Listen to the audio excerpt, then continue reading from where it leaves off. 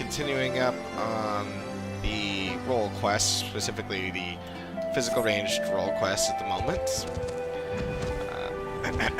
Helping Sitolja here get the armadillo relic back from the devious merchant bro, and helping get her kinsman back home. Here we go. Sitolja appears to be somewhat discombobulated. Well then.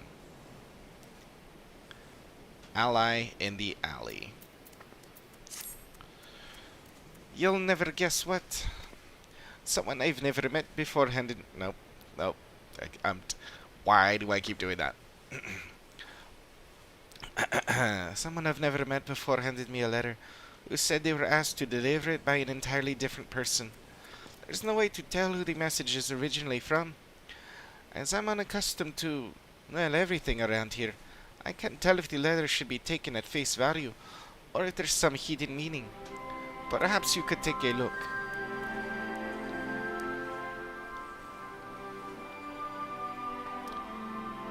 Coco is to come to Alamigan Quarter and meet with a man in spectacles. She must arrive incognito.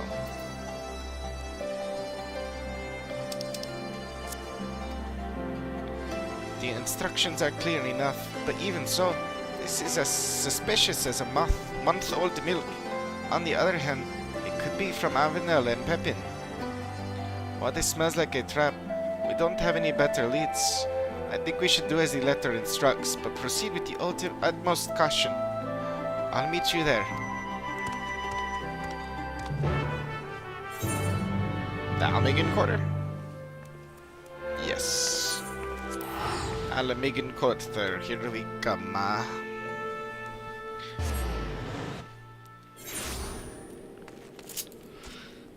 Off it this way. Still not a fan of Alamigo. Doesn't matter how long it goes. Now that you're here, it's time to get you into disguise. As for me, even the most elaborate costume in the world will do little to keep me hidden in a place like this. I'll stick to the shadows and watch from a safe distance. I took the liberty of picking your outfit for the occasion. Let's hope it fits, eh? The sash and straps are a bit tricky to get right, so if they come undone and your disguise falls apart, just come back to me and I'll help you get dressed again. Alrighty.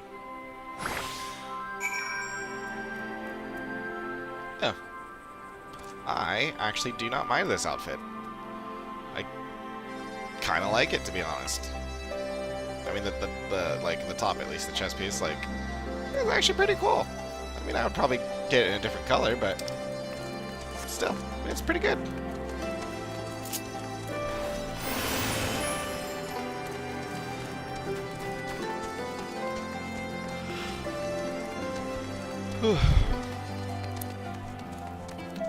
Yeah, I mean, it's something I would wear, at least, in any case.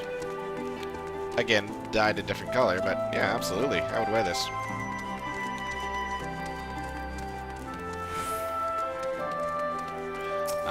The bespectacled man.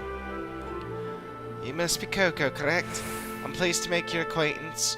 I'll meet your friend Avenel sends his regards. Like him, I and several others have resolved to make a clean break and free ourselves of Shaltafeet for good. You and the Mamulja girl have done us a great service by giving us a chance to put things right before reporting us to the Resistance. Now, to the matter at hand. No doubt you are wondering why we must resort to such convoluted means to meet with you. Simply put, it is to avoid arousing the suspicions of Shaltafeet and those still loyal to him. As for why we've brought you here, there's someone we wish for you to meet. For now, I ask that you remain in disguise.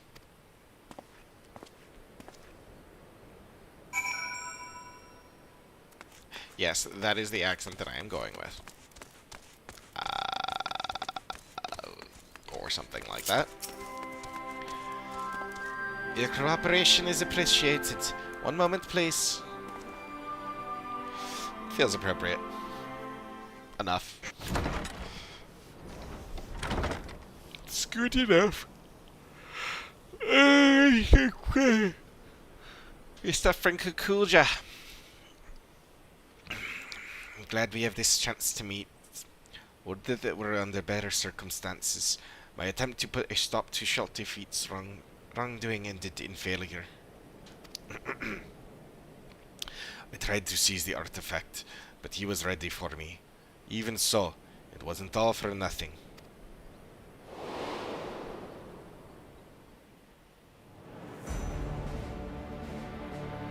Got a decent-sized crew there.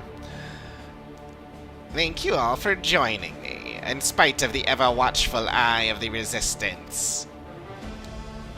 The time has come to initiate the phase of my master plan.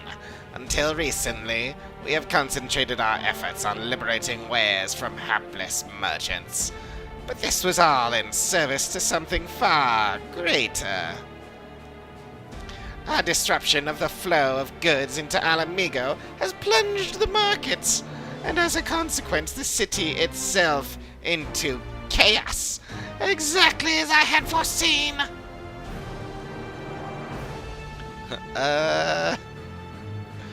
No longer will we be forced to crawl through the mud and lick the boots of the rich and privileged. We shall cast down the oppressors. They will suffer as we have. I'm enjoying this voice, but it's hurting my throat. The Mega shall inherit this land. Down with the old order.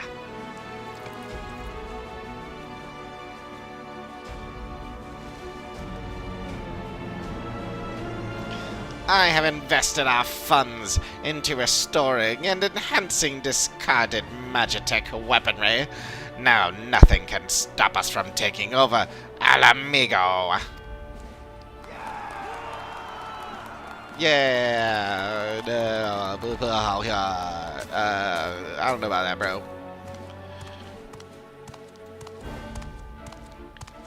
Hey, Kakulja. What is up, my friend? That's enough, Shelterfeet. Your treachery ends here. All this time I believed your lies, but no more. Give me the artifact, now. It belongs to Setolja and her people.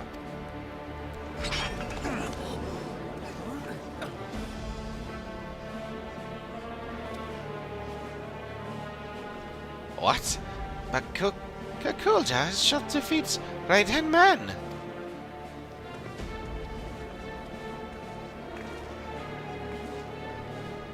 Ah, I demurmurs and what is happening? Silence! Look at this wretched soul. That Mamulja girl has turned him against me, his one and only benefactor. Be warned, should any of you side with this traitor, no longer shall you bask in the artifact's blessing. Now seize him, or face the consequences.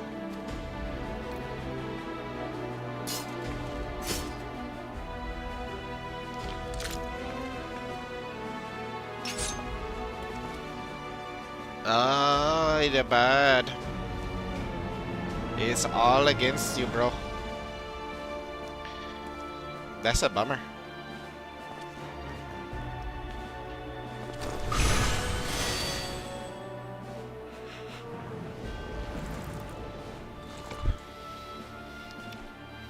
Yes, that's more like it.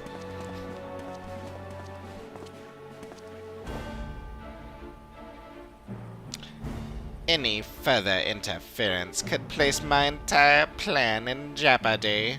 I must act without delay. I hate these wearing that outfit because I like that outfit, other than the shield. I don't like the shield.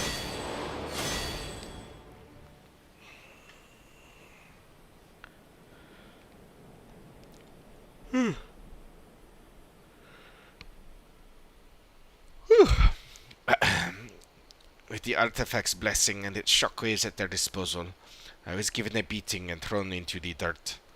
Later on, my friend here and a few other sympathizers snuck out and treated my injuries.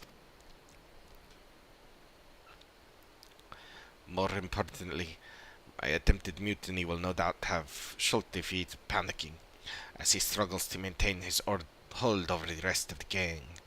An attack is imminent, with the palace his most likely target. I ask that you relay this to Sitolja. At the very least, she has a right to know the whereabouts of the artifact.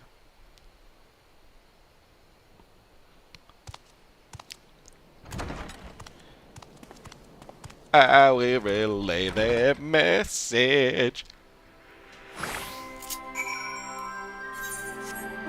You're welcome.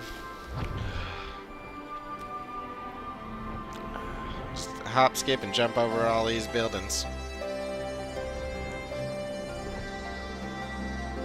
Hey, si told ya. So, what happened? Then we were right to trust the sender of the letter after all. We knew Kakulja had a score to settle with Schulte feet, but I had no idea he tried to take back the vessel as well. Though we may not be working side by side, I'm glad to count him amongst our allies. Speaking of which, we must inform the resistance about Schulte feet's plan right away. We stand a far better chance of stopping him with their support, but given the power at his disposal, even that may not be enough. I'll try to think of something. In the meantime, you should make whatever preparations you can, as even the smallest advantage may prove crucial. Oh, and I see you've changed back into your usual garments. Not that the outfit I chose didn't suit you, but I think this is more your style. And level 100. As I figured. This quest is not yet available. Well, yeah.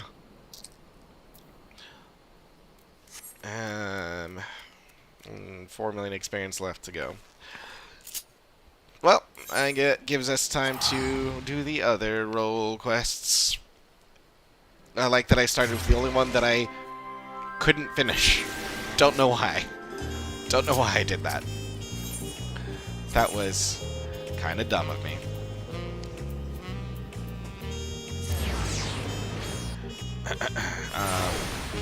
Yeah. Well, let's do the tank one next, because that's the one I want to do next. Actually, I don't know which one that is.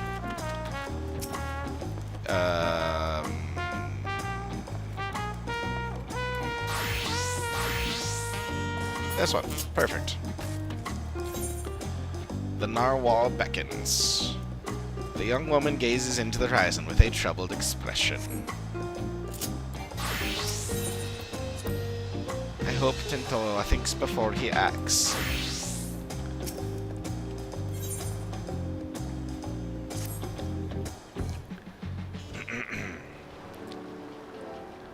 Oh, hello. Judging by your attire, you must be the traveler from across the seas. And I suppose Brooke Evu has enlisted you to our aid.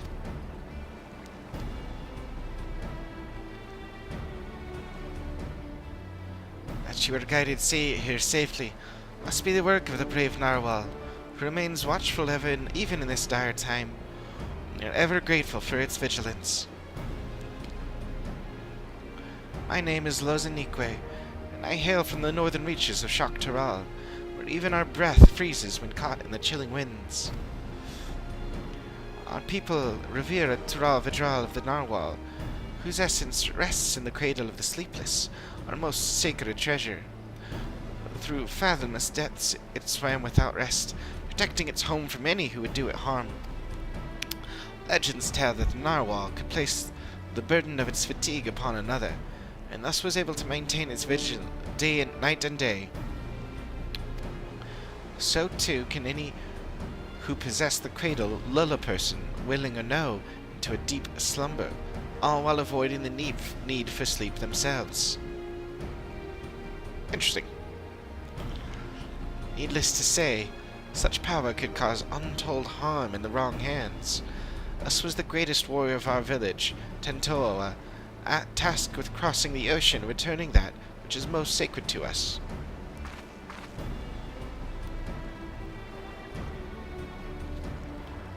I'd have joined him, but I feared I would only be a burden, so I remained here that I might find someone to send to his aid. Tentoa has ever rushed bravely and blindly into the thick of things, leaving me behind to watch and worry. But if there's anything I can do to help him, even a little, then I must. Brukevu has done well to send you to me. I can tell you are just the woman to temper his more reckless tendencies and keep him safe during his quest. As luck would have it, a letter from Tentoa arrived shortly before you did. It seems he discovered that the thief made their way to a place called Ishgard. While I don't doubt his prowess, even Tentoa would be rendered helpless before the narwhal's lullaby. Please, could you follow him to Ishgard and find him before he does anything rash?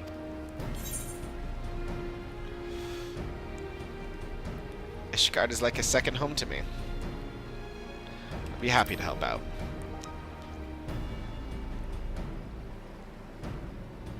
Thank you, Coco. I knew the narwhal would guide a brave protector to our side. Tentoa sails to an unfamiliar place, but despite his hasty nature, he'd doubtless spend time gathering information about his new surroundings before planning his next step. If Ishgard has a place like this one, where people gather to drink and talk, he might go there first. Ask for a swordsman with blue hair and attire like mine, and I'm sure it won't be long until you find him.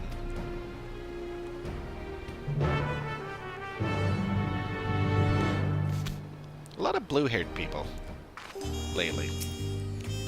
Tentoa has traveled to Ishgard, and he's likely gathering information in the city's taverns.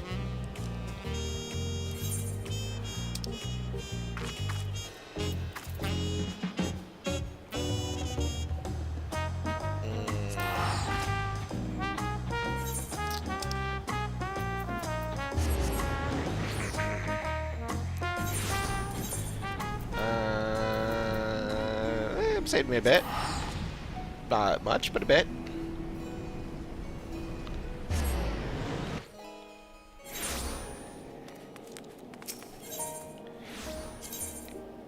The Forgotten Night.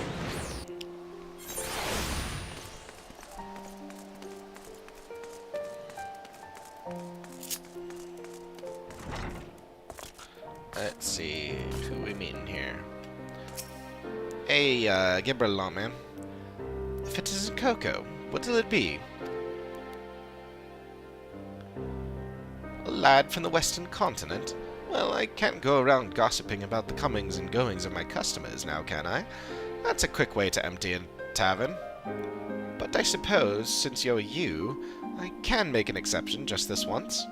A lad much like the one you described walked through my door not long ago, was asking anyone whose ear he could bend about some stolen narwhal or some such he was after. Usually you buy someone a drink before interrogating them, but not him. Nobody knew what he was going on about, but he was determined. I asked where else in Ishgard people might gather to flap their lips. So I told him to head to the Gruld Crozier. If you leave now, I reckon he'll still be there. You'll know him when you see him, trust me.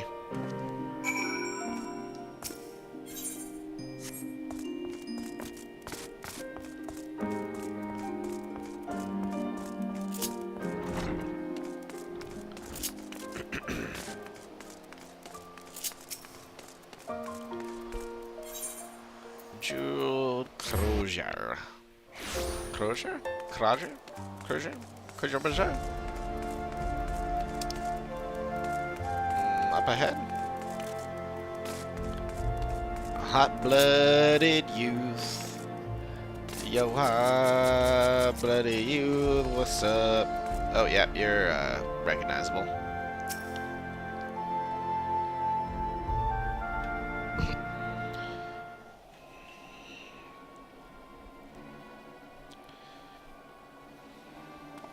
Oh. What'd you do? Bunch of useless. By the narwhal's horn, you'd think manners keep people warm for how desperately these people cling to them. And here I'm trying to rid this city of a thief.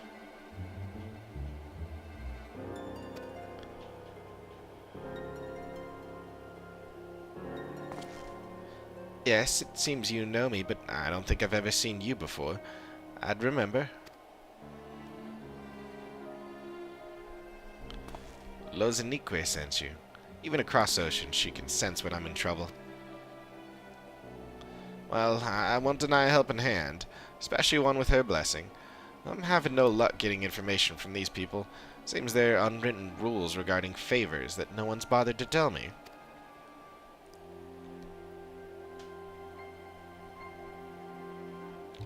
I know the thief traveled here, but that's where the trail runs cold. I thought it would only be a matter of time until they used the cradle to commit some misdeed or another, but it seems nothing is amiss with or without within or without Ishgard's walls. I have only a description to go on, although it's availed me nothing so far. A woman of a race known in this land as Elizin. She has striking red hair and eyes the color of rust. A scar dominates her forehead, and a mole rests upon her lips.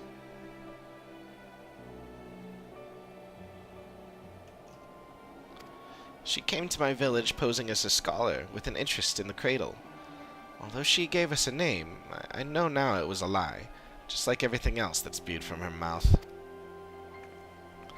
The bounty of meat, vegetables, and fruits she offered was worth its weight in gold to us. After the cold snap we suffered last year, we couldn't afford to turn her away. But looking back, I realize how brazen her deception was. Although she wore the robes of a scholar, she moved with the poise of a predator. I marked her as a fearsome warrior the moment I laid eyes upon her.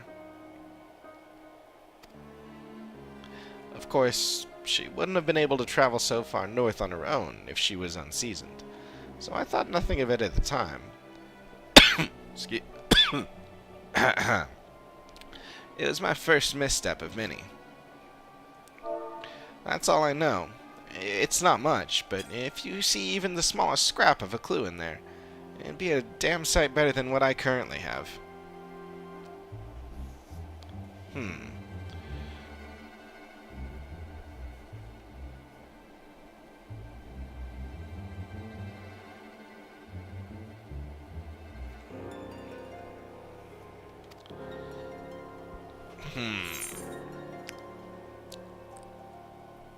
Few scholars studied Ishgard without passing through.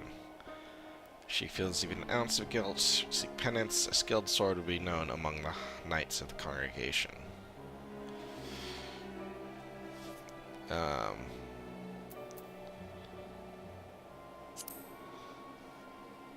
Skilled sword would be known among the knights of the congregation. Knights, was it? Suppose that's what you call these deadly-looking fellows clad in steel? Yes, you may be onto something there. But where would we find one willing to speak?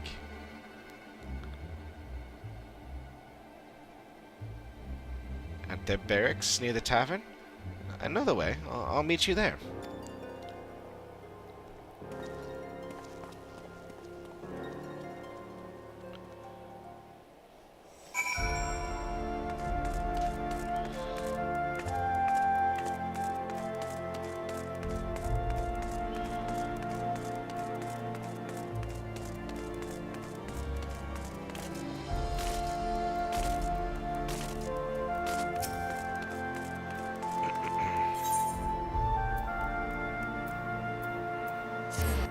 Back to the forgotten night. Hey, Firm Albert. This is it, right? It's not wasting time, Coco. Firm Albert.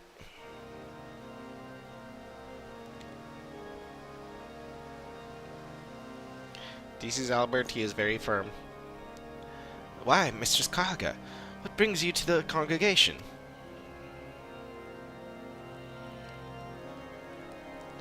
This Passage of the Unbound is not a name I have heard before, but if one of their number has brought an artifact of great power to Ishgard, we would be ill-advised to suffer their presence. We shall act on this information at once. If there is aught that would threaten the peace, it is our duty to root it out. Consider the knights of the congregation at your disposal. Thank you for hearing us out, truly. Now, does anything about the description we shared ring a bell? An Elysian woman with red hair and eyes the color of rust. Wait, you said she bore a scar on her forehead, yes? And a mole? No, could not be. You know who she is? Well, such information is usually privy only to those within our order. Pray understand my hesitation. What? Weren't you listening to anything we told you? She's too dangerous to be left alone. This isn't the time for secrecy. I know I'm a stranger in your city, but I can't stand by while innocent lives might be at risk. If you can't trust him, then trust me.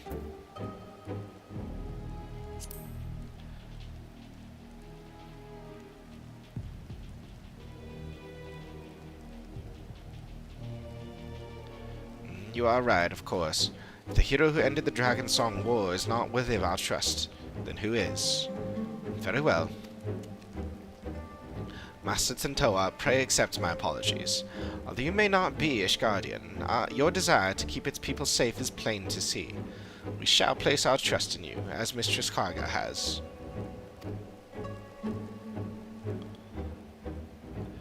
Glad we can see eye to eye. Now then, what do you know of this thief? Your description called back some old memories. Memories of a knight named Leofine. Merely recalling her story makes me ill at ease, for the mark she left upon our honorable order was black as pitch. None know of her whereabouts since she was expelled from the congregation. I had thought living with the shame of her deeds would be punishment enough, but she now consorts with villains that threaten the very foundation of order. Then it is clear we can suffer her freedom no longer. I shall inform my superiors of this development, and suggest that the congregation does all in its power to track down Leofine and place her in custody. If we learn aught of value, I promise to share it with you at once. Really, that's more than we could have asked. I suppose we ought to consider what to do in the meantime. Care to join me over there, Coco?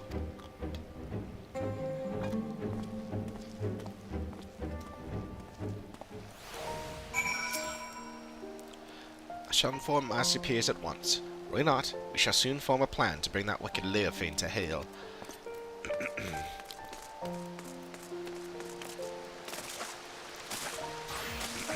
This is actually a pretty great way to get us back into older areas and like interacting with, you know, peoples of the other nations that we don't really get to that often anymore. You know, while we're off on new adventures. So we have a name, Leofine, a former knight of Ishgard. That means she knows how to hide herself in the city well. Grasping about at straws won't get us anywhere. My own unfamiliarity does little to help our chances. We may have no choice but to wait until the knights discover a lead. Nevertheless, I intend to spend every waking moment learning more about this city and its workings. As for you, I only ask that you be ready to move at a moment's notice. Until then, be well. Oh. Yeah, I don't want to do it with that. Gunbreaker.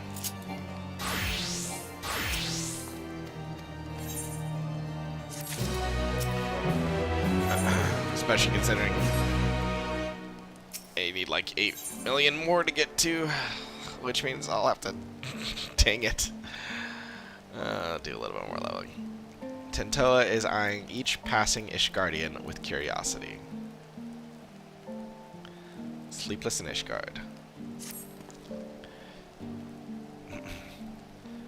There you are, Coco. I've been walking Ishgard streets whenever I've been able, and I've taken to searching for any sleeping people. You see, the land I'm from isn't much warmer than this, and people know not to tempt fate. by dozing off in the open air. Even those blind with drink manage to find their way home somehow.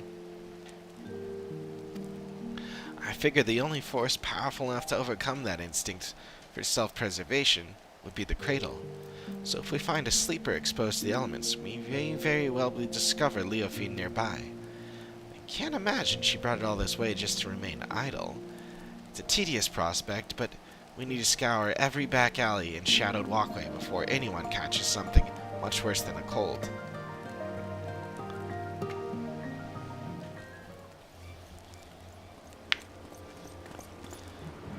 Mistress Kaga, Master Tentoa, bring good tidings. The Temple Knights wasted no time in distributing handbills across Ishgard containing Leofine's description. These efforts have already borne fruit, but we but recently received a report of someone matching her features being sighted. Really? Where? She was sighted near Camp Dragonhead by a patrolling sentry. He described a woman with red hair and a distinct scar on her forehead. The outpost can be reached by passing through the Gates of Judgment and heading east. Once there, speak with Sir Eugenois for the full report. I knew she'd show herself. Let's hurry, Coco.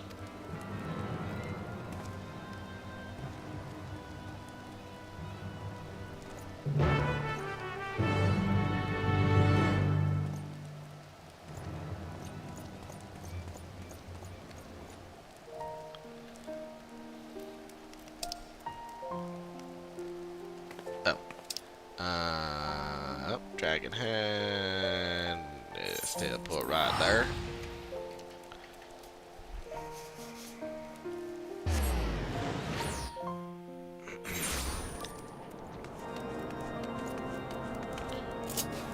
Hey, I didn't know. This must be him. Well, don't dally. I was informed you were on your way. This is concerning the report by one of our sentries, yes? You sighted a woman matching the description in the handbill sent by the congregation. She was heading south along the footpath, but that is all we know.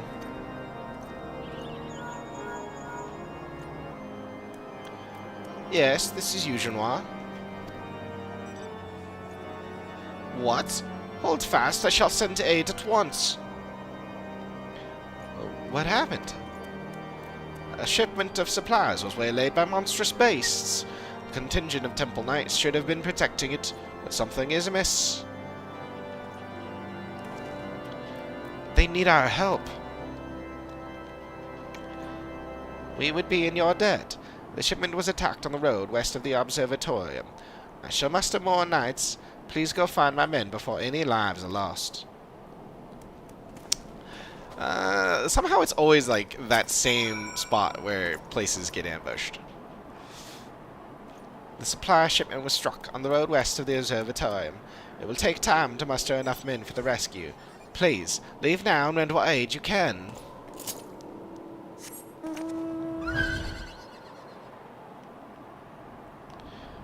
I mean, maybe it was... I feel like it's been at least 2 other times, but for sure, that's exactly where an ambush was laid. Back in Realm Reborn, I remember we found stuff from a caravan that was ambushed in that same spot. But I feel like it's happened at least 1 other time since then, too. I could be wrong.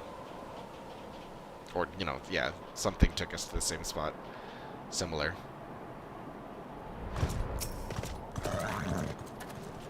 They should be close, right? I'll search the other side of the river. Coco, you search further down the road, and keep your weapon at the ready.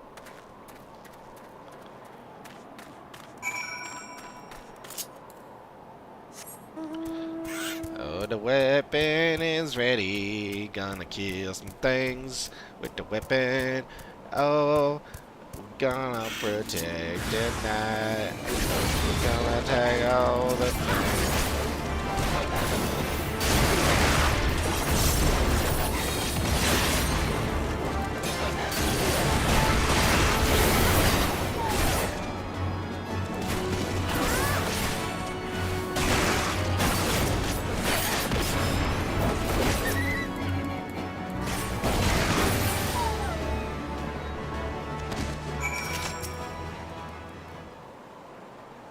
That works.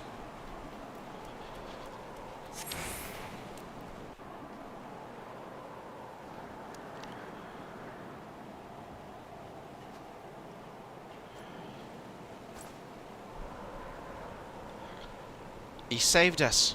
We were almost... Oh, it's not over yet. You won't be feasting today. Slashy, slashy, slashy. Not a moment too soon.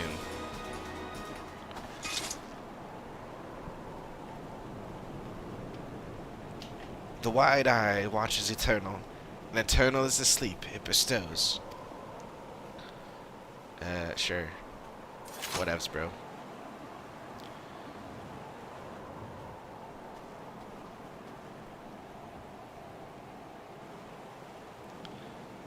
Your guys is dead.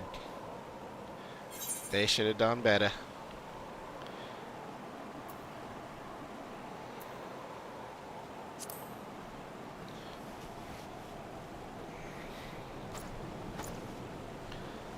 No, they're not. Just look, they're asleep is all.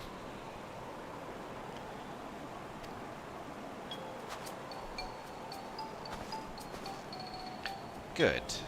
Good. Trusty chocobos suddenly became unsure on their feet, and the wagon toppled onto the side of the road. There was nothing for it but to fix the damage on the spot. The Temple Knights went to secure the air, but before I knew it, each and every one of them had fallen asleep where they were standing. Then the beasts attacked. It was just me before their snarling fangs.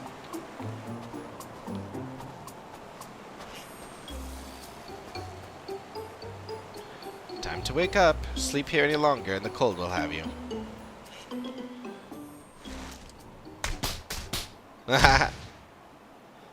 What happened?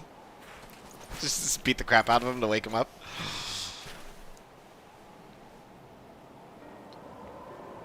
That's one way to do it.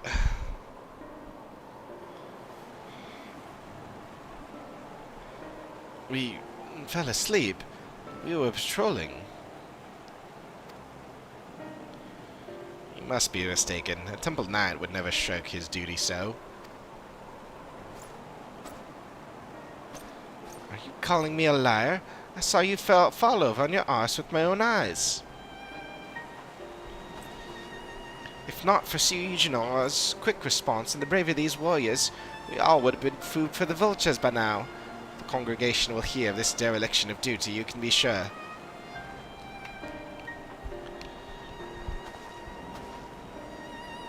Now, hold on just a moment. They aren't the ones to blame.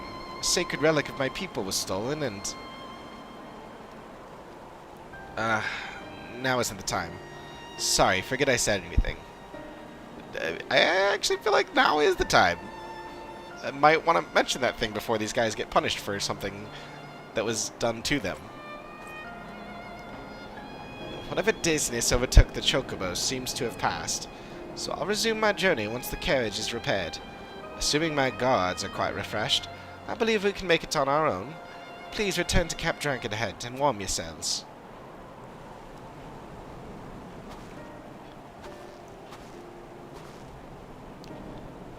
It's no coincidence that the giant birds and the two guards took leave of their senses around the same time.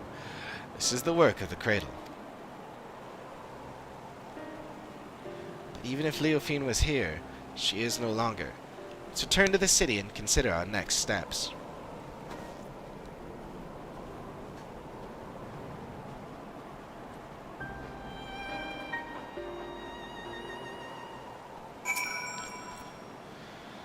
You said that knights from Camp Dragonhead are on the way, yes? Then I believe we shall have ample protection for the remainder of our journey.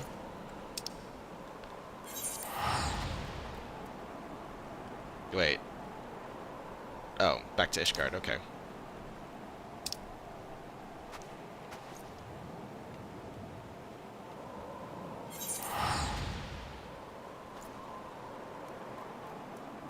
I don't know why I thought I was going back to Dragonhead with them too.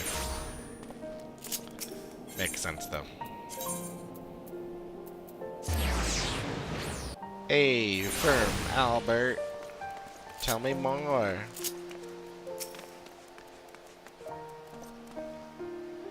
Leofine may have escaped us, but the witness's report has given us a clue to follow. Thank the narwhal for guiding us swiftly to the knights. We have received the report of the incident near Camp Dragonhead. Two of our own sleeping on duty by the Fury. Had you reached them even a moment later, this day would have been much darker. Though it pains me to say it, those two shall be punished as befits the magnitude of their negligence. If I may, I don't believe the blame rests entirely on their shoulders. The cradle of the sleepers was used against them, I'm certain.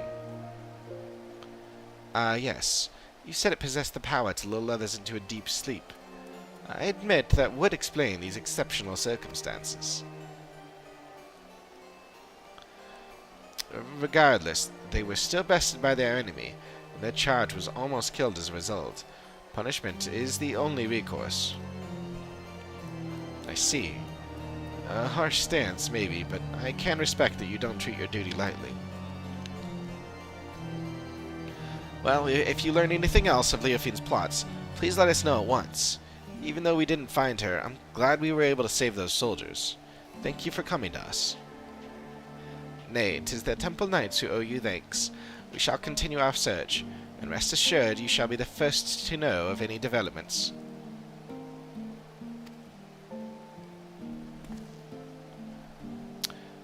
Coco, there's more I would tell you about the cradle. Things I should have told you sooner. Join me over there, and I'll do my best to fix the mistake.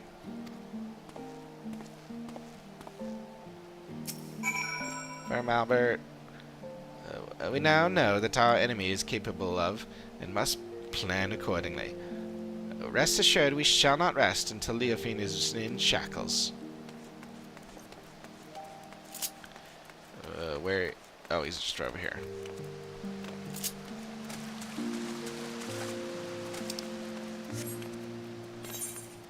Oh, wrong way. This way.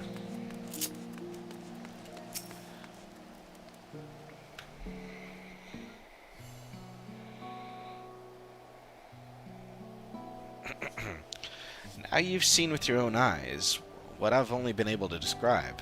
The narwhal's lullaby can put even hardened warriors into a restful slumber. They may as well be defenseless as a newborn babe. But even with such power, my people have never used it to attack our enemies. One sec.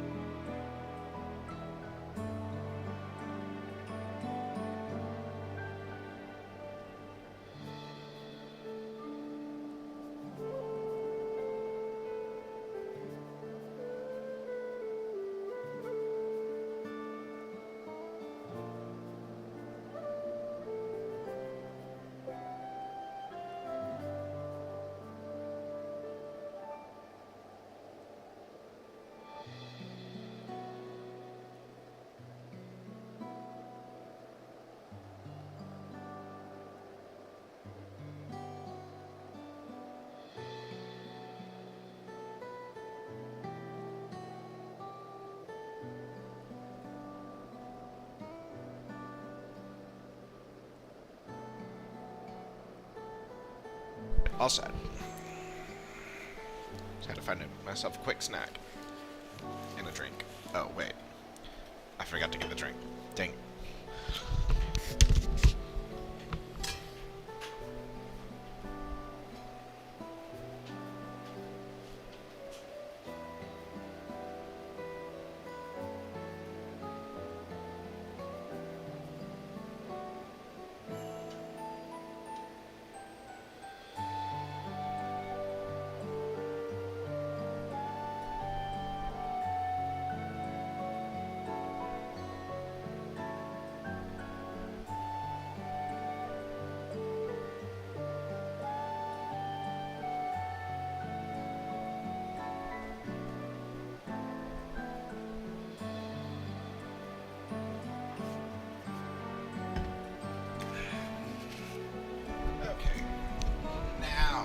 Set. They may as well be defenseless as a newborn babe. But even with such power, my people have never used it to attack our enemies. Right, okay, right. Its sole purpose has always been to keep a single person awake. An eternal guardian who would never sleep, never rest. The wide eye. Me. For 10 years I've been awake, training day and night to gain the strength I have now. The strength to shield my people. Well, that's quite something. Of course, another must receive the weariness I cast aside. The shut-eye. You've met her, in fact. Lozanique.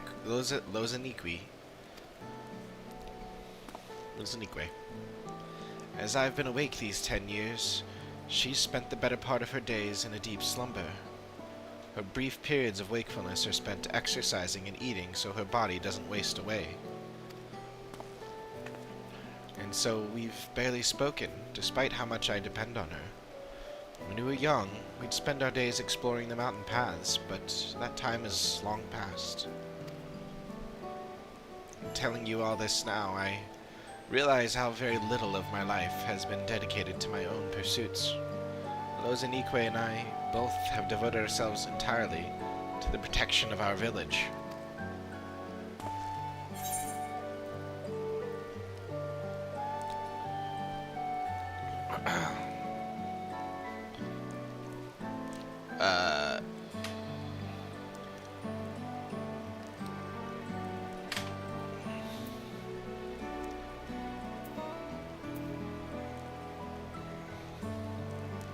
I want to ask both of these.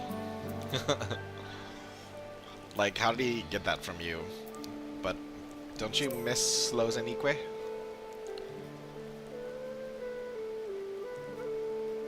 I do. I see her only when I have to use the cradle, and even then she is sleeping. I barely remember what her smile looks like. A life unencumbered by sleep might seem like a life of freedom. If those you care for the most aren't there to share it with you, it can feel like a prison.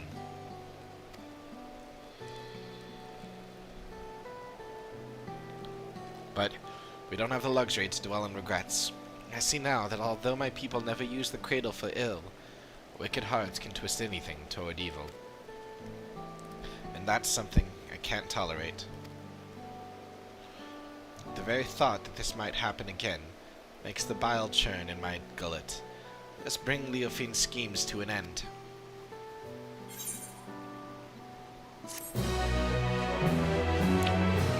It's interesting how different this is from the range quest. In the range quest, you immediately run into the villain, and now I'm like halfway through and I haven't seen him. Well, not halfway, but you know, third quest in.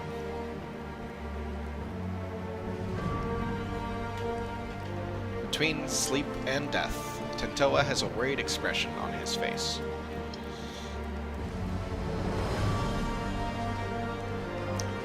Uh, 94, 96, 98. Million. Yeah, I'm gonna be 5 million short.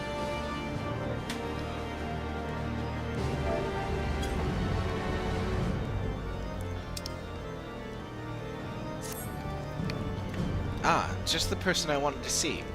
I'd like to ask your advice on a certain matter, if you don't mind. It's been a while since my last letter to Lozanique. I wanted to wait until I discovered something worth sharing to write her, but I was still completely in the dark. Don't want her to worry, but I don't know what to tell her.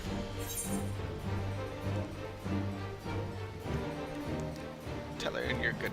Whatever you write, don't make her wait too long.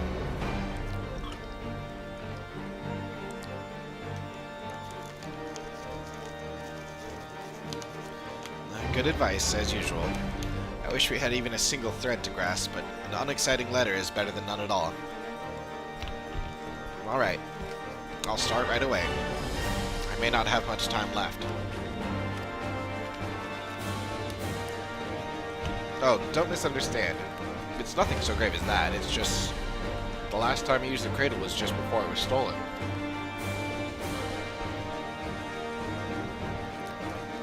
Luckily, I'm still as alert as I've ever been, but it won't be long until I must dream like any other. That will give Leofine free rein while I'm helpless in bed. There's no quarry more dangerous than one who doesn't sleep. We have to see this through before that happens. Interesting.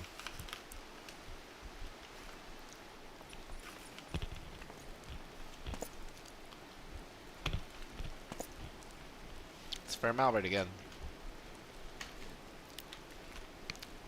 Mistress Kaga, Master Tentoa, we have received reports that several groups of Temple Knights have fallen afoul of what can only be your stolen artifact. Several? Let me guess, they were all guarding someone else. You would be correct.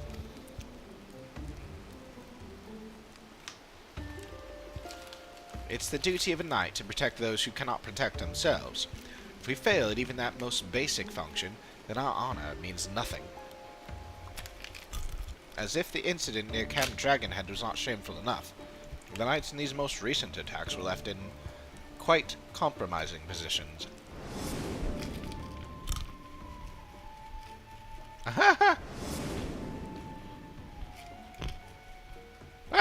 Oh, nice.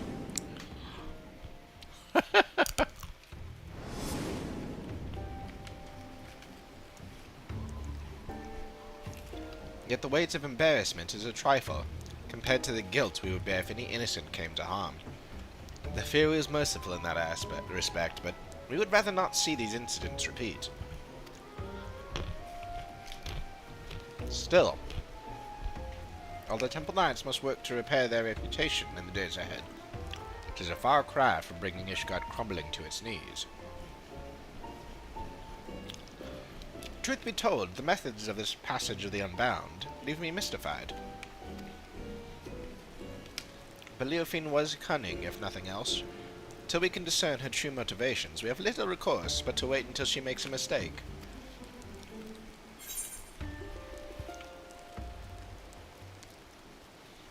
Perhaps she gets her jolly seeing people humiliated.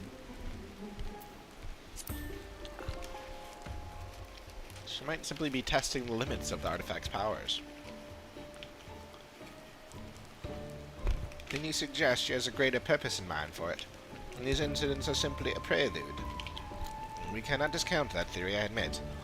We shall remain vigilant.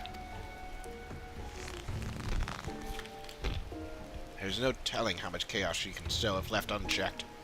We have to do everything we can to get the cradle out of her clutches.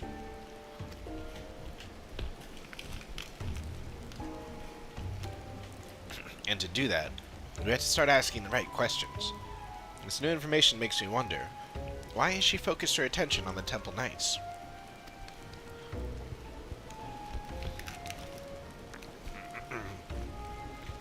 I have pondered the same. Posted at Camp Dragonhead are knights from many houses of repute, including House Wartomp. Being a former Temple Knight herself, Leofine doubtless knows their habits and training. Perhaps that makes it easier for her to exploit their weaknesses. Then if we follow the knights, we may pick up her trail. It's not ideal, but it's the best we have to go on.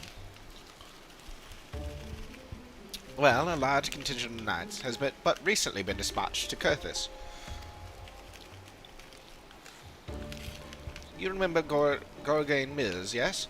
It has lain abandoned ever since the heretics were driven from it. Yet there is ever the risk that unsavory elements may infest it once again. Thus have the Temple Knights planned joint patrols of its premises with other contingents. If you speak with Sir Redwald at Falcon's Nest, I am certain he would be glad to have you along.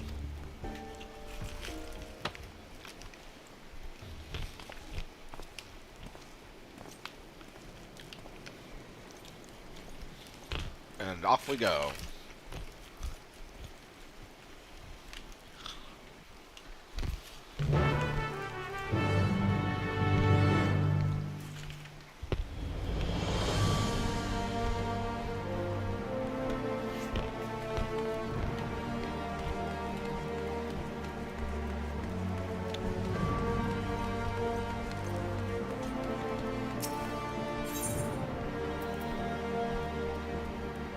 Oh.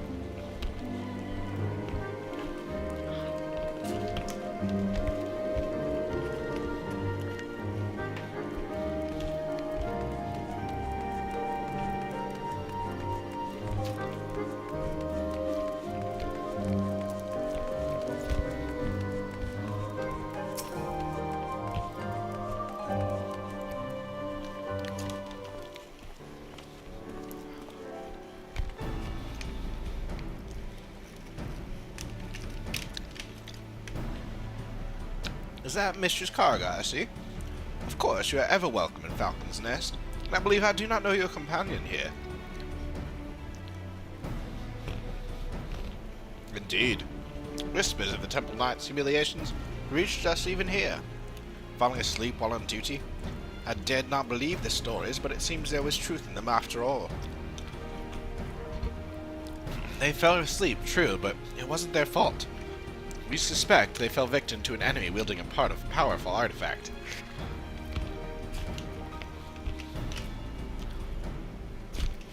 Alright, 1 second. I'm doing this the worst timing, but 1 second.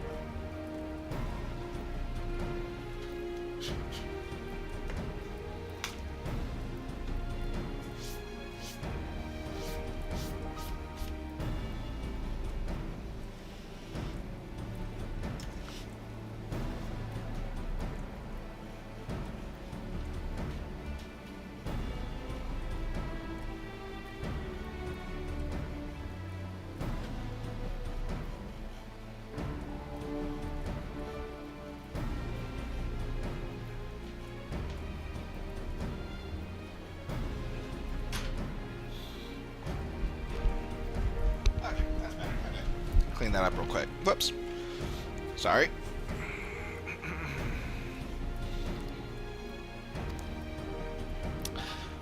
Now, the rumors failed to mention anything like that. If it can lull even trained warriors to sleep, then we must treat it as a serious threat. Nevertheless, if one knight falls, another is always at the ready to take their place. So long as this artifact cannot put an entire regiment under its spell, I believe we are well positioned to combat it. Interesting. The idea of your allies falling in battle doesn't seem to disturb you at all. Where I hail from, a single warrior is responsible for the safety of his entire village. Make no mistake, we do not doubt our allies' mettle, and we mourn every loss, yet each man and woman here knows that if they must quit the battle, another sword just as fierce will take their place. To know that an ally is at your back will allow you to fight with abandon.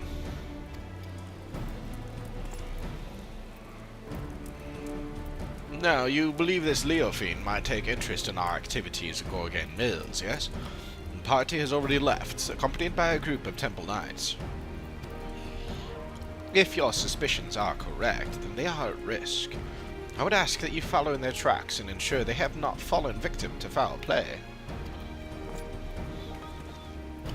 The mills can be found to the north, just across the Black Iron Bridge. The party should be arriving there soon, conditions permitting.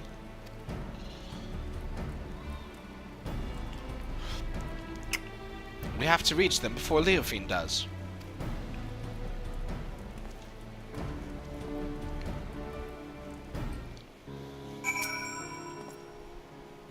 I can only hope that all is well. Having you there would do much to set my heart at ease. All the way across the map. Yay.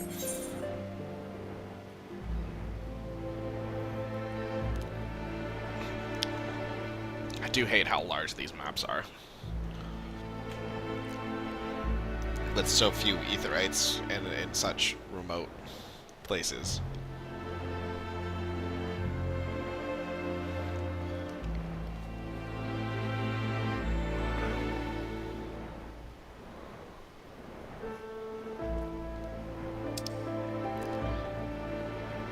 Oh, like, so far away.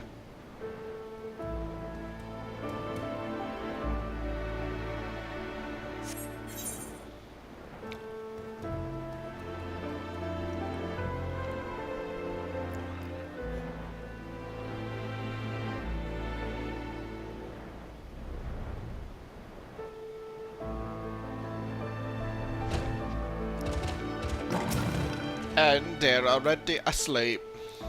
We're too late, they're fast asleep. Redwald gave the impression there were more. These knights must have been the lookouts. We should awaken them, but keep your eyes peeled for Leofiend. I'll rouse these ones. Coco, you search that building yonder.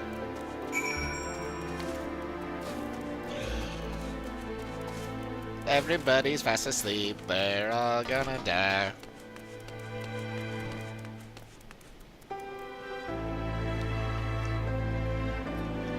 Who the hells are you?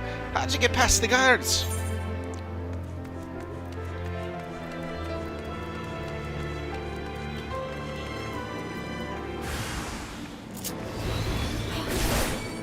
Ah.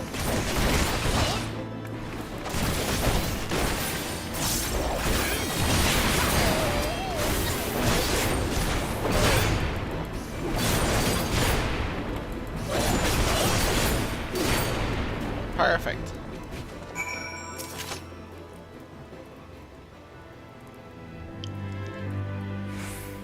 Get up, bro.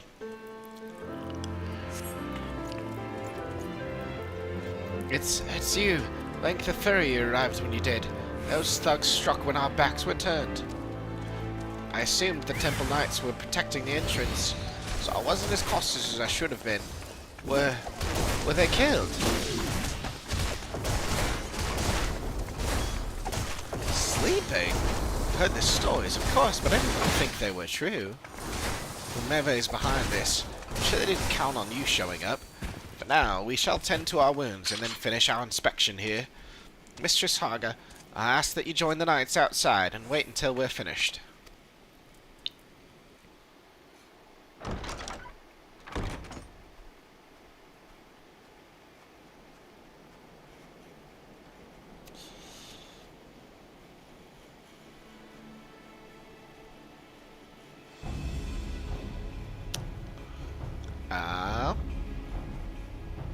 We finally meet the Valen.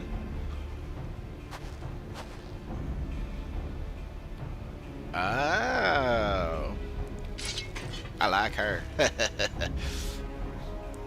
As I thought. Just when I was becoming bored, I sighted a familiar face among these slumbering knights. I simply had to come and make sure it was you. You finally found the courage to show yourself. Hand over the cradle now, and I won't kill you.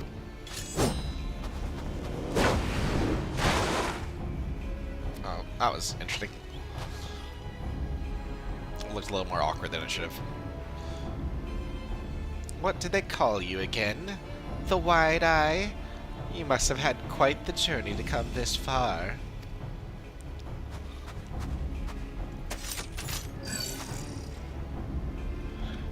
Be careful, Coco. This is our quarry. The thief who stole the cradle of the sleepless. This is Leofine.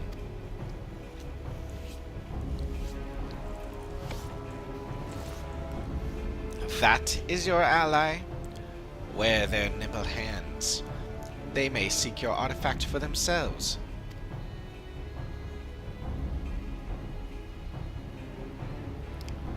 It matters not, I suppose. Before you both throw your lives away, I suggest you think for a moment. Is the cause you fight for worth the sacrifice? So few of us know true freedom. If there is aught you would grasp within your own hands, do so before they wither and your eyes shut for the last time. The codes and rules that would bind men are mere illusions. Open your eyes, truly open them, and you shall see a path all your own. Only a fool would waste their life in the struggle of another. Quit spouting nonsense. Nonsense? Perhaps. I am here because of another, after all. Apyahi, who came to me at the height of my debauchery, and welcomed me into her devious brotherhood. She guided me to great power, yes, and now I lead others upon the unbound path. Yet truth be told, I have little interest in seeing where it ends. To tear down the world's nations, Ishgard among them, and usher the world into... well, what does it matter? Yet I do derive great pleasure in shaming the Temple Knights, in seeing the snickers and jeers deflate their pompous stride as they walk down the streets. If this artifact can hasten their fall from grace, I believe I shall keep it. Interesting.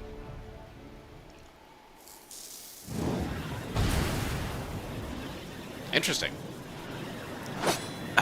I know the path I walk, the one that leads to your downfall. And I won't abandon it. I'll take the cradle back. And then I'll fall asleep. Well, that works. Oh dear, you seem to have lost your train of thought. I know you cannot hear me, but if you want your artifact back, I might suggest stealing it from me while I'm asleep.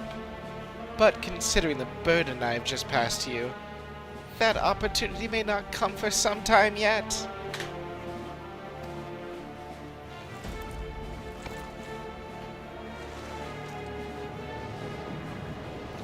Why, I feel absolutely transcendent to think the shackles of fatigue weighed so heavily.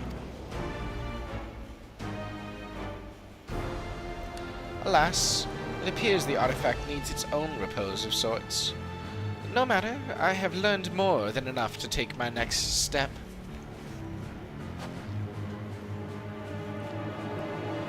See to it that this lot is disposed of.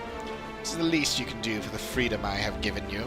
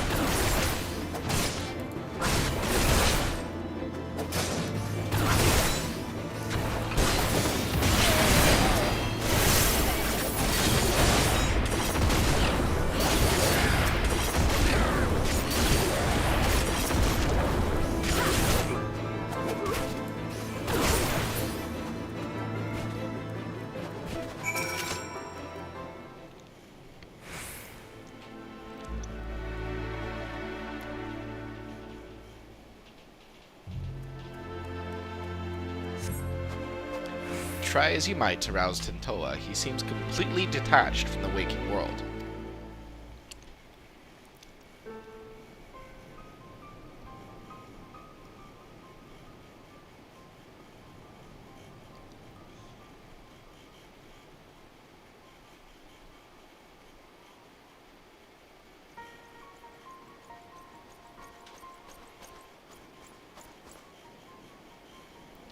It looks like you've saved us twice today. Thank you. But what of him? Fast asleep just as we were. Could this be what Sir Malba warned of us of his report?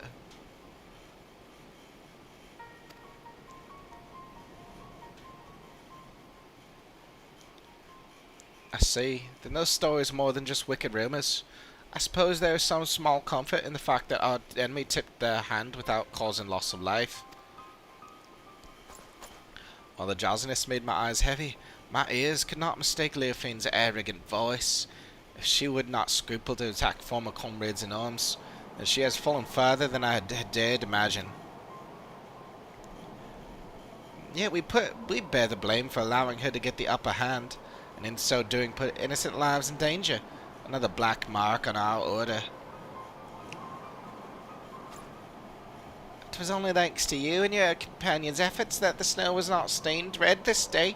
At the very least, allow us to carry him to the congregation. Our work here is done, so we shall accompany them as far as Falcon's Nest. Coco, prepare your return to Ishgard and look after your friend.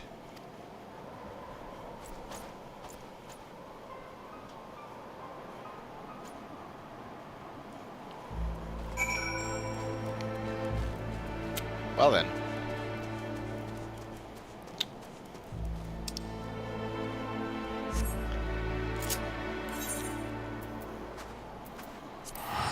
Back to Ishgard.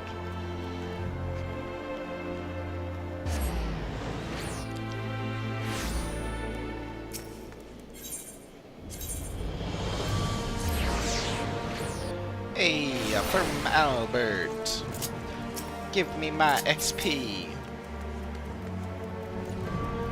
Full glad am I to see you. Well, Mistress Kage, I understand you came fresh from an encounter with none other than Leofine. Master Tintoa now rests on the second floor. We shall stand vigilant by his side every moment until he opens his eyes again. We should not have long to wait. If you wish to check on him, please do so at your leisure. There is another matter to discuss. Just before your departure to go again, Mills, seems there was another incident. A group of criminals were released from their cells, and their guards found in a deep sleep. Doubtless Leofine was behind this, and doubtless the ruffians he clashed with were the same criminals. Leofine is gathering those who bear a grudge against the Temple Knights at her side, and using this animosity at her advantage. We now know for certain that Leofine is the mastermind of these attacks, that her aim is to chip away at the very foundation of the Temple Knights, our honour.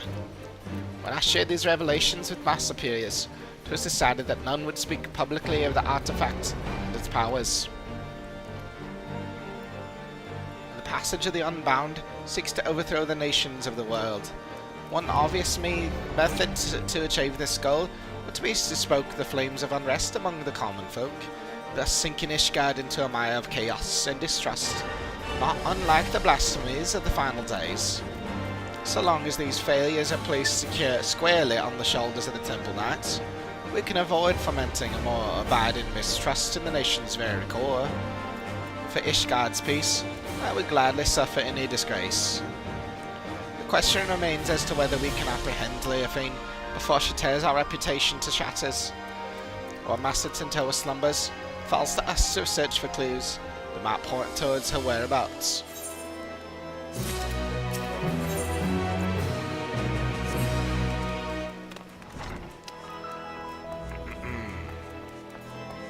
Can I actually talk to him on the second floor? I must know.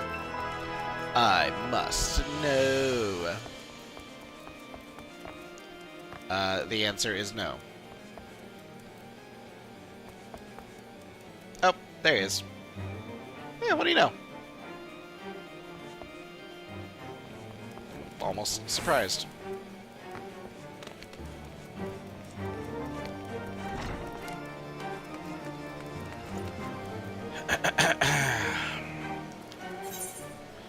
What can I do for... Well, let's do a normal raid.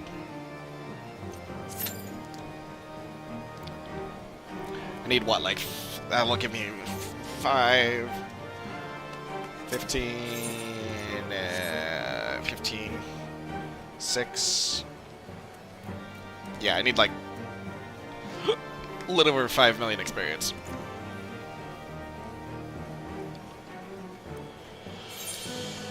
Should I do a leveling roulette?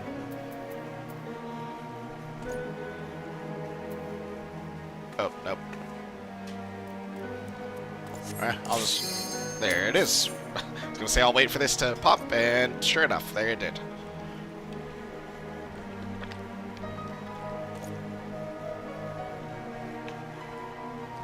I feel like this isn't likely to give that much experience. Oh, this certainly won't.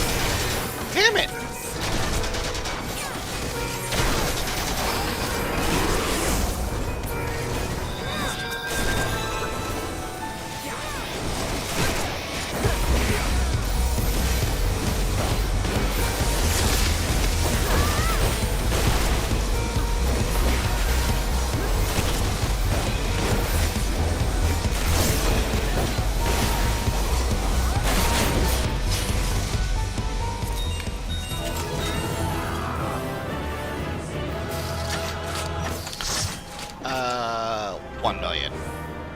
Not enough. Not enough.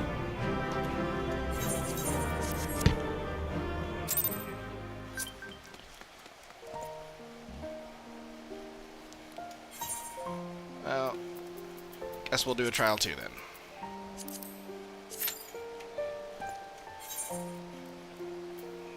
I could do that. That would be definitely be enough, but ugh, it's cold. Cold it is.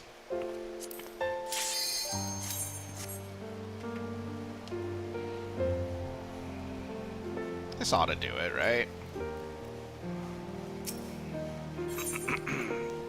Beacon in the darkness. Firm Albert's eyes light up when he sees you. Well, Firm Albert, we will be right back.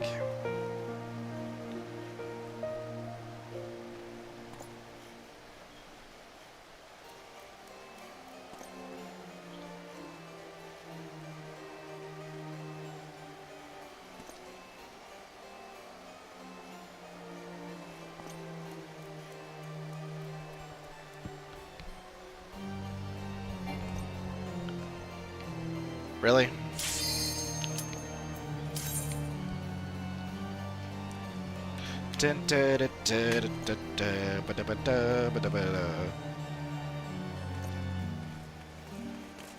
Oh, that's new.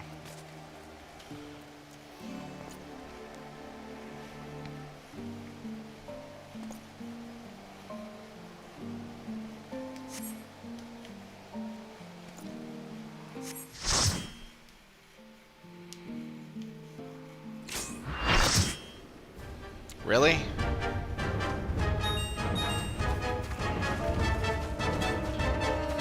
Man. It's dumb.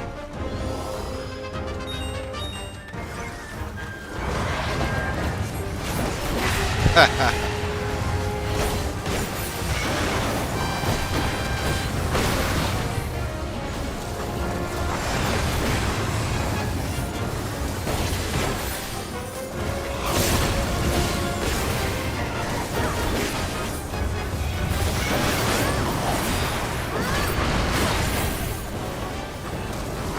Aw, you piece of crap.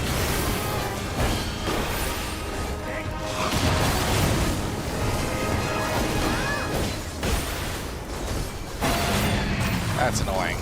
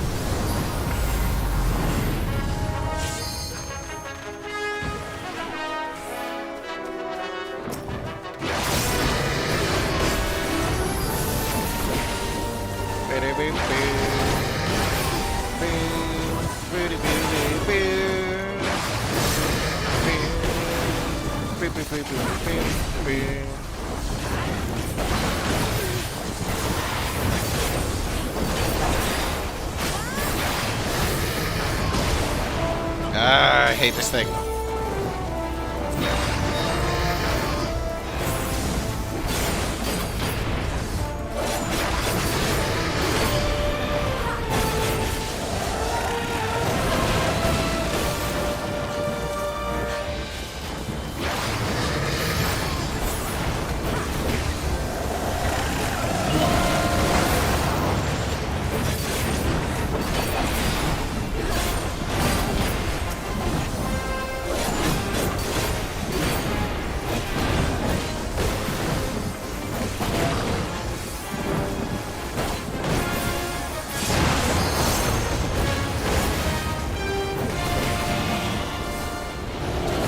chopped your tail off, bro. What you gonna do about it?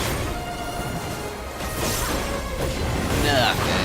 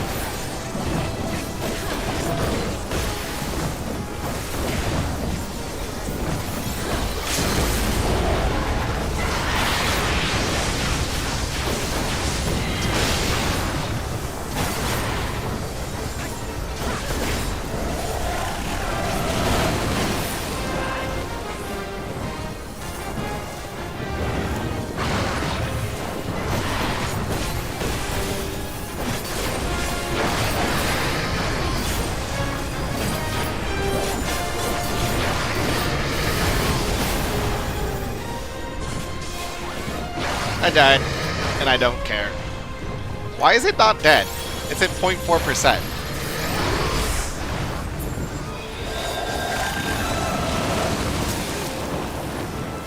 Why is it still alive? Are people, like, not attacking it, or what?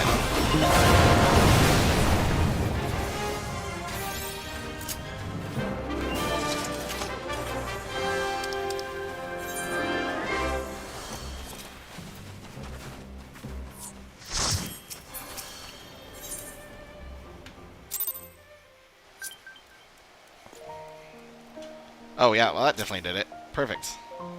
Oh, actually, not. Yeah. Well, almost. Almost. I'll literally be like a fate's worth left short. But that works. It's close enough. Beacon in the darkness. Firm Albert's eyes light up when he sees you.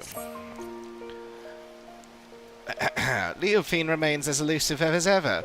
If she is in league with Ishgard's more unsavory elements, she could be hidden anywhere.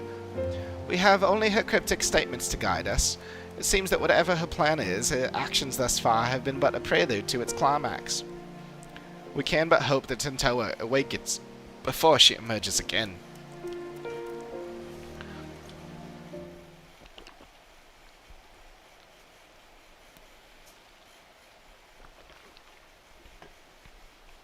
Coco, there you are. Oh, wait. Oh, it's her. I'm so glad I found you. I was starting to think I was in the wrong city, but the narwhal guided me true. Oh, you must be the maiden Tintoa mentioned. You hail from the same village, yes? I am Firm Albert of the Temple Knights. 'Tis an honor to meet you. Ah, Tintoa wrote about you in his letters. I'm Lozanique, and the honor is all mine.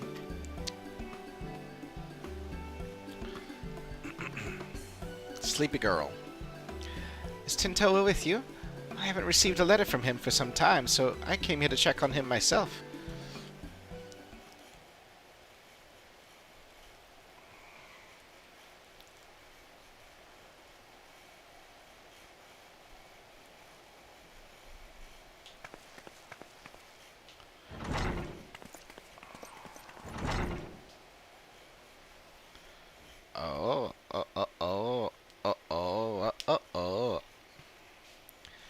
You insufferable fool.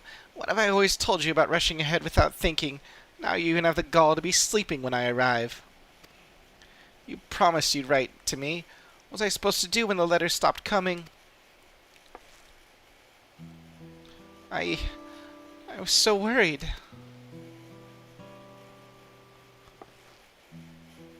At least I can take some small comfort that he appears otherwise unharmed. I take it you're to thank for that, Coco. Is there any way to counteract Cradle's influence?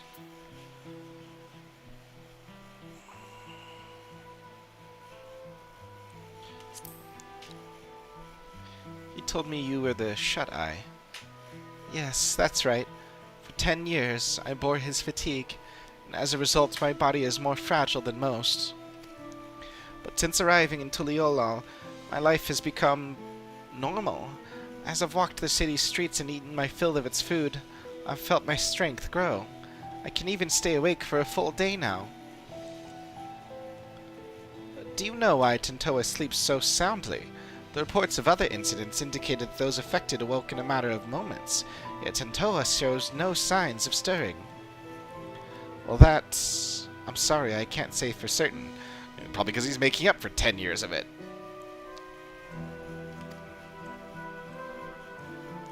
But I do know the stories of those who came before me. More than one Shut-Eye has fallen into a sleep much like this, one so absolute that they become deaf to the outside world. With no means to sustain their bodies, they would waste away if left alone, so our people found a mixture of herbs and other materials that help usher the Shut-Eye back to the waking world. What could possibly be strong enough to bring someone back from this? We call it spring dew, and the secrets of its making are passed down through generations. Each drop acts as a ray of sunshine in the darkness of sleep, a beacon for the dreamer to follow. I carry some of the ingredients on my person, but others must be gathered fresh. It won't be an easy task, but I'm certain it will save Tentoa. I don't know their Eorzean name, but one of the flowers blooms a striking yellow and grows only where mountain peaks soar above the clouds. Being so close to the heavens, it drinks in the sunlight, and its petals cleanse the body and promote wakefulness. In the churning mist blooms a yellow flower called a dandelion. In no other place in Eorzea can one be closer to touching the sun. Good. Next we'll need the saliva of a beast we call morbles, and the thicker it is, the better. The pungent odor could wake the dead. Ah, I know them well. Morbles are not an uncommon sight in the Dravanian hinterlands. A mature specimen should possess saliva with the desired effect. The prospect of gathering it, however, is an unenviable task. Once we have those 2 ingredients, mixing them with the rest should be a simple matter. Do you think you could procure them, Coco? Yeah, leave it to me. Oh, your confidence is reassuring. Since the morble saliva must be the fresher of the 2, I ask you first climb into the heavens and pick dandelions for Tentoa.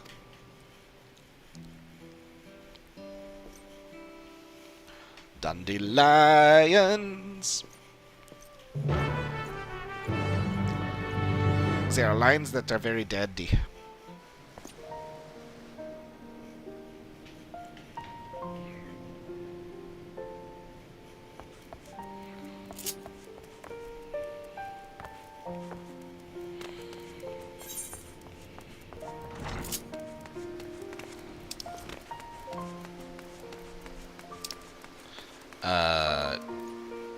Turning mists. This way?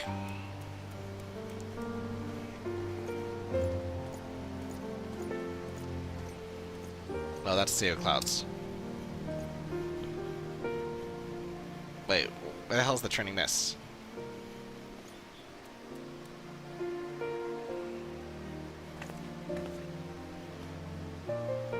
It's Dravania? There we go.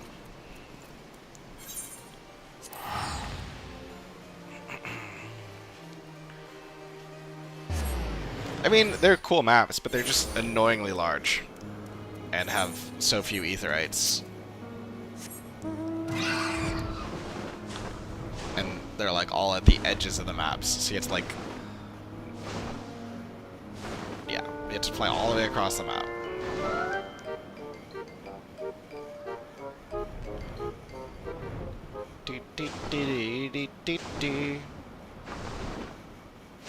Sun-drenched dandelion.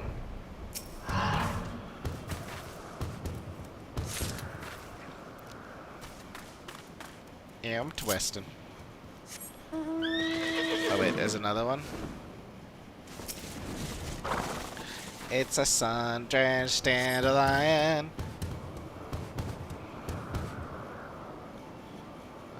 to the hinterlands. Fun. Forgot I could just do this. Hittleshire. God.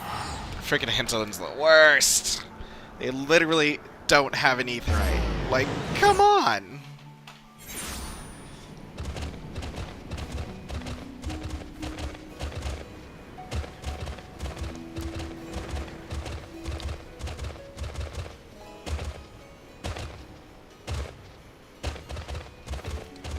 Almost makes me wish these were like just one larger area. Like that was just connected. Then again, that's just more traveling even. But still.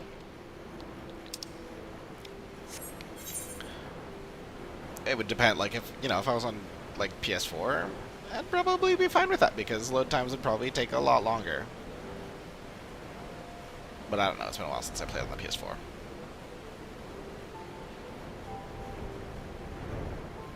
But I would imagine so.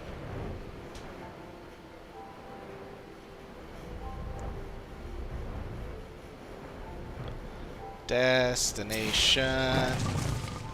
I found the destination I was looking for.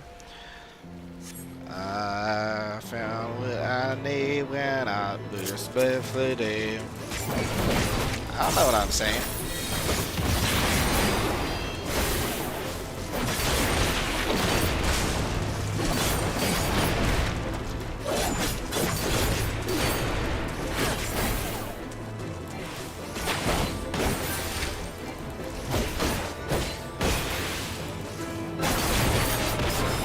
Yeah, I killed it.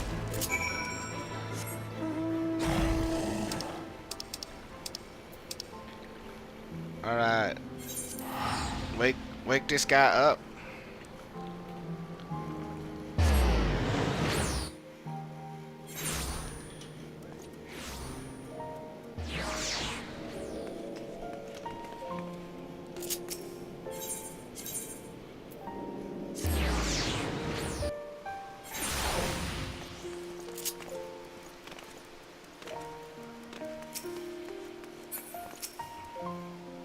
Judging from that lingering odor, I take it you have the materials.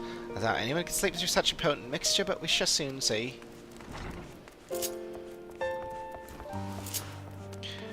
Anybody can sleep through anything if they want to. Or something like that. Okay, okay, that's wrong, but, you know, we'll just pretend it's right.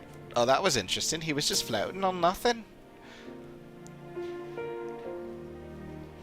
You don't see things not load like that often. I'm ready to start mixing the ingredients at once. That is, of course, assuming you brought them with you. I got it right here.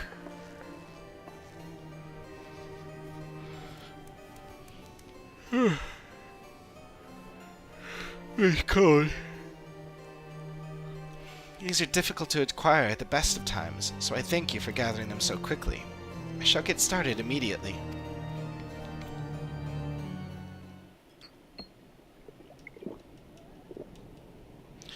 We've done all we can. Now we wait for Tentoa to open his eyes.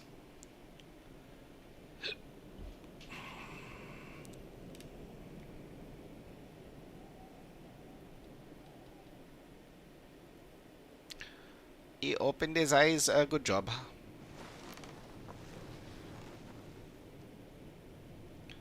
Huh? Where am I? I hope you enjoyed sleeping the days away, Tentoa. And I'm glad you're finally awake. Lozanique, what are you doing here? I came to find you.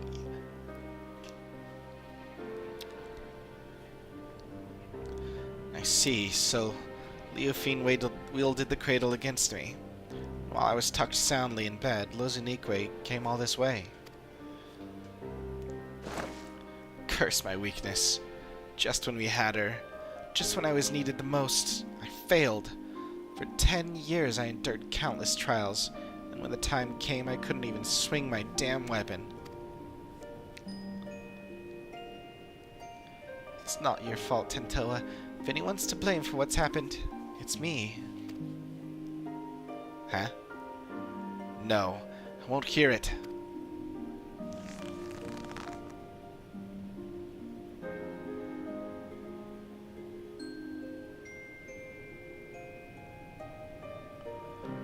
How are you to blame? As you may know, Leofine won our trust by posing as a scholar traveling the width and breadth of Tural. She expressed great interest in the cradle and our customs, and I was so excited to meet an outsider that I answered her every question. Ah, I see. I told her that the Wide Eye keeps the cradle with them at all times, and then she hatched her plan. She took me hostage to draw out Tentoa. While Lozanique was sleeping, Leofine snuck into her chamber and held a blade to her throat. I had no choice but to give her what she wanted, the cradle of the sleepless. I put Lozanique's life before the future of our people. It was at that moment I became unfit to be their guardian. Garden.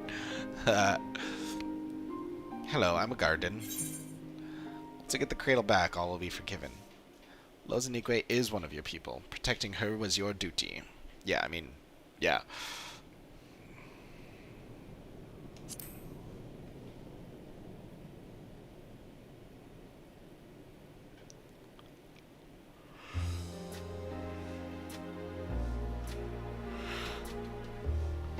Thank you, Coco. You know just what to say. That was the only way to see a future where none of my people come to harm. Especially Lozanique. Even without the cradle, you're still our guardian. My guardian. We'll find a way through this together.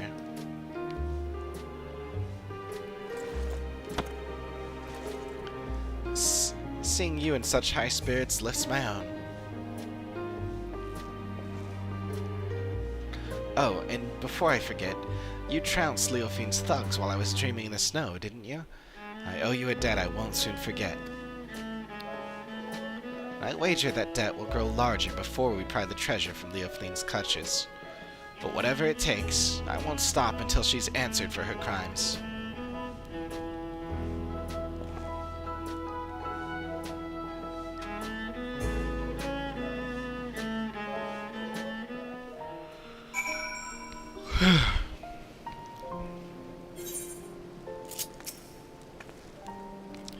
I'm embarrassed to admit that was the first time I've ever created the mixture. Glad it worked as intended.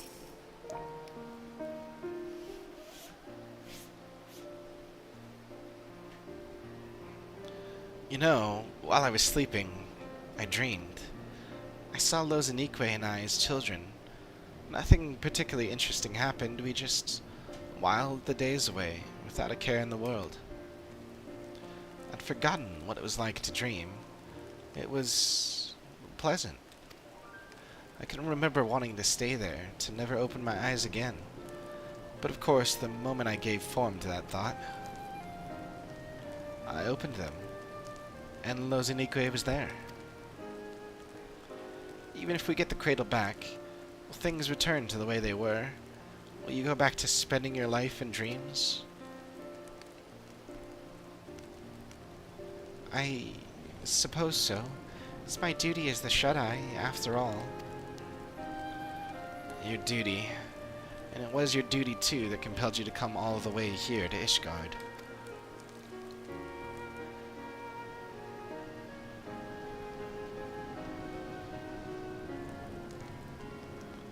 But no more. What are you saying? I tried so hard to convince myself that you were glad spending so much time asleep. But being on the other side made me realize I was lying to myself all along. I don't want to return to a life where you and I are bound together, but always so far apart. I want to go back to those happy days when we were by each other's sides.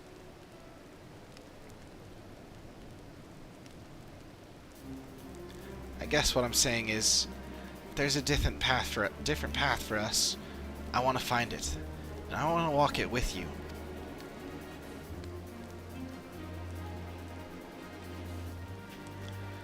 But not yet. First, we reclaim the cradle, and when we have, we'll take our first steps towards that new future. I promise. I must confess, I haven't felt the same since I woke up.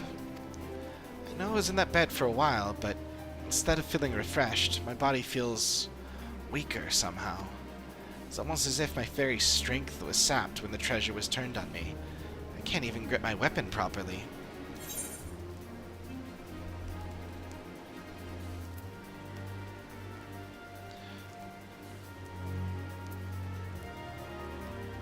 Yeah, perhaps the cradle has been sapping the ether of its target all along. Then does that mean the cradle has powers we don't know about? Not exactly. It may just mean the cradle works differently than we thought. Its wielder might not pass on their fatigue, rather they absorb another's vigor. Yeah. The end effect would be the same. The cradle's wielder can go on without sleep, and its victim loses the strength to even keep their eyes open. You never took more than you needed, so my slumber was always light enough to waken from. But if the treasure was used without restraint... If we've had this realization, it won't be long until Leofine does too. And then it will be too late. We have to root her out. But mustn't rush ahead blindly. As Lozinique never tires of telling me, I feel nearly weak as a child. Yeah, right. I feel nearly weak as a child right now. I must spend what precious time we have training to regain what strength Leofine stole from me. You have my word, I won't rest until I'm in top form again. I suggest that you do the same, if for no other reason than to give me some stiff competition.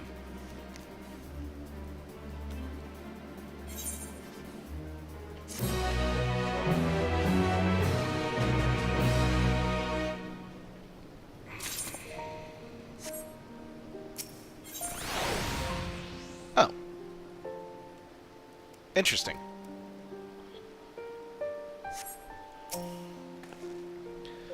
I don't have enough ingredients to make spring dew again. We'll have to deal with Leofine before the cradle's power returns.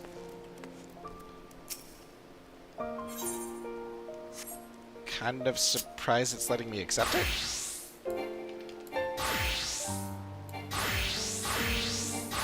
Oh. I just won't be able to turn it in. Okay. Awakened, not stirred. Tentoa appears healthier, but there's still a hint of weariness in his expression.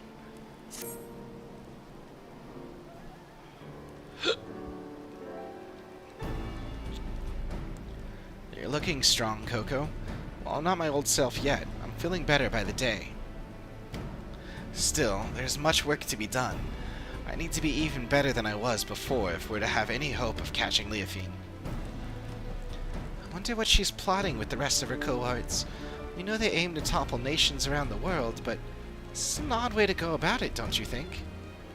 Why haven't her misdeeds in Ishgard extended any further than the Temple Knights?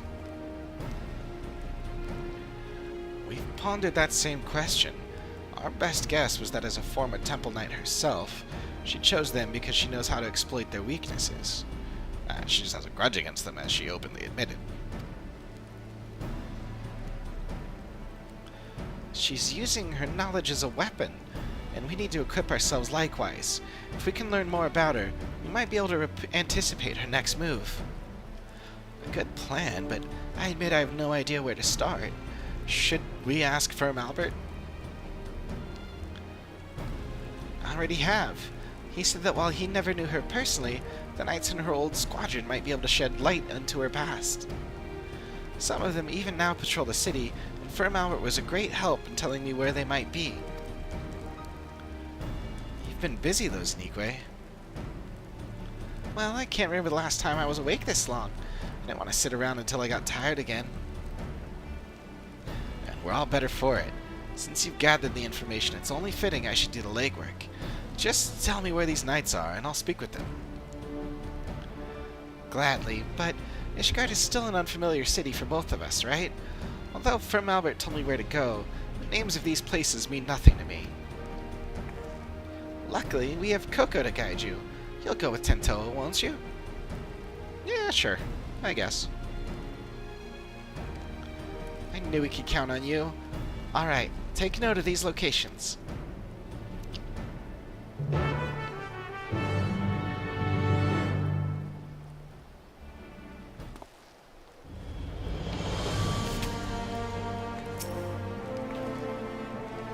How many Temple Knights are there? That not even Firm Albert would know all of them. I can barely imagine. Being forced to work with someone like Leofine isn't a fate I would envy. I'm curious to hear what these knights have to say about her. Hopefully they can provide insight that'll help guide us forward. Time is of the essence, Coco. Let's get moving. Oh, of course. I should have anticipated that.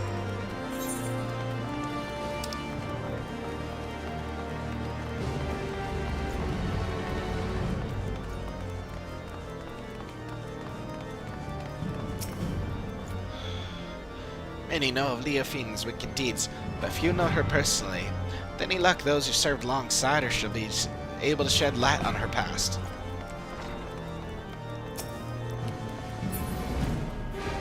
Upstairs. Go figure.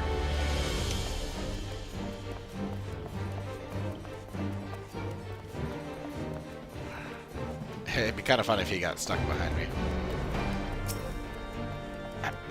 Courteous Temple Knight. Now, this is a rare privilege. What business could the Savior of Ishgard have with the humble knight?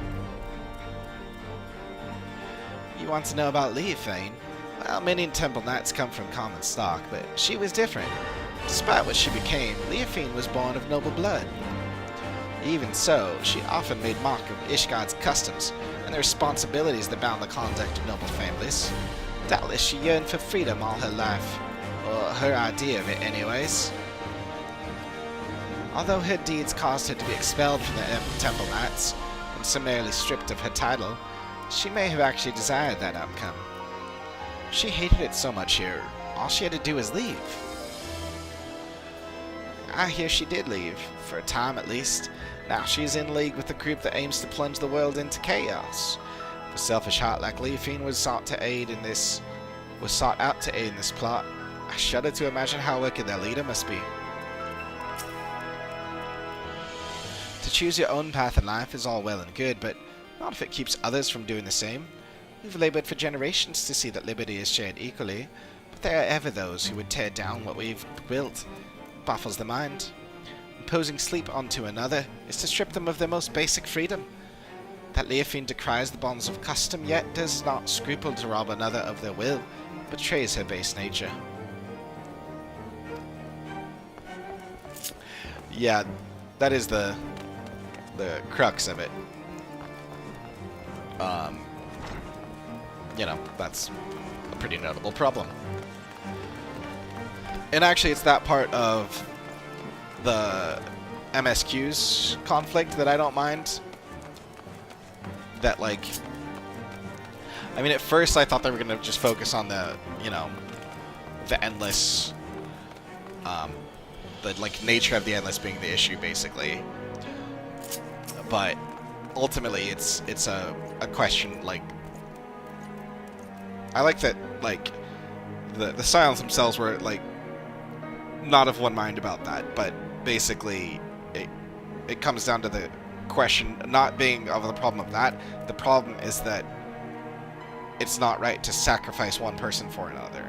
Just like that she was saying with that, like, you can't, or he was saying, or whoever that was, you can't, you know, steal one person's life to give it to, like, to another. You can't steal one person's freedom to give freedom to another, and you can't steal, you know, the lives of one land to sustain the lives of another.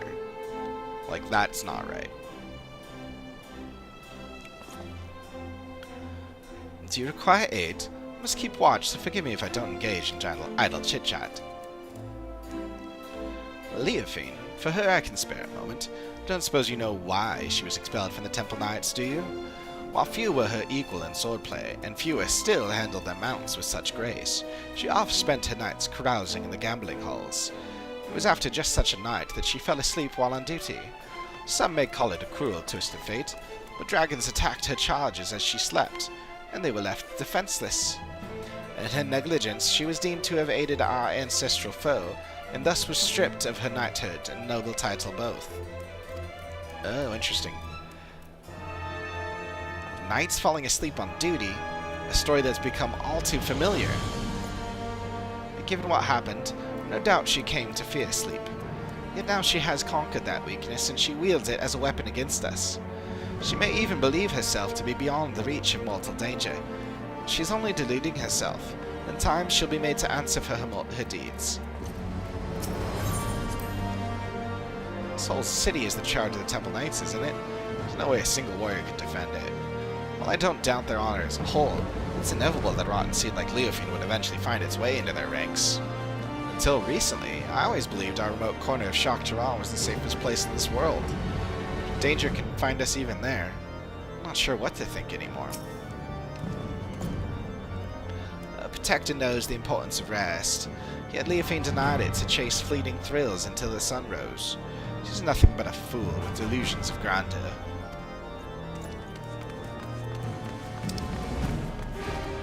Yeah, rest is important. We should rest, I guess.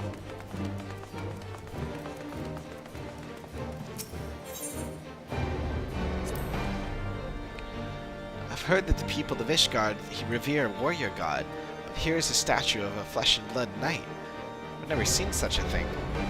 My people make no figures or depictions of our departed, fearing that such objects would keep them from finding their way to the next world.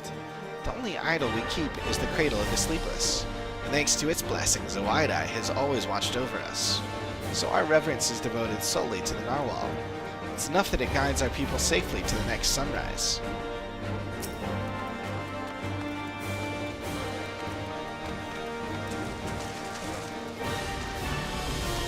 And last but not least, or potentially least, all is quiet. Even so, I must remain vigilant.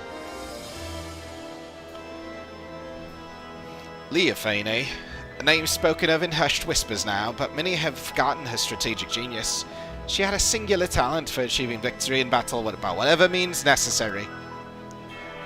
Genius? Maybe we're just too dense to see how her actions would cause Ishgard to collapse. Given that her group seems relatively few in number, an assault on Ishgard is unlikely. Or rather, I think her aim is to chip away at the people's trust in Ishgard's foundation, and by the absence of a few vital bricks, bring the whole nation crumbling down. The thought gives me worry. Even now, representatives from Ishgard are preparing to visit Oxundu in the Sea of Clouds. If anything were to go wrong, it would be a grievous blow to Ishgard's reputation. Ah, shoot, I skipped it.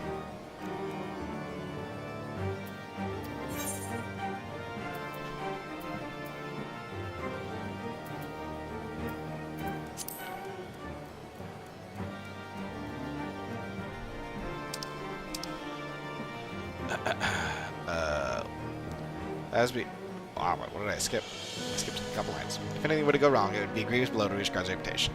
As we saw at Falcon's Nest, certain elements that oppose our nation see friendly justice as a chance to spark conflict. Given recent developments, Sir Hondelube has been debating whether the visit is a wise choice.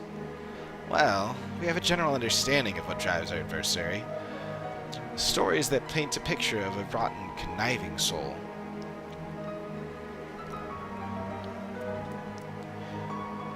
We know enough to guess her next move.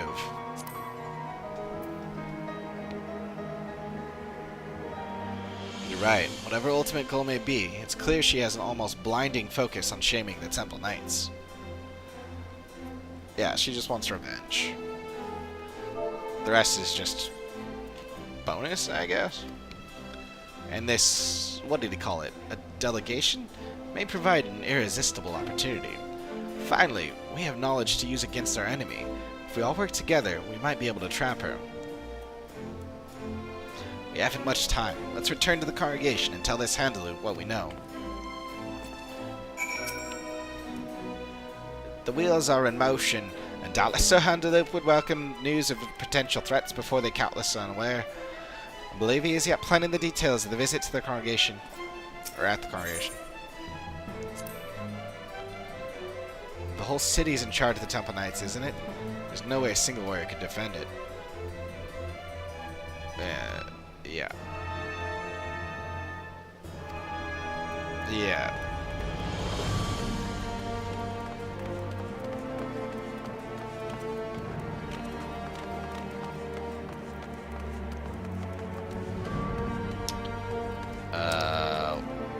Oh. Okay, back to the Temple Knights. I don't know, I'm going this way. I think it's just because it's the way I came, and so I'm like... Oh, it's because this guy's still accompanying me. That's why.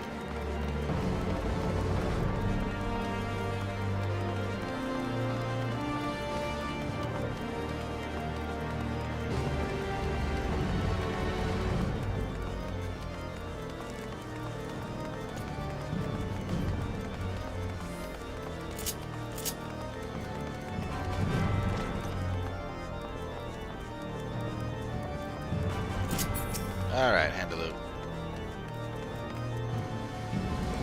What's up?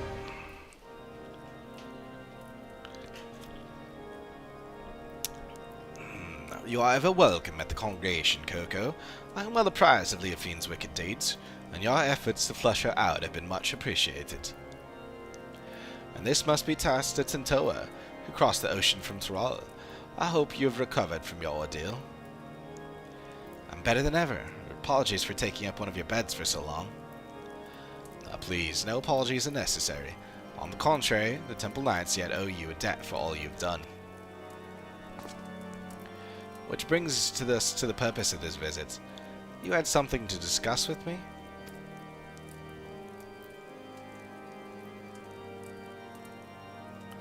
I see you and I had the same doubts.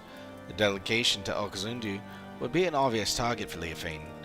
I was but recently debating the wisdom of moving forward with our plans.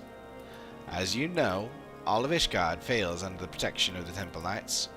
As such, it is only meet that we maintain and strengthen friendly relations with our neighbors.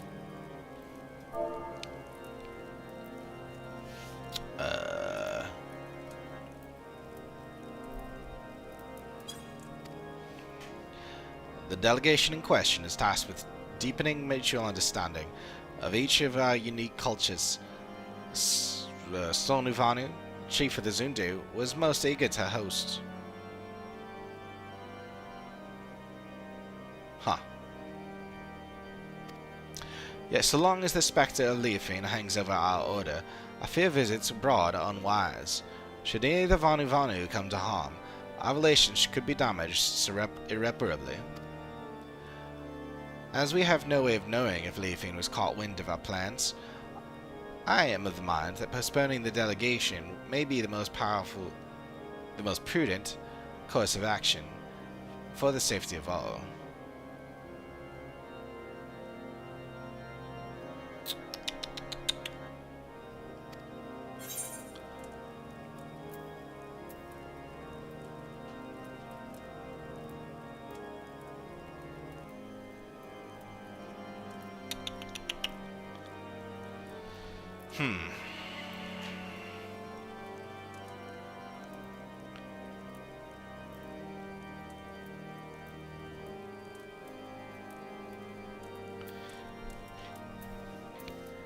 The Zundu will be safe under our watch.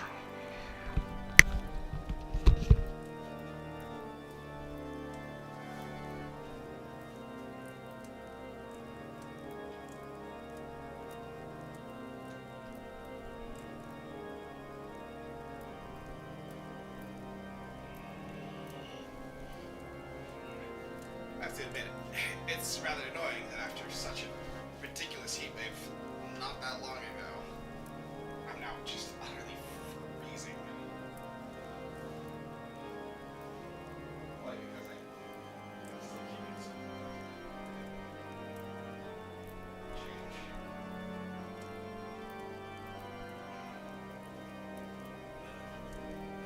The temperature of the AC has been keeping my room at. And I have like the fan fully blasting around the room too.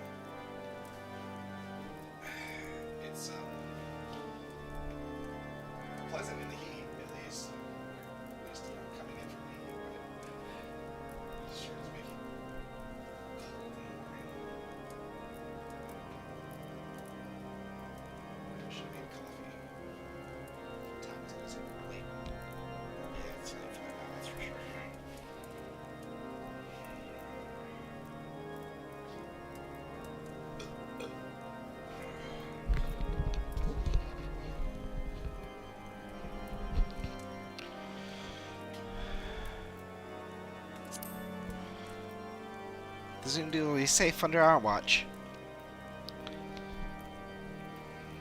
Whoops. That's right. Coco and I won't let anyone come to harm.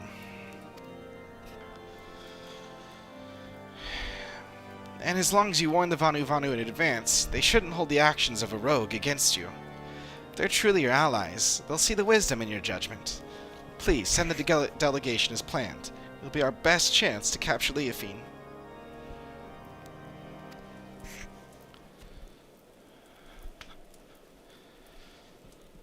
Yes, your words have merit.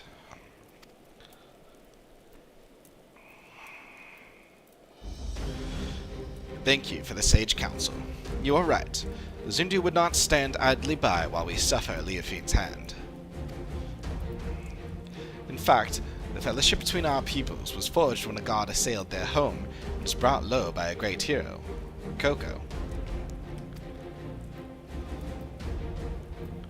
If we tell the Zundu that she is keeping watch over the proceedings, then I am certain all doubts shall be quelled. Then you'll proceed? Indeed. The time has come for we Temple Knights to reclaim our honor and go on the counter-offensive. I shall bring this suggestion to a joint operation against Leofine to the Lord Commander as soon as possible. Thank you. Together we'll put a stop to her scheme. I first must discuss matters with the others involved before we present a plan to the Lord Commander. Although time is of the essence, I ask that you wait a while until our course is settled.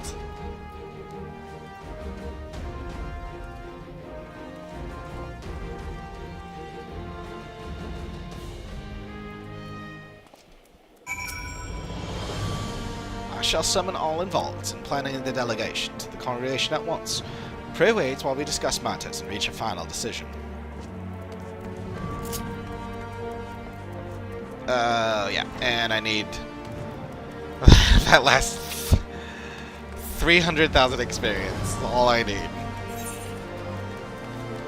This is a touch annoying. Let's see.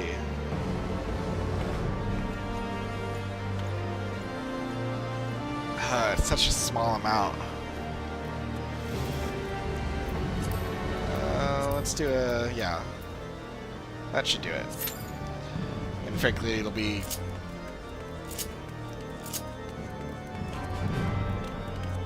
maybe not quicker, but not too much longer than just going and doing a fate.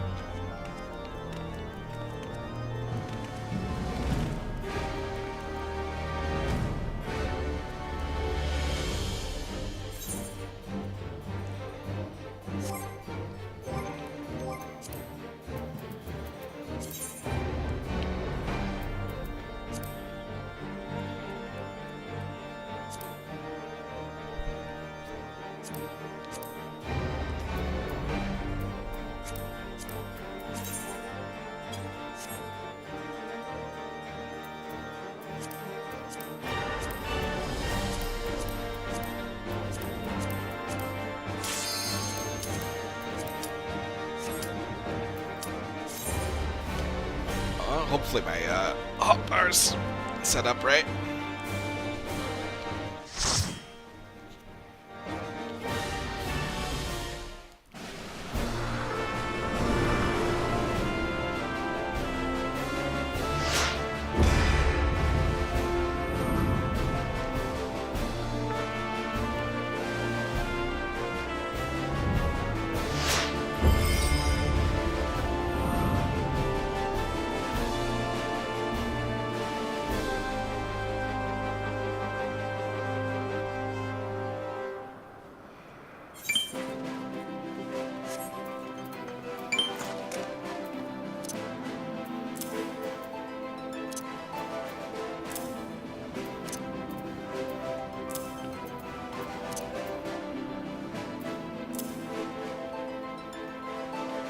Nope.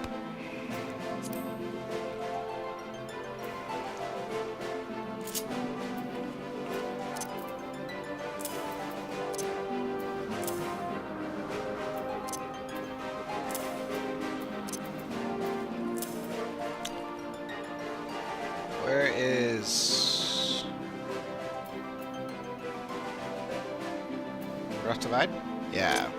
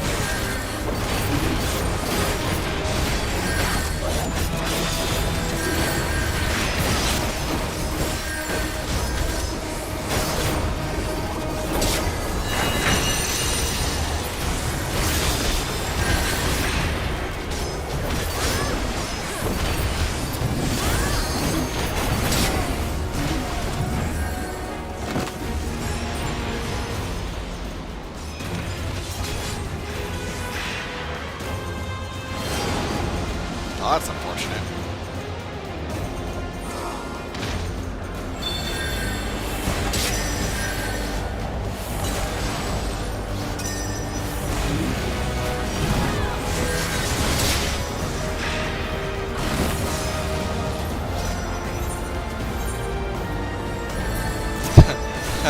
I like that I'm kind of fine with that because it gives me a chance to do this.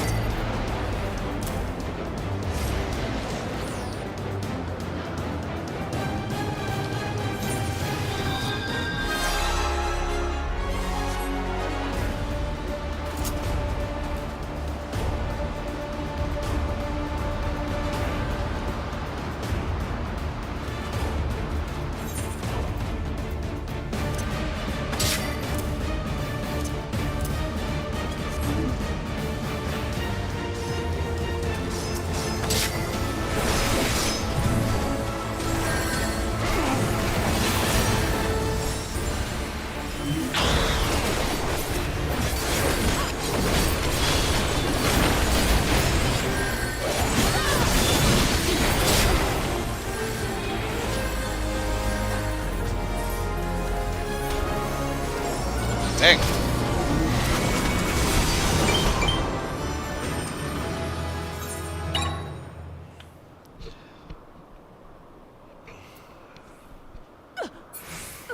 That went quick.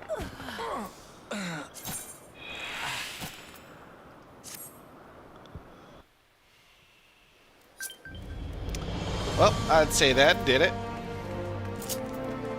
Beautifully. And it was really quick. Tentoa told me that what you learned of Leafine. To be honest, I do empathize somewhat with her desire to be free from the bonds of sleep, but that's where my sympathy ends. It's exactly because we must sleep that every waking moment is precious. A life awake is meaningless if we can't spend it with those we care about. Okay, second part, yes. First part, not so much.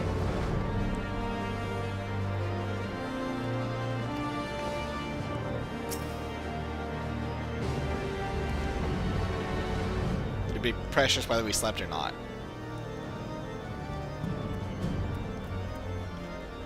And not just because our time is limited either. Life is just precious.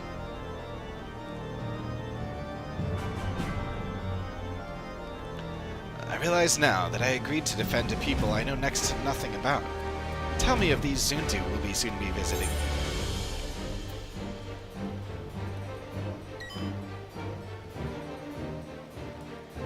They're like large, fluffy birds. They're like the Hanu Hanu with even more of a penchant for metaphor.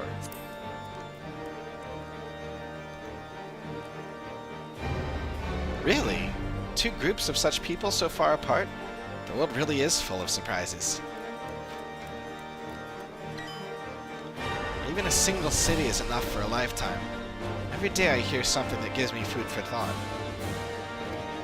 Like the story of the Dragon Song War, for instance. Generations of animosity between dragon and man somehow ended in a rekindled friendship. I imagined a whole world like that. A world where there'd be no end for protectors. No need for protectors. The Wide Eye matches not only the monsters in the wilderness. Watches. Watchers not only the waters and the wilderness, but our neighbors as well. We've barely even considered sending delegations outside our village's gates. And the cold snap only made things worse. With everyone struggling just to survive, our every thought goes towards defending our scarce resources. But if we only look outwards with wariness, there's no hope for the future to change. No hope to build trust. If only there was a way to bridge the distance between us and greet tomorrow hand in hand. But maybe that's just a silly dream. Maybe. Either way, it's a beautiful thought.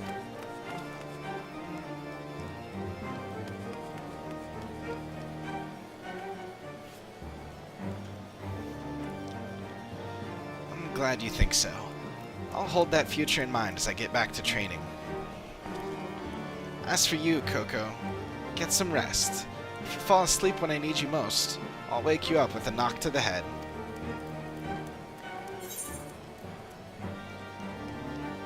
Awakened, not stirred. Tinto is finally acting like his old self again. Now I'm sure we're ready for whatever lies ahead. Dreams of a new day. Tintoa is eager to set a trap for Leofine.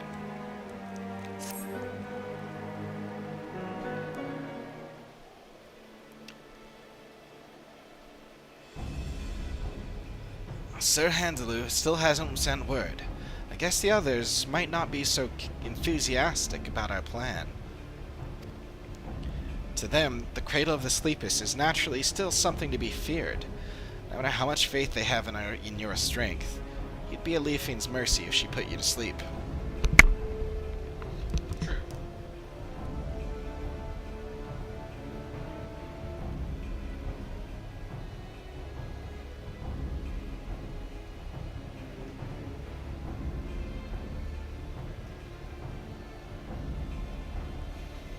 I mean, that does seem like it should be like the foremost concern here. Like, yeah, I can beat anyone in a fight, but like, not if I'm not awake. There's nothing to indicate that I would be able to resist that power.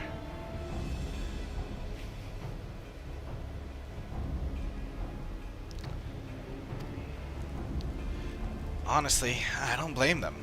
Not even I imagined our treasure could be used for such evil. In Leofine's hands, it's no more than an indiscriminate weapon. But that means when we get it back, we can turn it into something else. Something no one's ever thought of before. We can find a way to use it without forcing someone to spend their life in slumber. Of course, I agree with you, Tintoa, but we have more pressing matters. Namely, a rogue knight to capture and a treasure to recover. Right. Sorry, I got ahead of myself.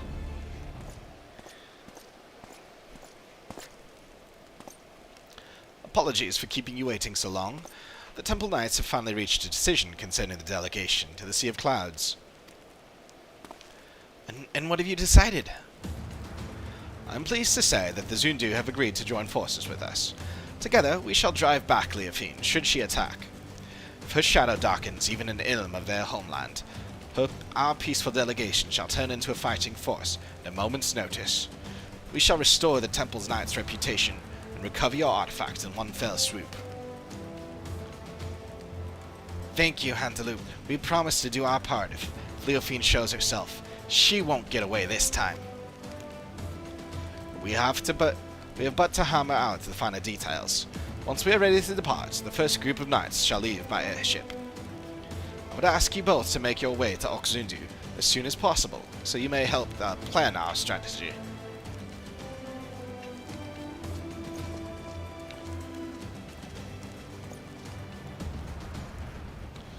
I'm coming too. I can heal your wounds, and if it comes to it, my staff can be bruised as well as a club. I'll gladly have you with us. I'm done taking on the world alone. I need you, Lozanique, and Coco too. We're stronger together than we could ever be apart. The cradle never would have been stolen if I'd realized that from the beginning. And I want you by my side to ensure I don't forget it. Get a room already. Well then, we'd better be off. I'm keen to meet this Chief Zonuvanu.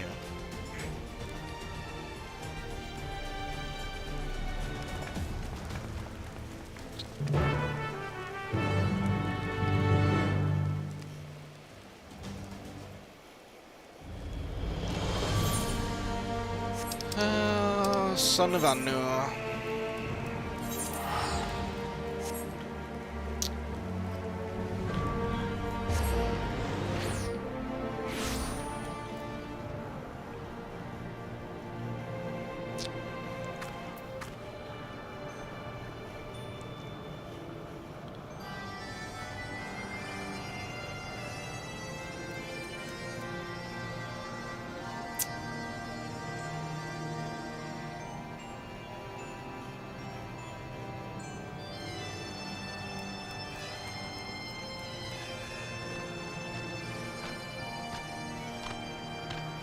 Huh.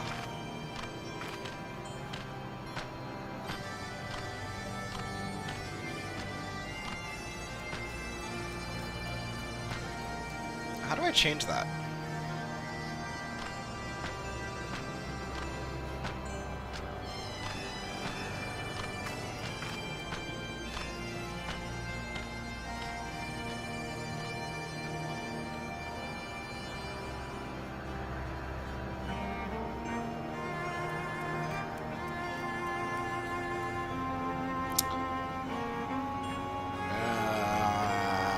I don't know.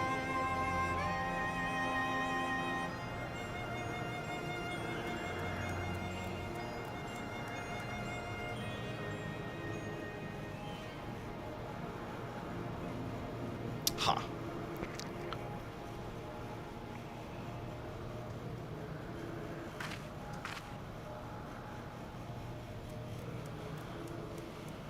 Oh well.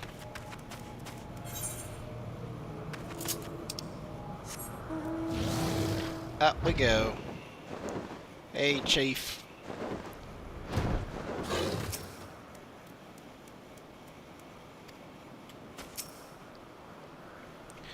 We've arrived.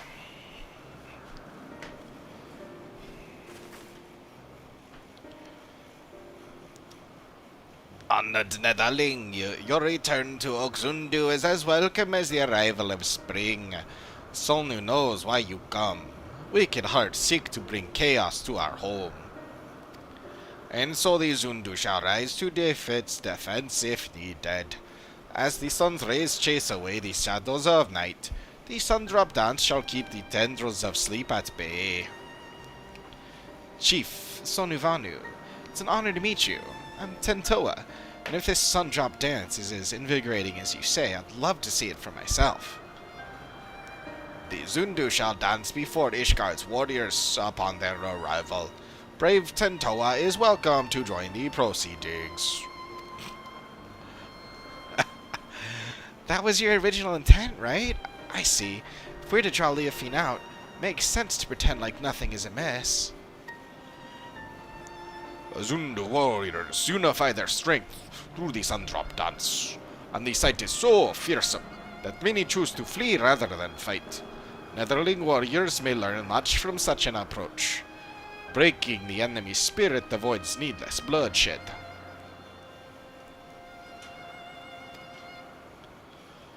Yet all dancers must hone their skills before wild animals first. The Sundrop dance does not fail them at the most crucial moment. It is for that reason our dancers wait at the outskirts of Oxundu for the Netherlings' arrival. When the performance begins, it shall draw the attention of all like a rolling cloud coming over the horizon. Watch carefully for any who would take advantage of that moment. After the dance is finished, Netherlings will present the Zundu with Chief Zonu! Netherling ship appears in the skies like sun shower, hurtling toward Earth. Swiftly it descends, crashing down near Zundu dancers. Ship's markings are Ishgardian. Zundu are unhurt, but wounded Netherlings pour from vessel. The Temple Knights would never harm the Zundu intentionally. Like a lightning bolt in the night, Leafine strikes. Apparently that's what I'm going with. The Temple Knights were coming by airship, right? All Leafine had to do was lull the pilot to sleep. She saw right through us. Now we're on the back foot. Great winds can alter even a raging river's course. What matters is to stand strong and move forward. And now, we must offer aid to the Netherlinks who come as guests. Right, let's go.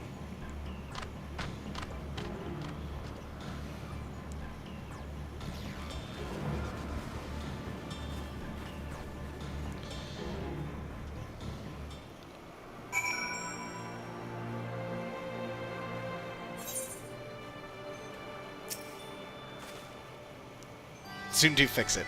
That's funny. We're fortunate that Leafine chose the outskirts of the settlement to enact her horrible plan. Imagine if the ship crashed over Ogzundu, or even Ishgard. Yeah, it would be a bit of a problem.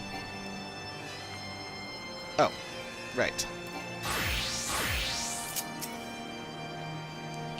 If this is the work of the Cradle, Leafine can't be far. We must tend to the wounded, but I won't let her escape again. This ends today, one way or the other. It's time to go. Oh, this is a 690 gear. That's nice. Duty calls, commence battle for dreams of a new day. Level 100!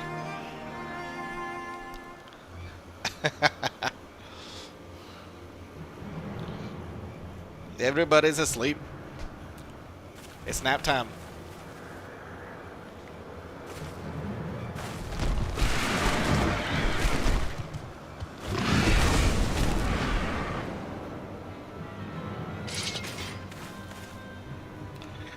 There you are, Leafine. You came all this way just to greet me? Oh, I am honored. I only hope my gift was satisfactory. 'Tis a shame you will not see Ishgard crumble. Alas, I can scarcely suffer rats to scurry about my feet, threatening to gnaw away at my carefully laid plans. At least you bear witness to the dying breath of the Temple Knight's flagging honor. We would sooner see that wrecked airship soar again than their reputation return to its former glory. Yet even I did not foresee that the Zundu would be in the ship's path. The fury favors me, for who now would trust a nation so careless as to put their neighbors at risk? Everyone knows you're behind this. People won't turn on each other so easily. Oh, I didn't see you there. The shut-eye, wide awake. Doubly honored I am that you came all this way just to meet your end. Enough. We're taking the Cradle back. We won't let your evil continue any longer. Such bold words. If I recall correctly, your people reaped great benefits from this artifact's powers. All at the cost of someone's waking life. Your life.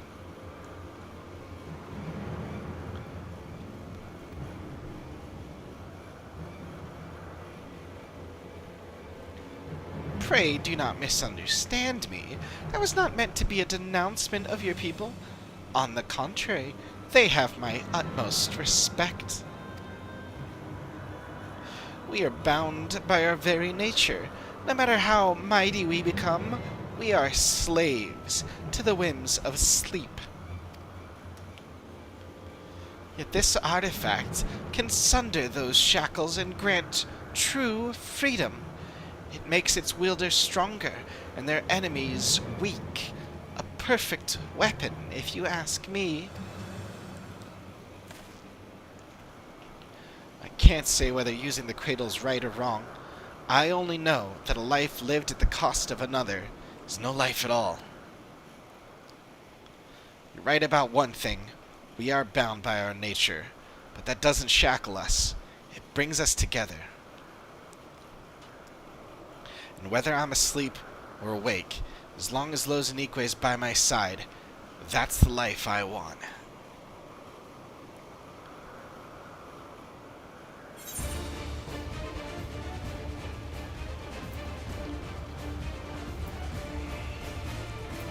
Show her no quarter. I'll be your shield. Ironic when he also has a shield, but like, whatever. She's exhausted the Cradle's power on the Temple Knights. This is our chance. Huh. No plan is without its wrinkles, I suppose. Fortunately, I prepare for all contingencies.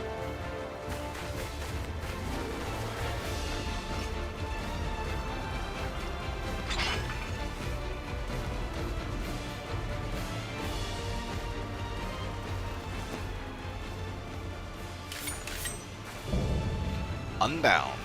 Leofine the Unchivalrous. Interesting. I like that it, like, gives them a title like it's a trial or something. You had an opportunity to live a quiet life, but I will not give it again. This time, I shall send you into a slumber from which you will never wake.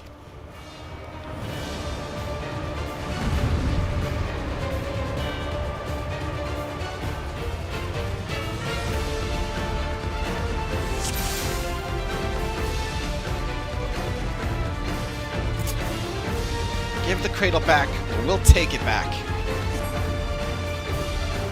I'll bluster as usual. Take it if you dare. Protect the Netherling warriors.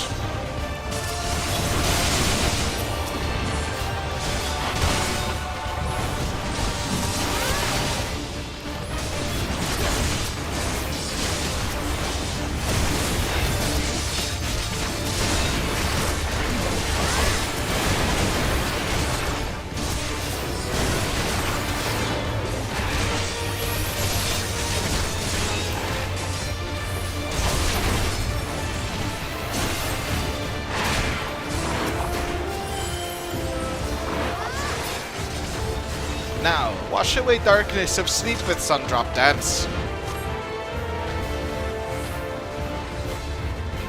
Don't just stand there. Kill them! Goko, defend our allies over there. I'll take the other side.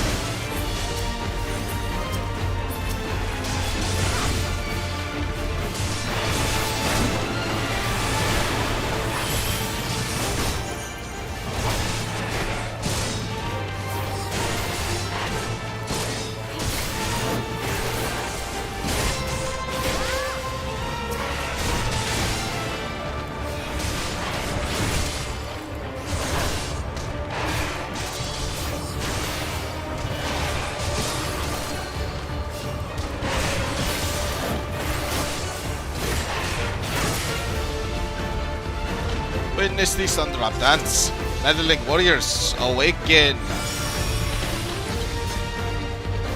Nice.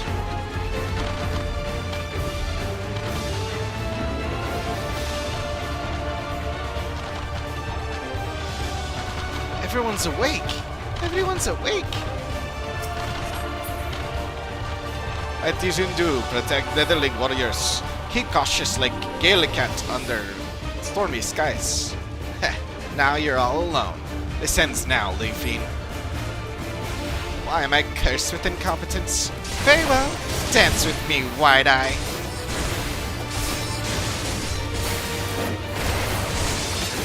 I get to test the strength granted to me. Your strength. Now I shall. Yay, I get to use all my skills.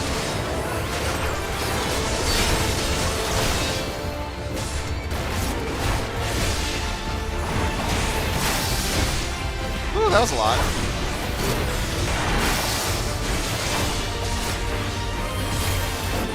The artifact isn't for such callous hands. Larzal's blessing is only for those with the heart of a defender.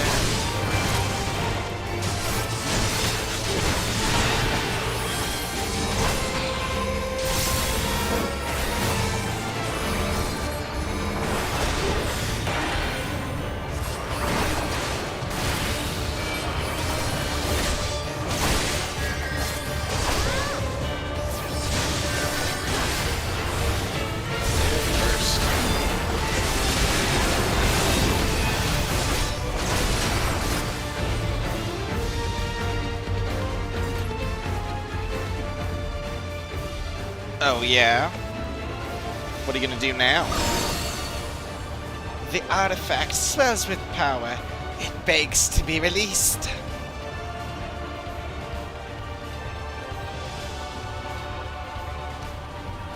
Now you shut your eyes for the final time. Take a last glimpse of the waking world.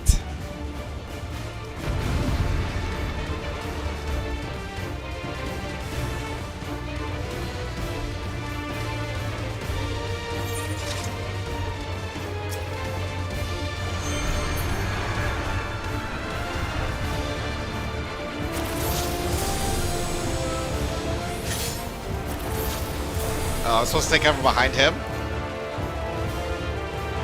Oh, fine.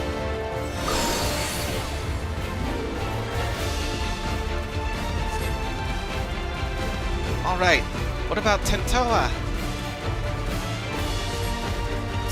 He's asleep. Let me punch him.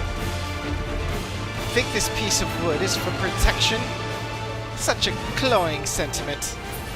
Cursed insects, you lot, finish them off. Earn your freedom.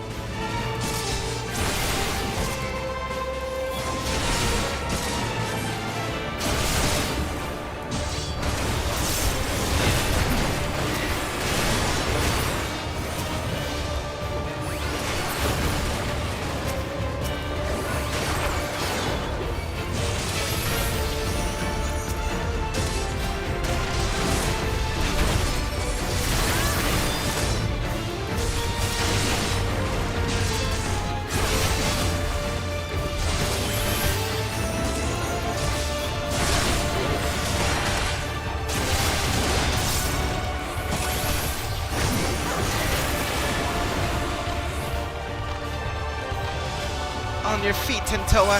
It's your duty as the Wide Eye.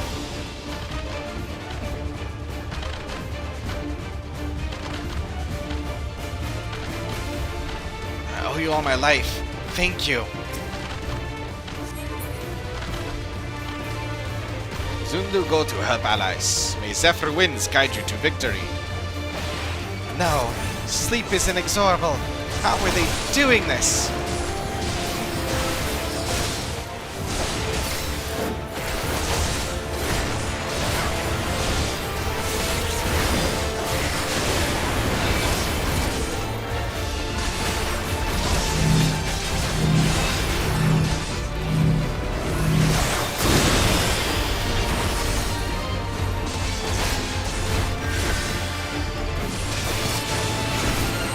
Others are just tools to you. Is that your idea of freedom?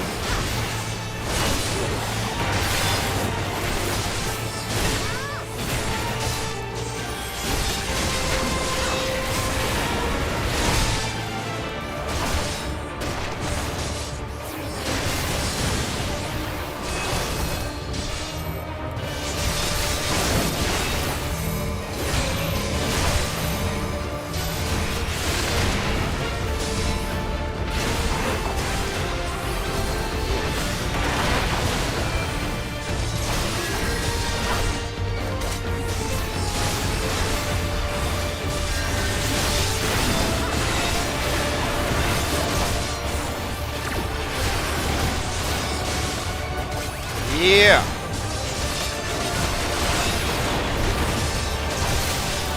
And bam. There we go.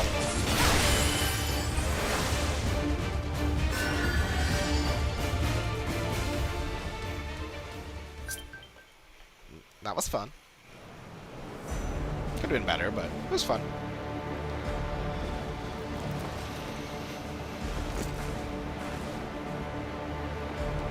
Ugh, you stubborn. You may have won today, but this is not over. I think it is. Though it would be interesting if this continued into Dawntrails. Yes, it is. Or past Dawntrail. Yes, it is.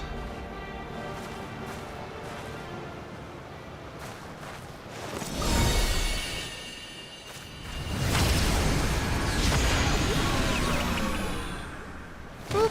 99.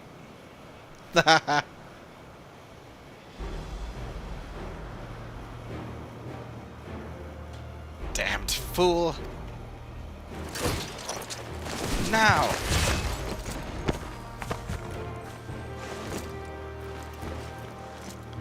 No.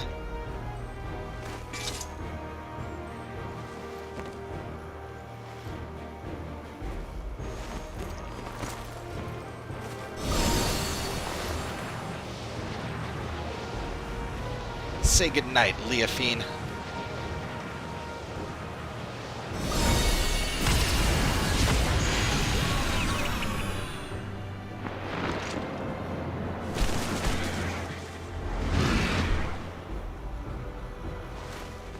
Well, you're lucky you had a griffin to catch you.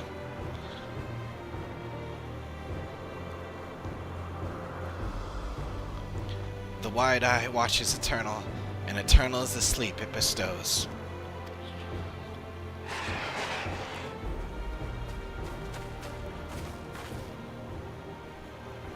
We finally stopped her. Yes, but we have someone else to worry about. Just taking a nice little nap there, no big deal. Coco, wake up, are you alright?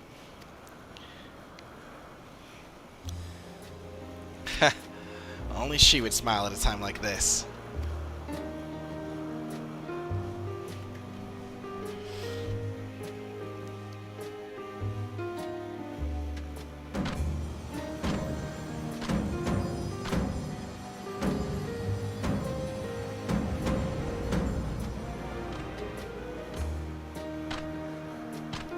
She's awake!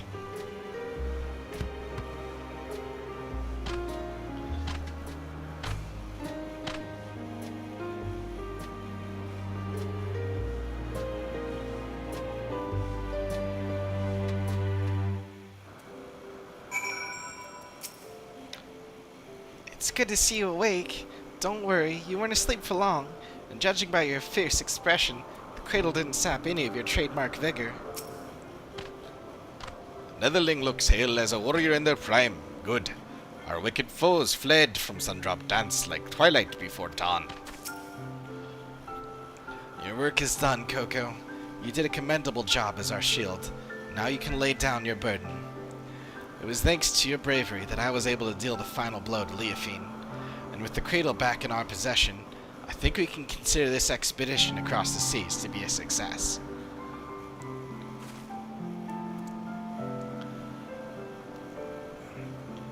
The Zindu helped us gather the wounded and see them safely off to Ishgard. We couldn't have done it without you. Netherlings protect allies, as fiercely as Galecat protecting kittens. Zundu unmoved by your might. You are equally as impressive.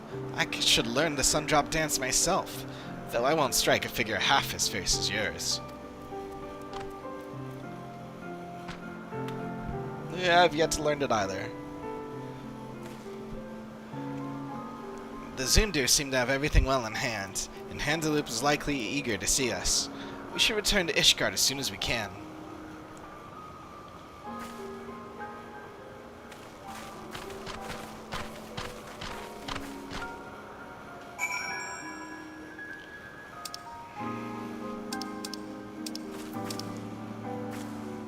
Ishgard, we come back to you.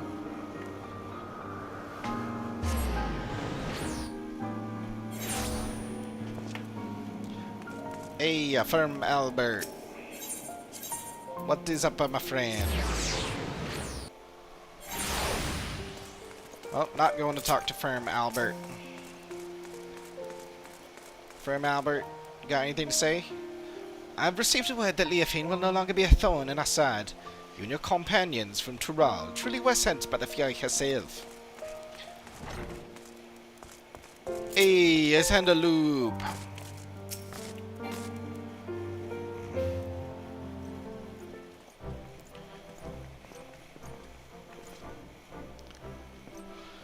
Ah, the heroes of the day have returned. Thanks to your valor, the threat Leofine posed is no more.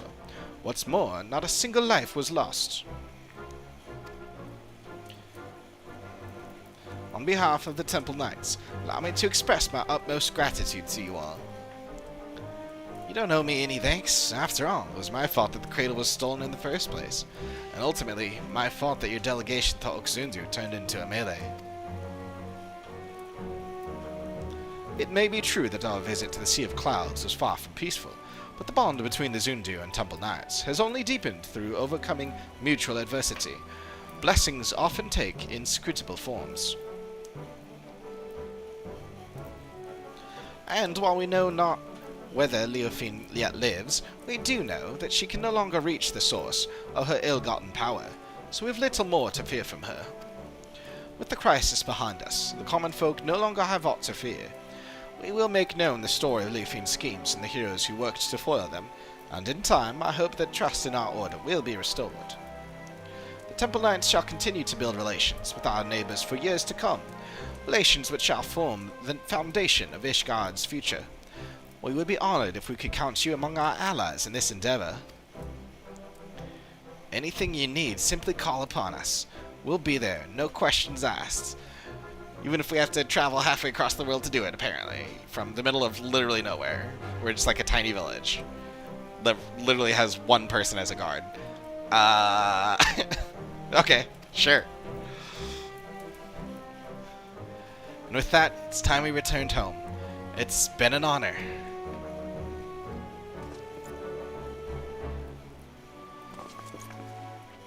We'll be passing through Tuliyola on our way back, Coco. If you have business in these parts, we'd love to speak with you at Shabali of TA before setting off. See you soon, hopefully.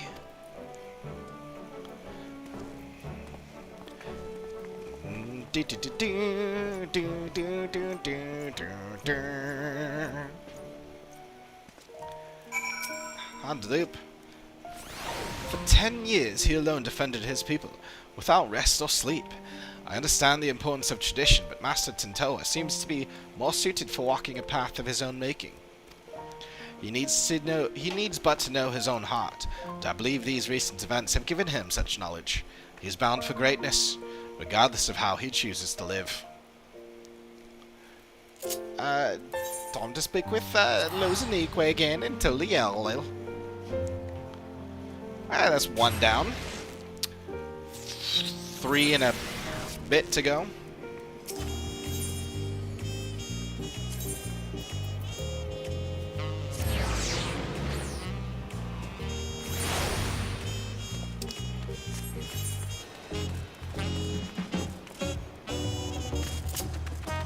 Bum, bum, bum.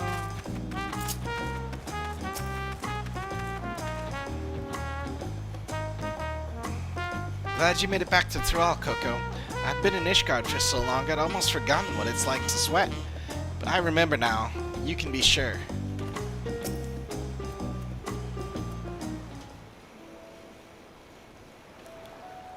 Coco, there you are. Oh, no, it's her. Coco, there you are. I was afraid we wouldn't see you before we left. We arrived not long ago and apprised Brukevu of everything that happened. This is the longest I've spent away from our village, but even though Tuliyola and Ishgard were like entirely different worlds to me, I was only ever treated with kindness. Is anything the matter, Tintoa? Nothing, it's just something I've been thinking about. Our people have always been self-sufficient, but the Ishgardians and the Zundu showed that looking to your neighbor can reveal a way through the harshest difficulties. And you heard Handaloop. The bond between Ishgard and Oxundu was only made deeper through their shared ordeal. To trust another to such a degree, well, I think it's a goal we should all strive toward. We have at least one friend like that, don't we? She who bent her ears to every note of the narwhal's lullaby without a shade of fear in her eyes. Thank you, Coco. For believing in us. For believing that no matter the outcome, your actions would not be in vain. In so doing, you taught me the worth of fighting alongside allies you can trust.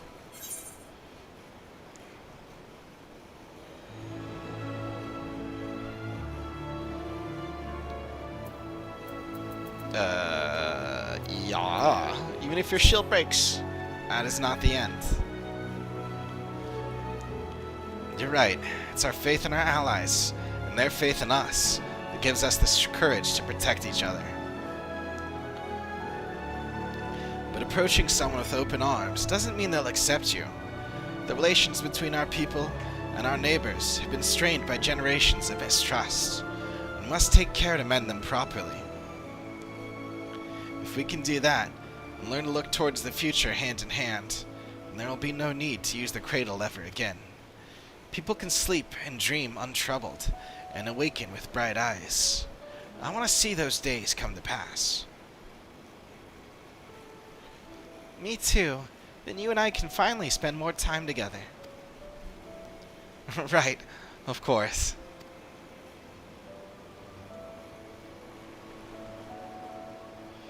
If we're going to see this future, then we should get back to our village.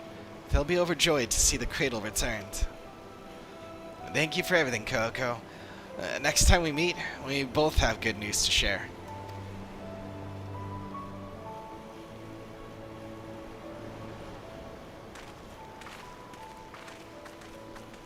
Ah, crap!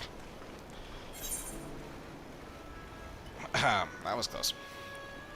Dreams of a new day complete.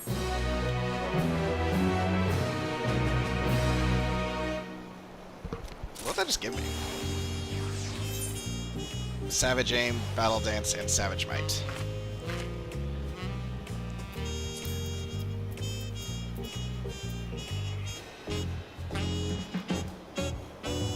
Oh, I must already have the others. I'm like, why do I only have one?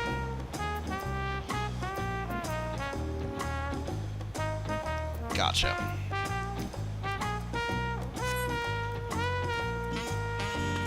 That's pretty good progress. Making steady progress. I mean, and for the rest, Bard aside, I won't have to do any more leveling at least, so that's a benefit. Maybe I should do a quick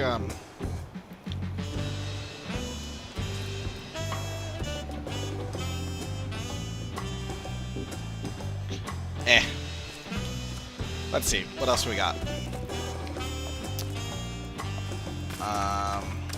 Yeah, I do kind of want to finish up the... Did I already do, I did, so all I need is the level 100. I just need to hit 100. Well, I might as well do that, yeah. Do a quick,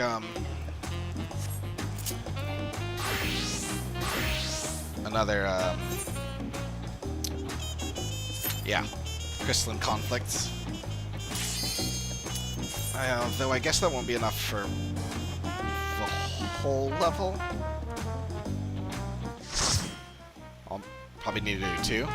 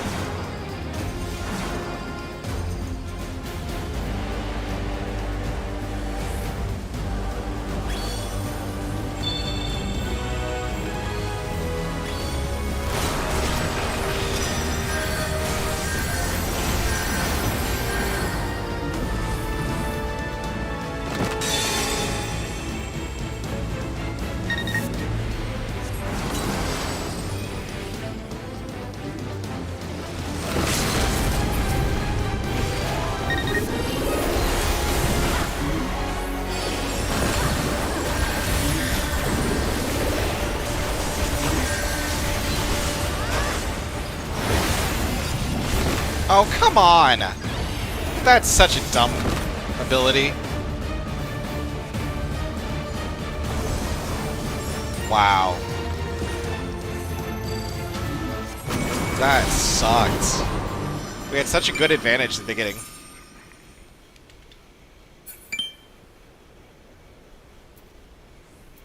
That sucked.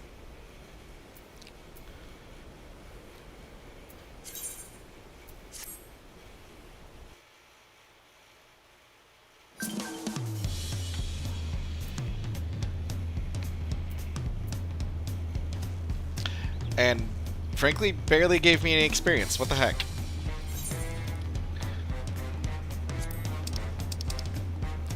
Well, I guess that's because I lost, but still. Honestly, expected a lot more than that.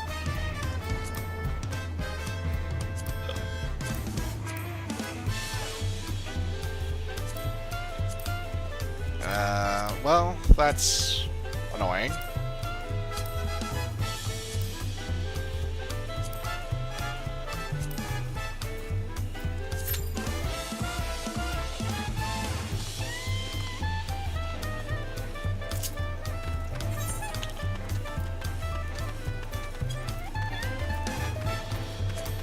Huh. Oh, I know. I can do,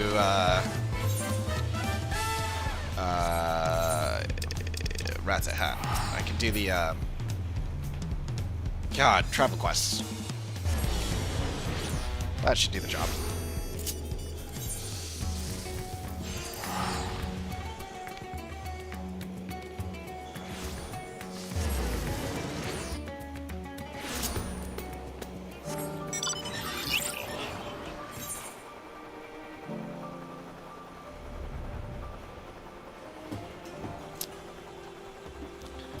Let's see, 20,330,000. I need 3.4 million.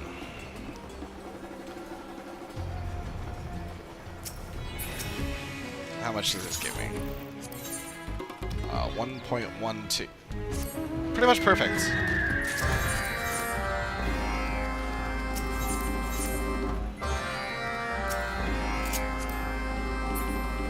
Annoying that I had to resort to it, but still, pretty much perfect. In a way, it works out really well.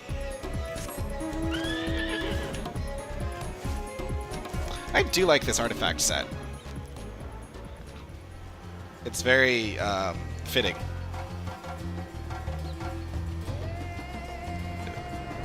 And it's like just reminiscent enough of the other, like the first set and some of the other ones.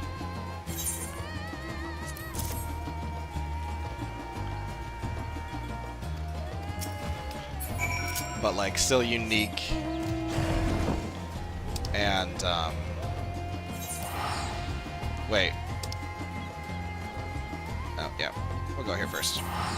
But yeah, it sets itself apart, and kind of the hat is really the main thing that like just feels very random. It's in the pants a little bit, but the hat in particular.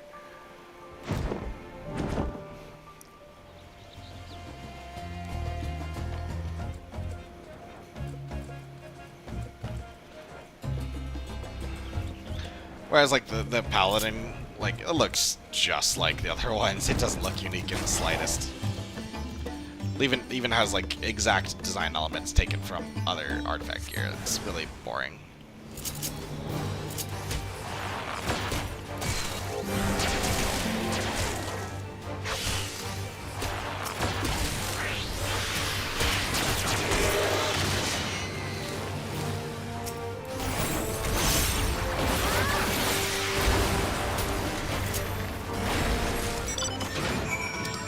Yay.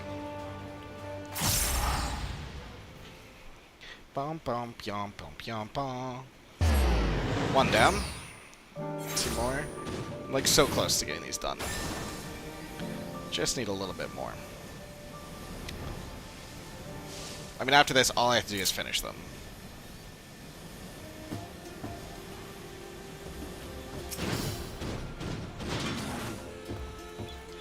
Oh, blessed be. Someone came looking. don't know. I'm like, I don't care.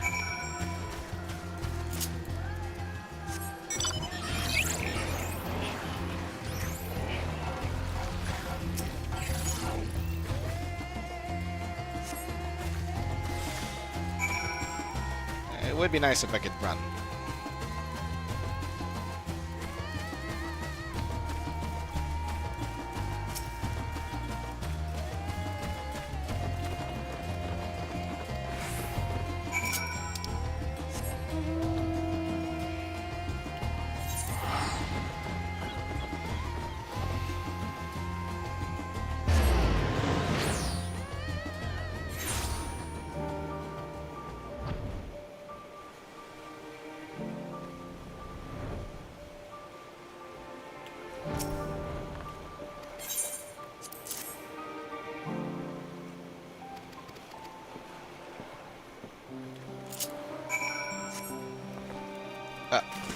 Okay, that's not what I meant to do.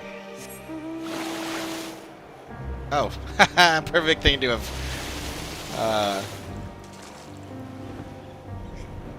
summoned while I was in the water. It's really funny.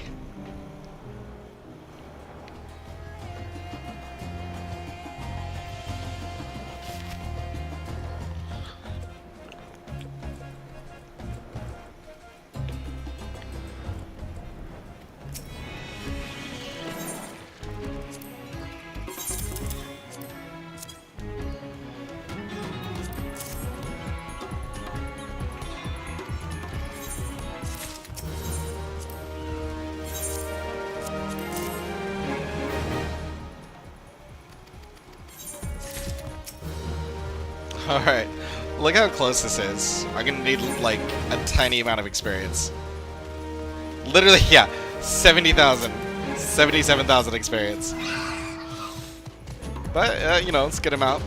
I can just do this one fate right here, and bam, 100.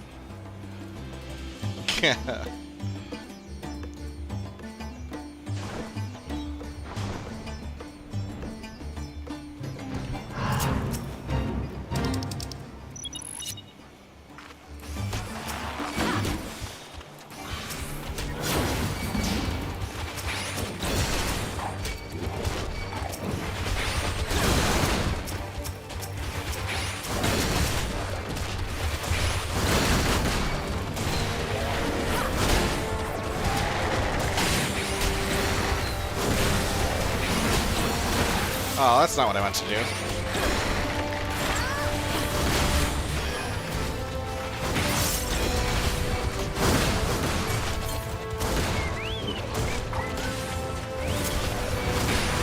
And I'm dead. Oh god, I mean that doesn't surprise me at all. That's just, it's kind of funny. Well, on the plus side, I guess I can do a fate here and progress my fate rank. That was really dumb of me. Oh boy. Eh, you know, what am I to do if not to laugh at myself?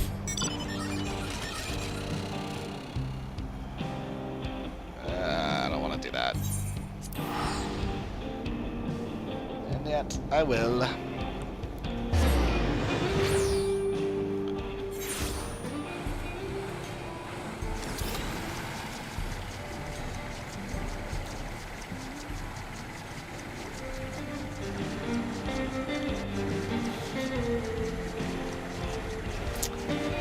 A collection fade, I think.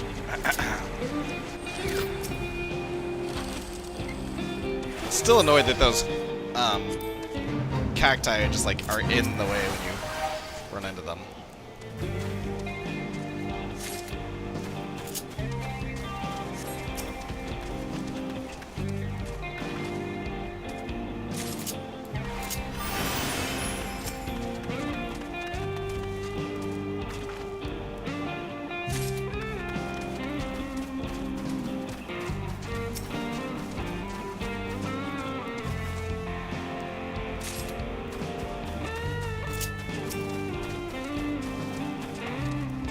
Sunbeard sideburn?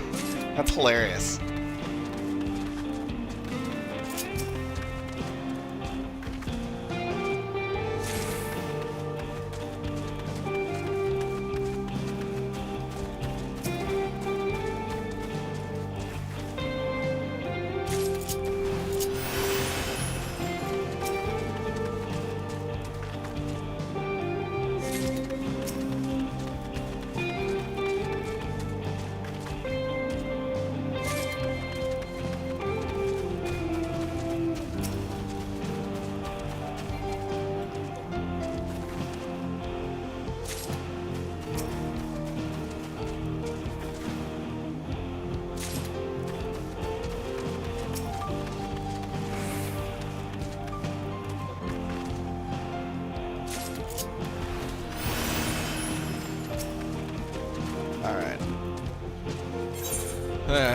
Wow, 12, really?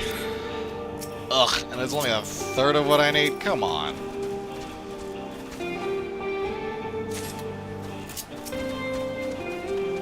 Is that a Dark Knight?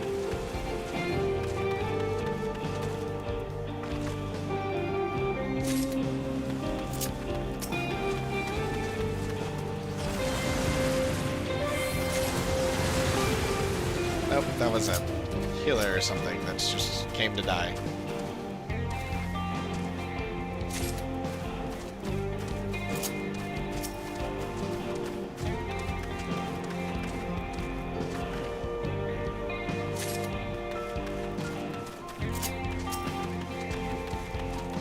These are really boring fates.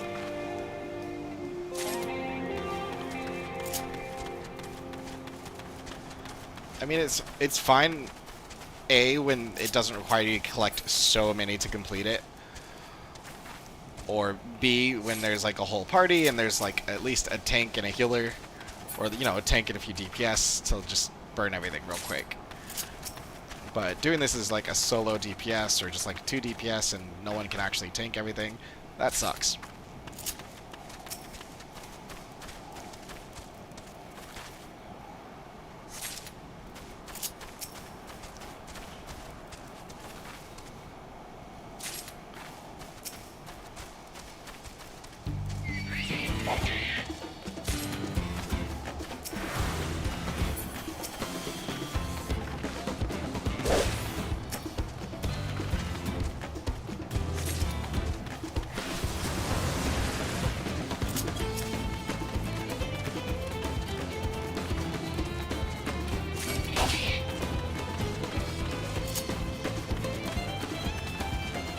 At least their range is short. That's nice.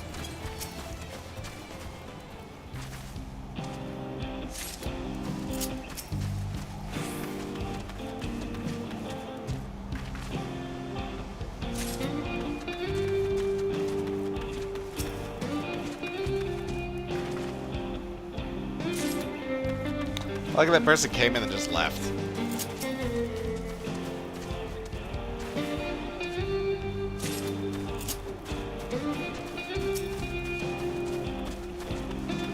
Oh well.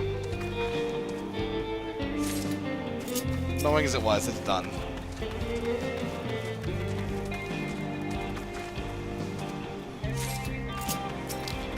Although I had to wait a whole minute for it to finish, which is a little annoying also. Wow. That was 20? Oh look, another one.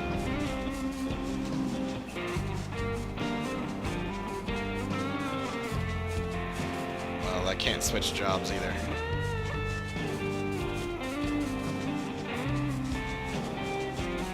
Come on, 30 seconds. 30 seconds and I can get on with this.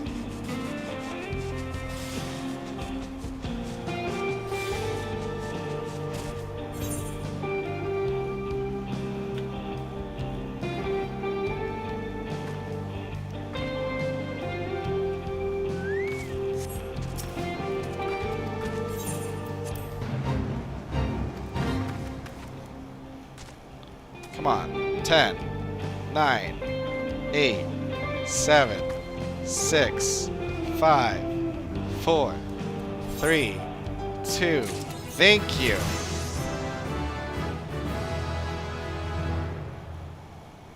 Wonderful.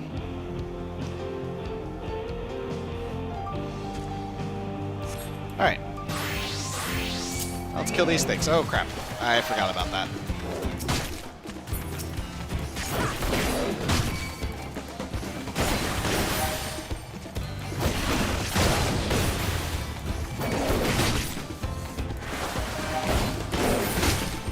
Minor detail.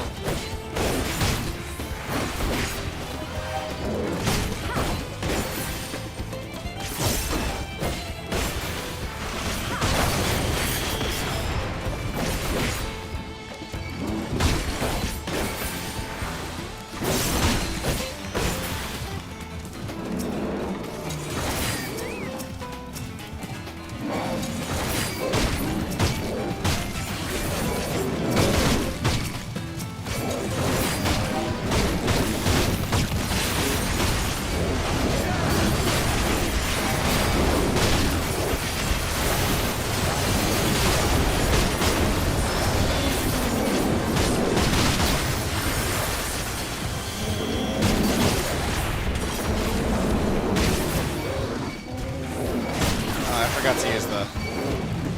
Oops.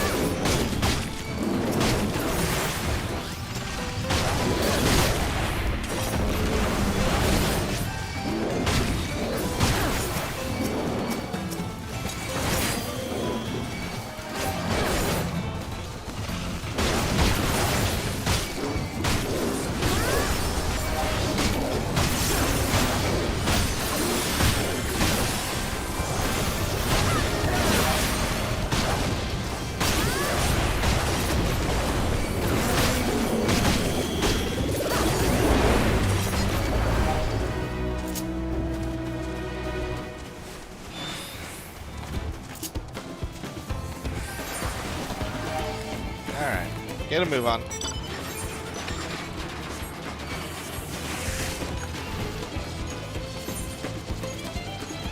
Oh, where the heck are my pants?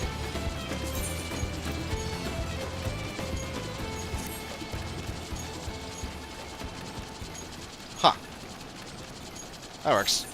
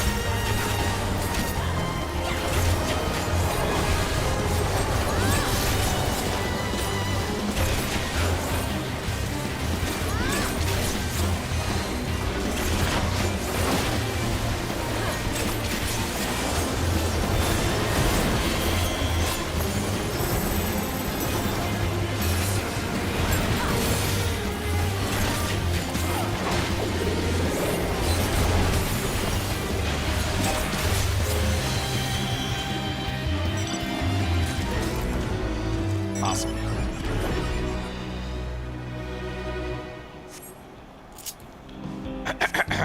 Back to business. I forget where. I think it was in Alamigan Quarter?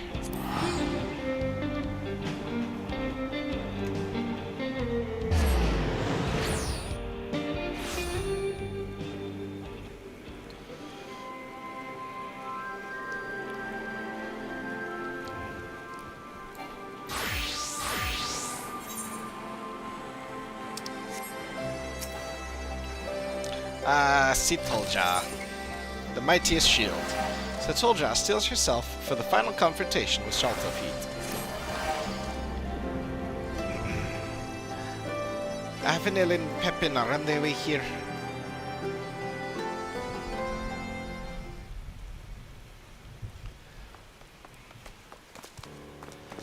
It's Shaltofeet. He set his plan into motion. He would have come sooner, but after Kukulja openly opposed him, he became even more secretive than before. He refused to share his schemes with even his most loyal. Secretive? That's different. Now, he's used the caravan to smuggle a load of magitech into the city. He's about to launch an assault on the royal palace. We managed to sneak away, but Shaltofeet and the others will make their move any moment now. Understood. We'll head there straight away. We've no choice but to face them head on. While I wish there was more I could do to help, I'd best leave the fighting to you. No, what am I saying? There must be a way I can help. The treasure is from my village. I should be the one to solve this. I'm sure you'll think of something on the way. Well, if you're in, you're in. There is no time to waver. Stand back and let me take care of this.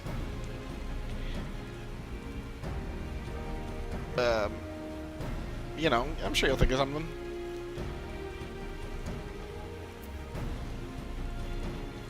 If you're in, you're in. This is no time to waver. Apparently that's what I'm going with after all. I thought I'd find you here.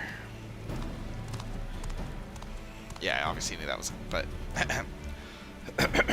Sitolja, you've already done so much for me and the others. Shaltofi tricked into becoming his accomplices. It would appear it's in your nature to help wherever you can. Nevertheless, your place is not on the battlefield. You must leave that to Coco and myself. But what about your injuries? They were not so severe to begin with, and those in the gang sympathetic to me provided various balms to treat the worst of them. Glad to note there are a few good eggs among them, but now that we've decided who's going, we need a plan. From the way Shaltafit uses his vessel, it's clear there's one thing he hasn't realized yet. As we say in my village, cracks form in even the mightiest of shields. If there is a limit to the blessing's power, we'll find it. I mean, he's put it on, like, everyone in Sundry, so, yeah. Whatever you do, you'd better do it quickly. Shaltafit and the others will soon reach the palace. We'll share everything we know with the resistance and ask him to come as quickly as possible. Be careful out there.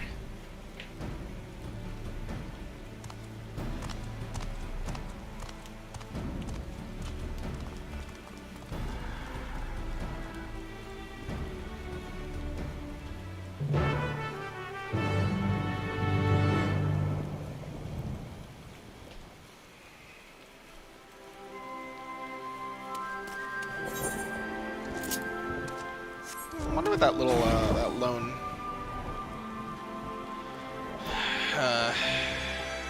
triple triad card is up there.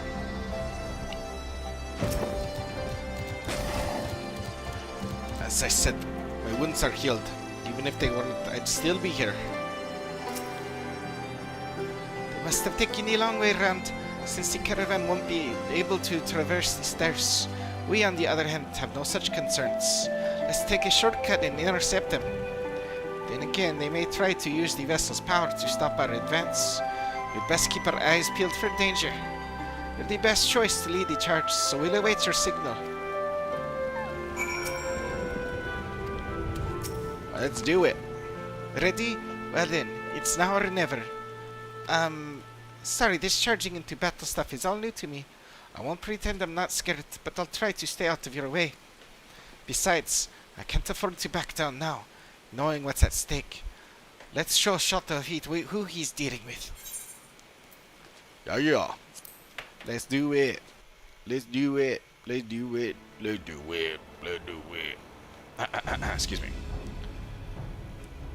You're charging the palace walls, are ya?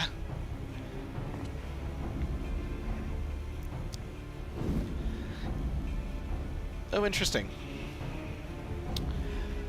Infiltrating the city was almost too easy. Now go, comrades. The smoldering ruins of the old order will be the foundation of our utopia. Kind of enjoyed doing his voice, though. That's as far as you go. I thought I'd seen the last of you.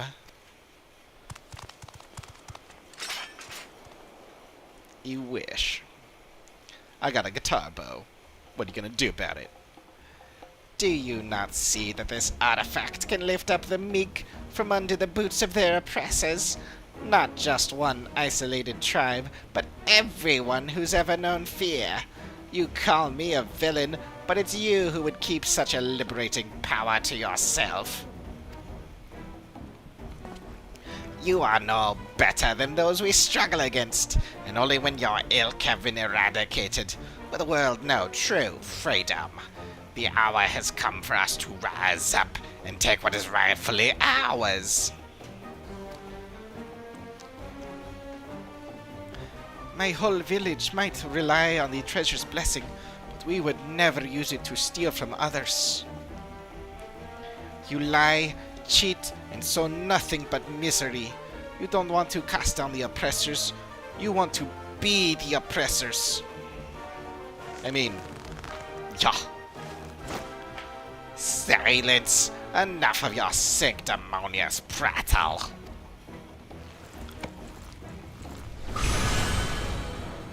Mwahaha! I have the thing.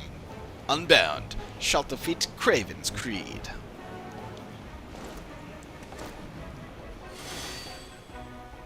I got my shells, I got my shells. I'm a turtle with a shell. Perhaps I'm every bit as wicked as you claim, but what of it?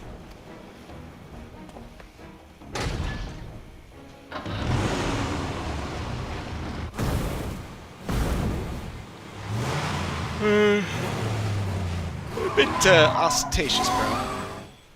Does your self-righteousness make you better than me?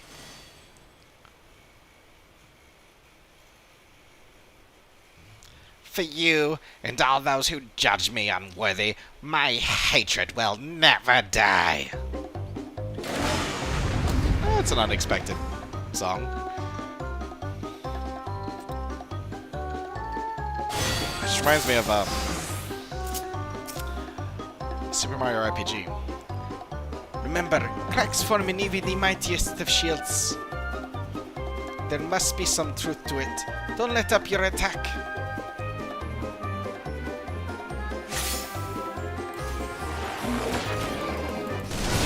With the blessing, even one of us should be more than enough.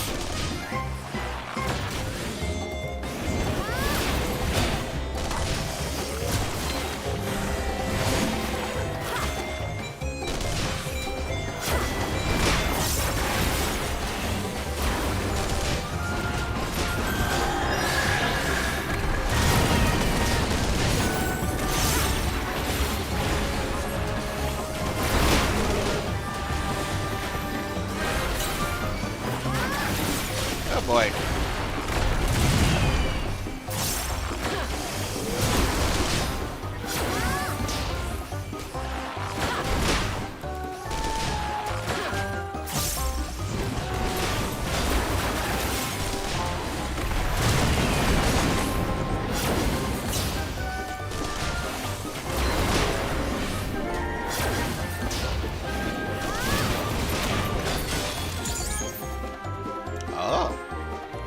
What the hell's... The barrier is fading? Is this what you meant? That's it, Coco. If you keep hitting the same spot, it's sure to break.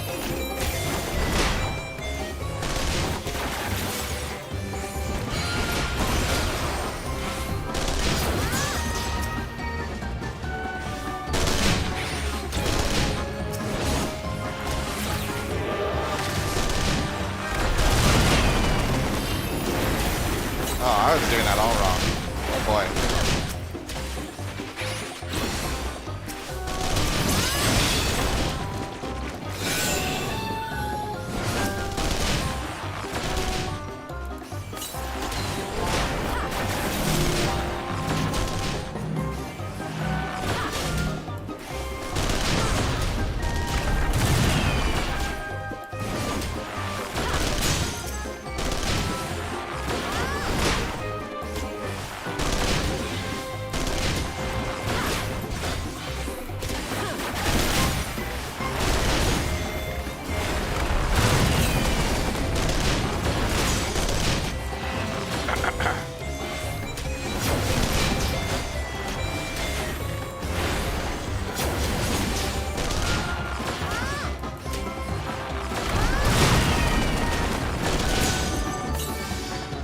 think it actually mattered which side I attacked from.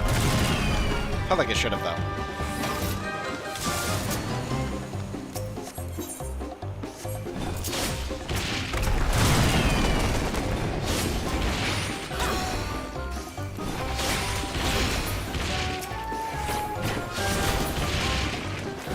How could they shatter the barrier? The artifact's power is absolute. Behold the power at my command.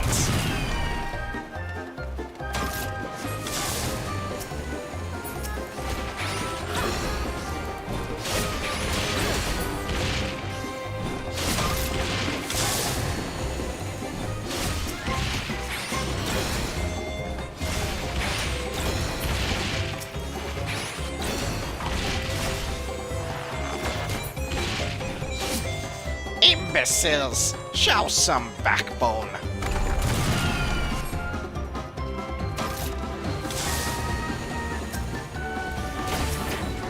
What are you waiting for? Destroy them!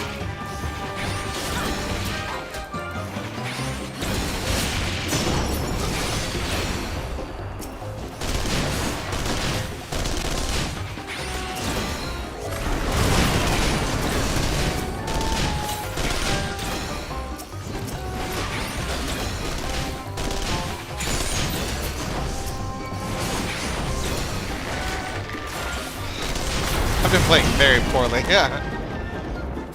Okay, just let me fight this guy already.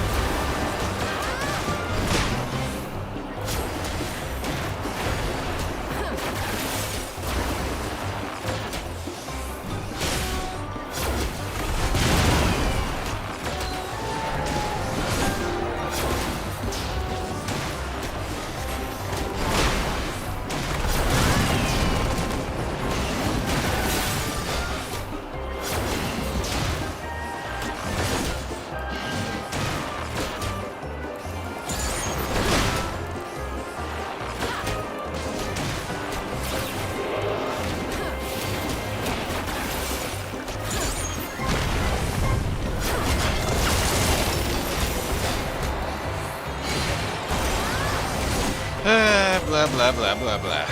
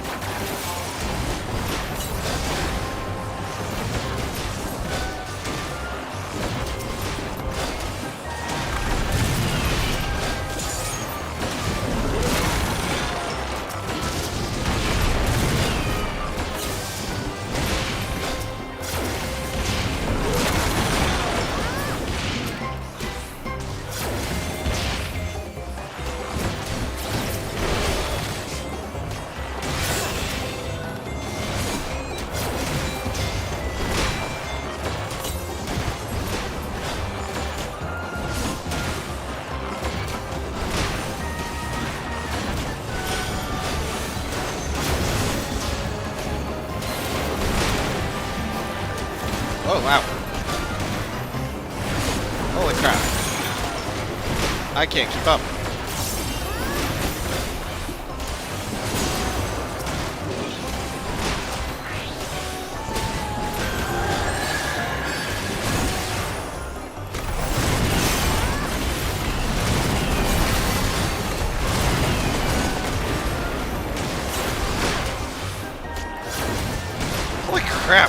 What did it just...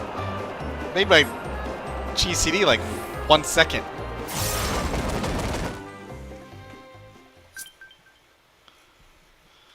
I can barely keep up with the standard speed.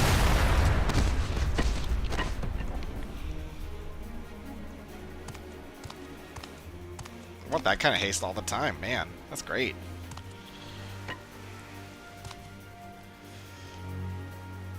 Although part has like way too much to... Man, I can only imagine doing that as a machinist. Oh, I wish I'd done that as a machinist. We got the vessel back, and it's still in one piece.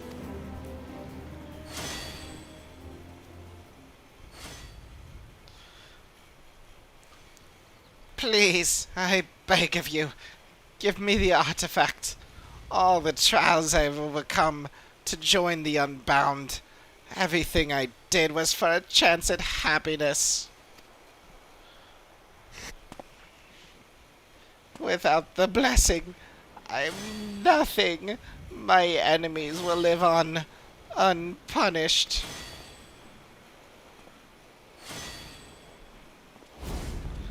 Enough. I've tried to reason with you, but it seems there's only one language you understand.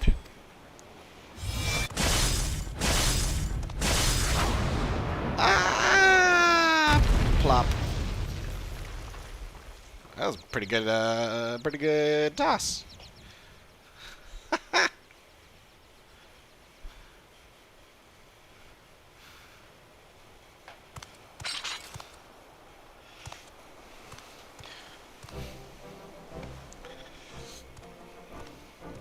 Are you alright?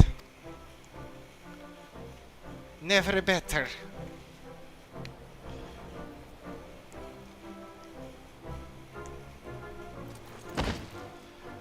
We surrender.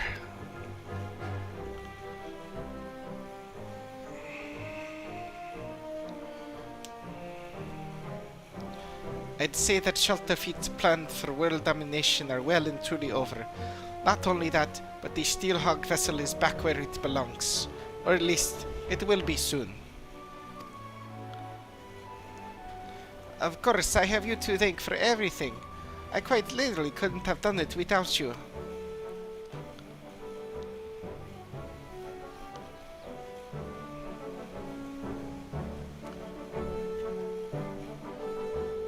Ba, ba, ba, ba. Good job, Regars. It's finally over.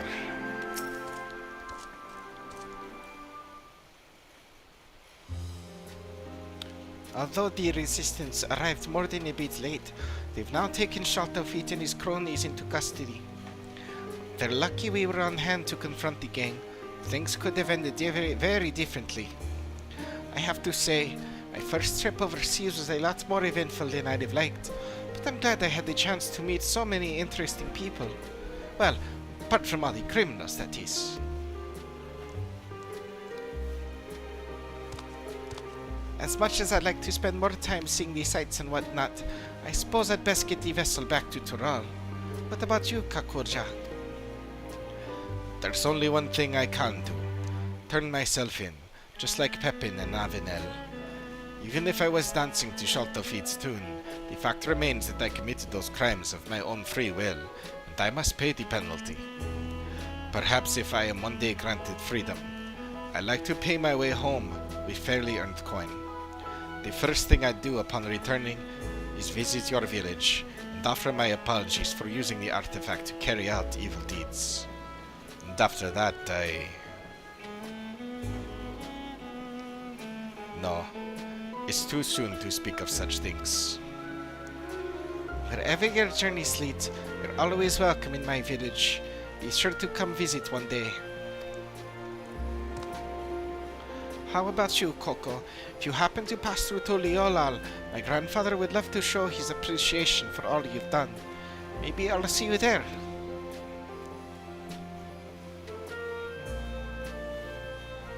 Uh-huh.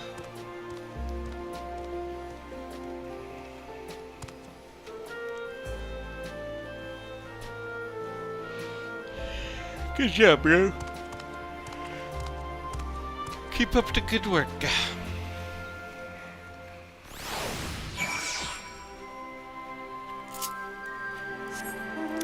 Let's see if we can get this over here. Triple giant card, maybe, while we're still in 10. I assume not, because seeing as Imperial Deserter, Triple Triad Challenge. Please, before you kill me, let me play a game of Triple Triad. You have a deck, do you not? Please, I beg you. Fallen Ace, that's it? Grenawad.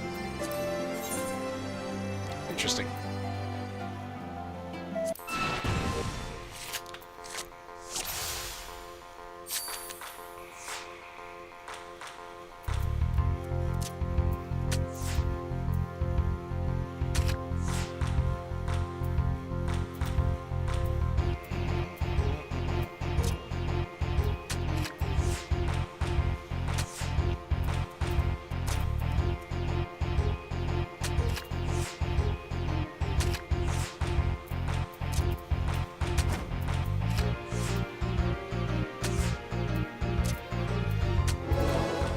Yay. Give me all your cards. Give me all your monies. I want all the things. Want all the things. Give me what you have that I don't have, that I want from you. Yes, yes, please.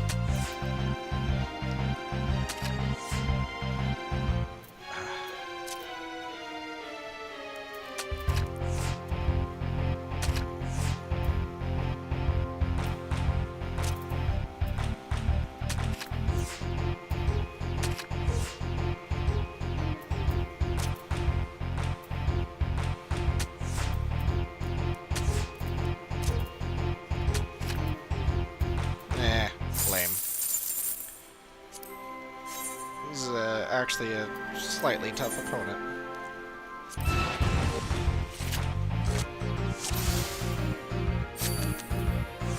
Ah, I keep going first. Oh, wow, wow.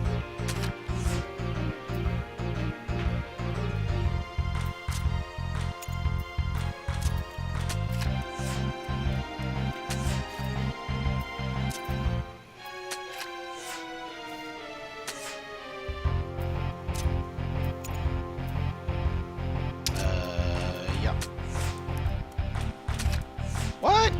What was that? Frickin' Yahtzee.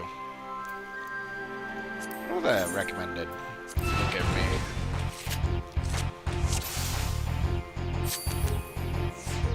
Not good enough.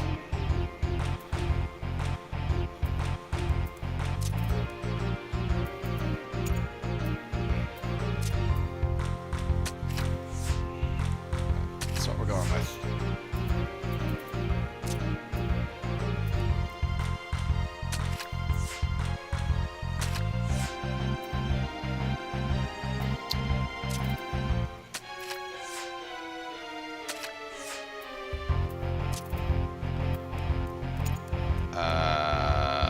Well, that's dumb.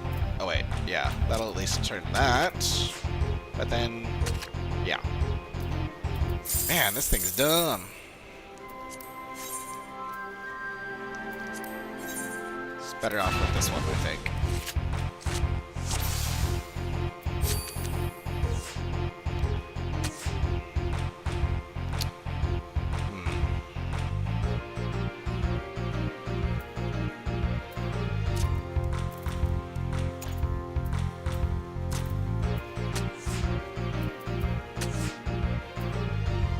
Perfect.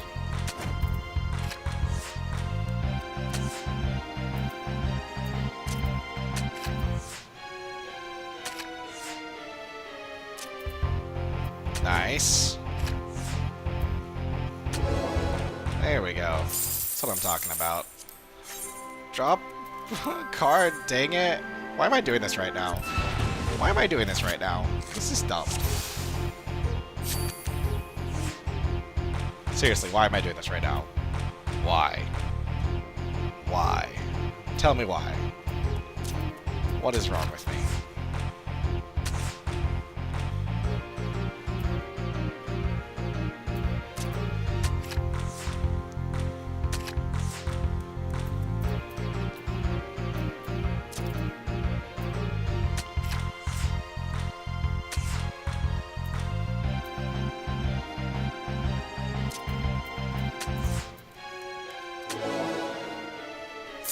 1.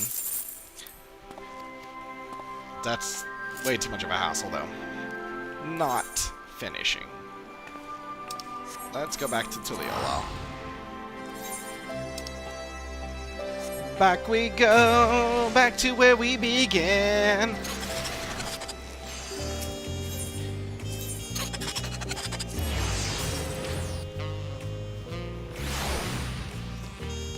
Okay, give me the stuff I want. Ugh. Hey, Rahulja, where is your granddaughter? Actually, where is your granddaughter? It's weird that she's not here, eh?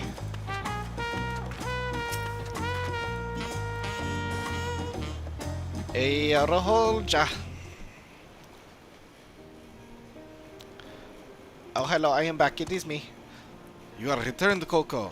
But pray tell, what has become of my granddaughter? Oh, she's all good. I figured she'd be here. Oh, she is. Why, I'm right here. We did it, grandfather. We took back the Steelhawk vessel. Yes, she's right here, see? See right there. There she is. My dear, what a relief it is to see you safe and well. Of course, I am glad you were able to retrieve the treasure, but even that cannot compare to the joy of seeing your smile once more. And to you, Coco, I must express the sincerest gratitude. No doubt we have you to thank for Sitolja's safe return. Not to mention that of the vessel as well.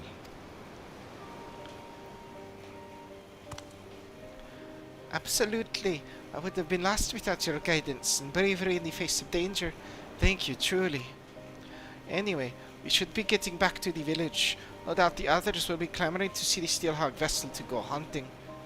I'll be coming back to Tuliolal at some point, so hopefully we'll run into each other again soon.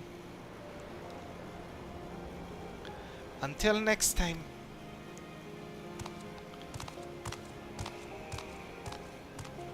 Okay, bye-bye, guys. I'll see you later. Have a good life. Yes, scamper away. Yes, also scamper away. And look off into the horizon. Not, I was gonna say sunset, but there is no sun to set. The mightiest shield. Wakahaha. Mightiest shield. I'm the mightiest shield. Or something. Alright, 2 down, 3 to go. Let's see, what do we want to do next? Maybe, I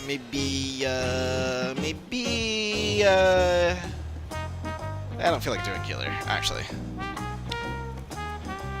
Not that eager to get mentor status back.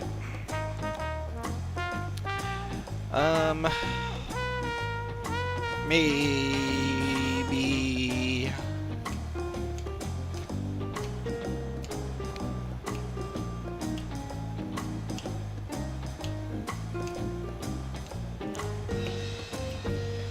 Well, that depends. What do I want to be able to die more? I like the summoner gear a lot. Quite a lot, actually.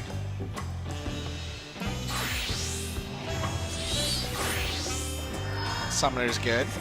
I mean, scholar, rather.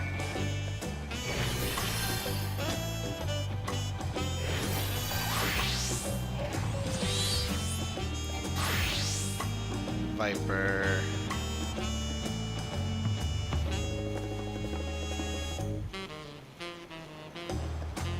I mean, Viper's pretty great. The color is boring, so yeah, let's do the Viper.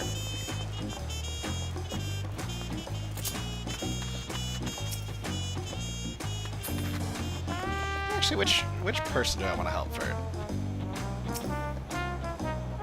Which one are you?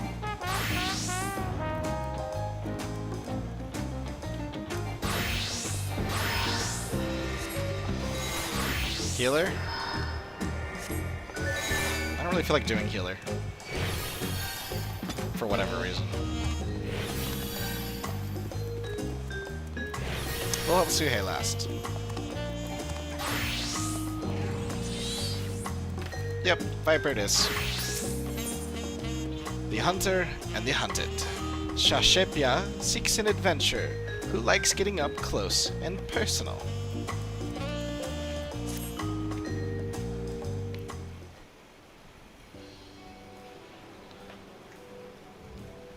Hello there. I take it you've spoken with Brooke Evu. Willing to lend a hand? I'm truly grateful.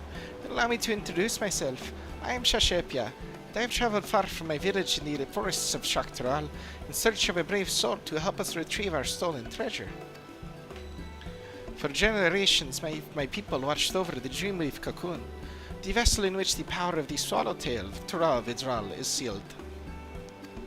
Before its ascension, the swallowtail warded off would-be predators by assuming the form of more threatening butterflies, poisonous ones, and the like, through its skill at mimicry. So it survived, day after day, summer after summer, until the dawn of its great new existence. It became capable of taking on the form of any creature which crossed its path. This fearsome power was sealed within the cocoon, and any who possess it command the self-same abilities. Indeed, the wielder too may assume the form of any manner of beast or man they've beheld. I'm a little, lost. Warded off would-be predators by assuming the form of more threatening butterflies. Oh. Until it could take on the form of anything. That's kind of cool. And you possessed it. Command the stuff in the builder may assume any form, manner, beast or man they've beheld. Yeah. Yet this mimicry is not limited to merely physical forms.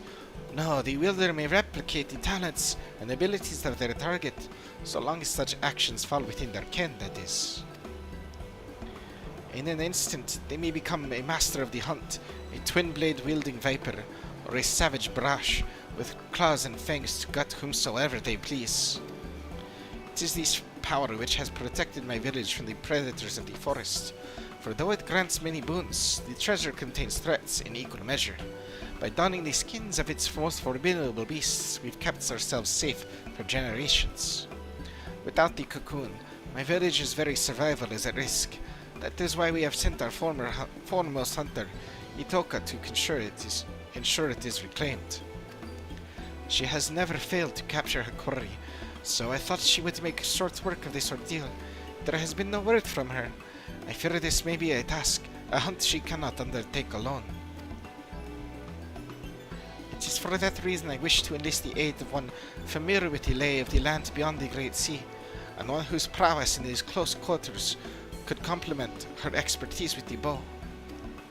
One of the villagers ran into the thief before he fled, and said he intended to use the cocoon's power in Kugane, which I understand is the name of a large settlement located far to the east. Please, for the sake of my home, set out for this eastern habitation, and assist Itoka with retrieving the cocoon. As long as you're clearly to cover my teleportation expenses.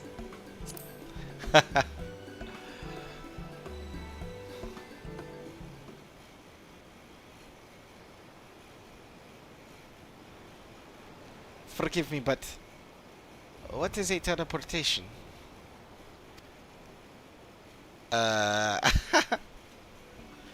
Well, if it is a required expense, rest assured Itoka will compensate you for it.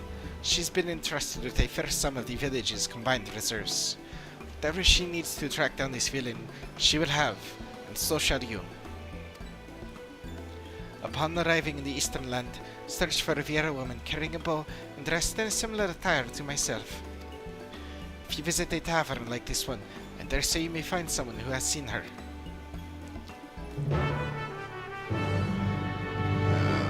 Regrettably, I don't think I'll have time to finish this whole quest line. Would be nice though. Once you've arrived in the eastern habitation, travel to a tavern such as this, and ask if anyone has seen a woman matching Itoka's description. When you have found her, ask that you lend her your strength. Kugane.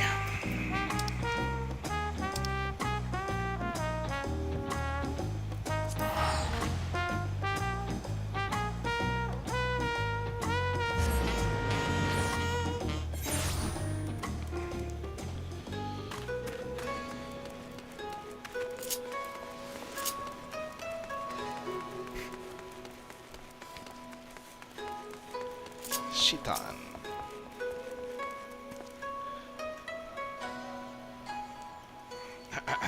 Welcome to the Shiokaze History. How may I serve you?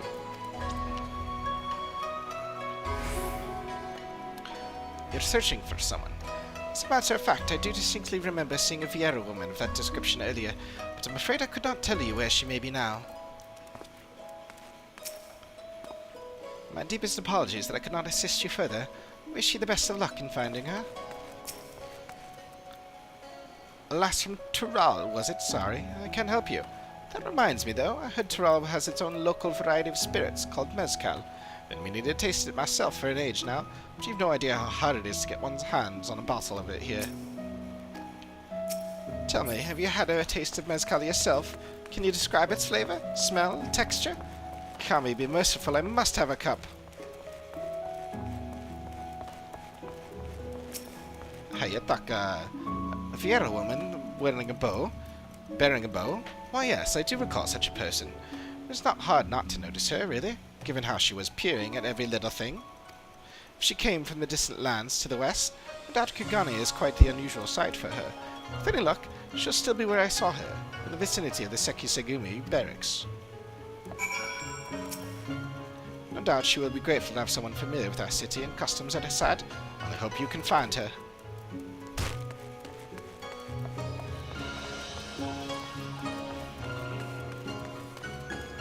It is interesting that while we did liberate Doma, we did that across the sea. It didn't really involve Kugane. So they don't really know us here, do they? Oh, this is literally just right up here.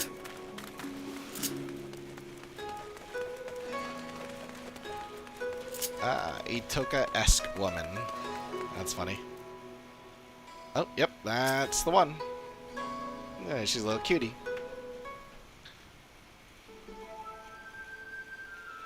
Ah, this city is simply too large for me to cover alone. Perhaps it's time I returned home. Hello.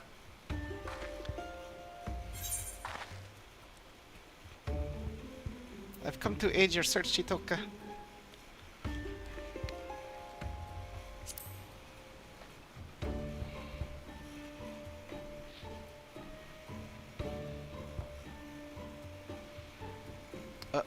Oh, is that right? I'm grateful, but why?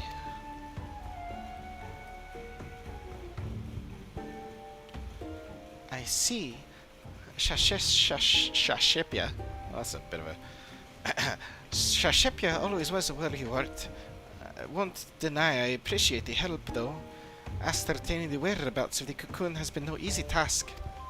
I managed to secure a room and board in this lodging after arriving at Kugane, and I've been using it as a base to track down the thief ever since.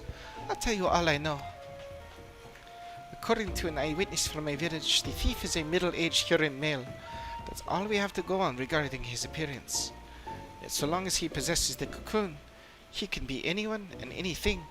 An elderly woman traipsing along the street, a child throwing a ball, mayhap even the dog chasing after it.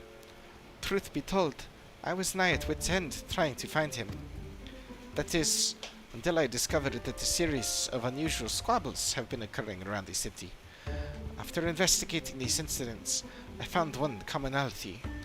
The instigator in each case invariably had no recollection of the incident, let alone of inciting it.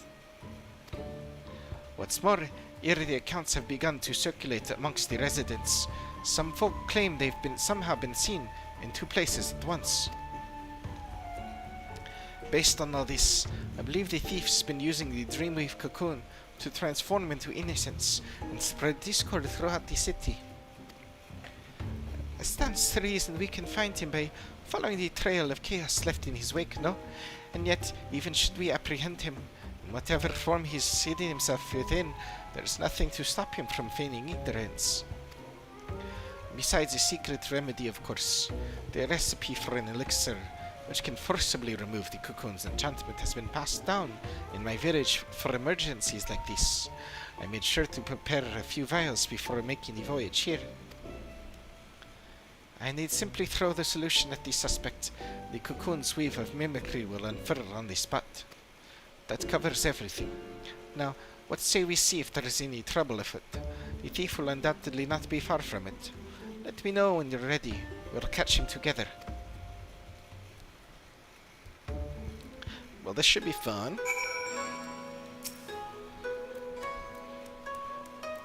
Ready to set off then? Perfect. I say we begin our search within the markets. I recall a great number of people gathering in the Rakusa district. I believe it was called. Okay. Rare are the days my people leave the shelter and bounty found beneath the forest boughs. I was speechless when I first laid eyes on Tuliolal, a city with as many people as trees in the forest, and Kugani is no less dense. Alright. Come on, kitty, let's get this guy. Why aren't you jumping? To think that all of this was wrought by mortal hands. Remarkable. My people have ever lived in harmony with nature, but that doesn't mean we condemn the ways of those who choose otherwise. In fact, in the brief time we've been exposed to settlements like this, I've come to see such places have their merits too.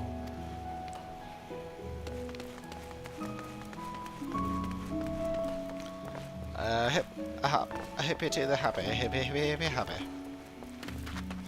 A point of interest.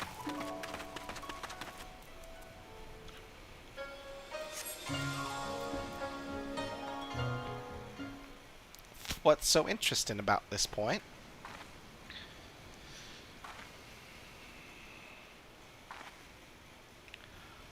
Look, you thieving whore, son, I told you this isn't enough.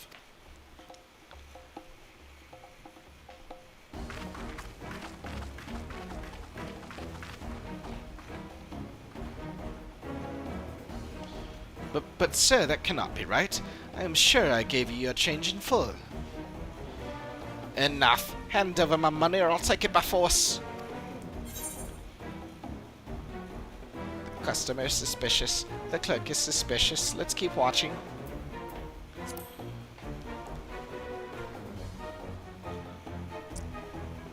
But isn't it obvious?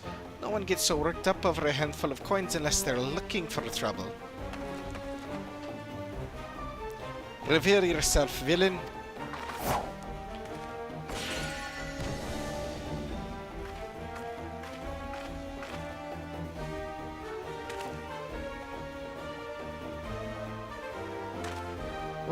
What in the blazes do you think you're doing?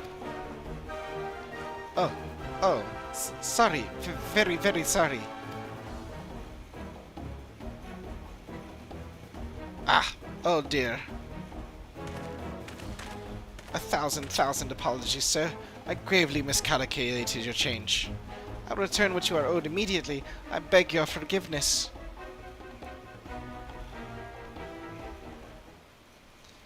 Well, she's a bit, quick to pull the trigger.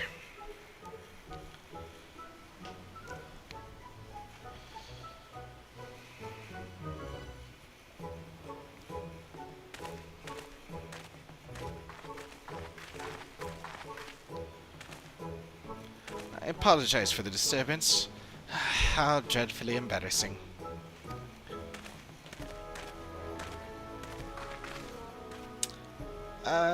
Well, a hunter doesn't quit after a single arrow misses its mark. Best not dwell on what's done, and instead focus on our next course of action. Let's see how things fare on Kuganidori.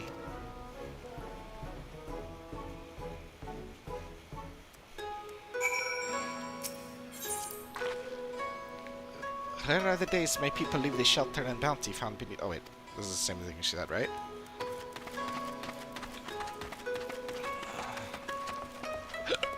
Let us go quicker, you're too slow. Is this same discussion we already had? Yep. Well, we're gonna go over here, have another one. Come, let us talk. can't believe how impossibly vast it is. My jaw dropped when I first saw it. I could hardly fathom where the horizon ended and the sea began. Before arriving in Tuliolal, I'd imagined the sea to be merely a larger, saltier body of water than the lake back home. There we would race from shore to shore. To attempt the same here, I fear, would have fatal results. I mean, yeah. I should think so.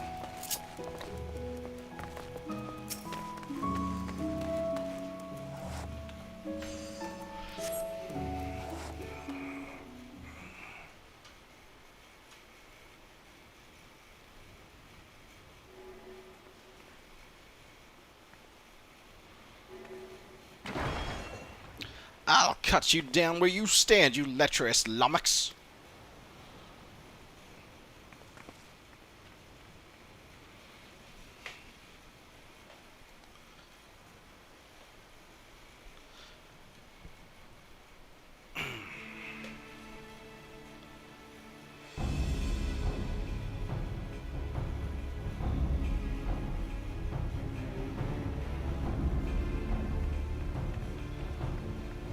What's going on here? What is going on here? That's what I said. The big bloke yonder allegedly laid his hands on that grizzled fella's woman. Afraid this may come to blows. Calm yourself, man. I have not done what she claims. You dared add insult to injury by calling her a liar? Ignore him. I told you, that pig defiled me. Cut him down this instant. There is no truth to her words. Wherefore does she spout such rubbish?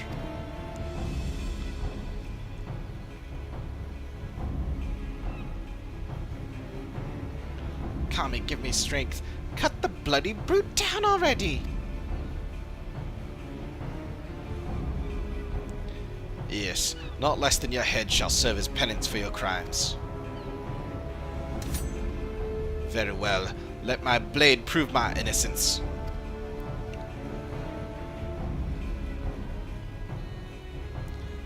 It's her, right?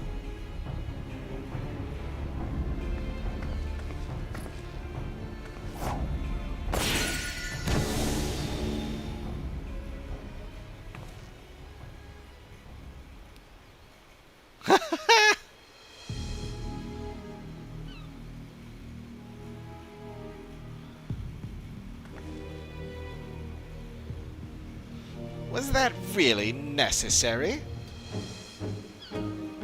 No matter, I was growing weary of this pretty petty farce. It's time I moved on to bigger and better things.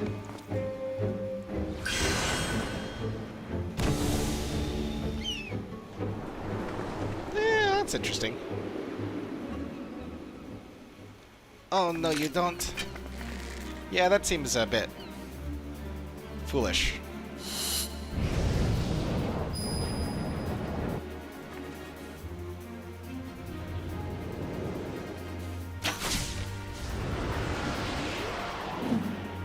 And she missed.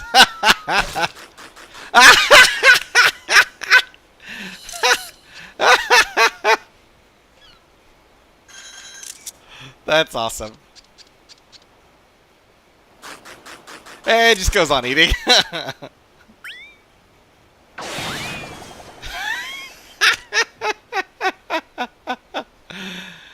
Oh, that's great.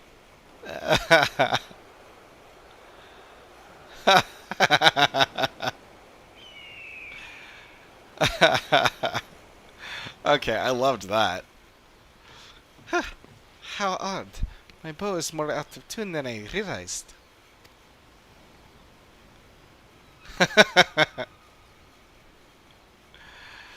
Oh man, that's too good.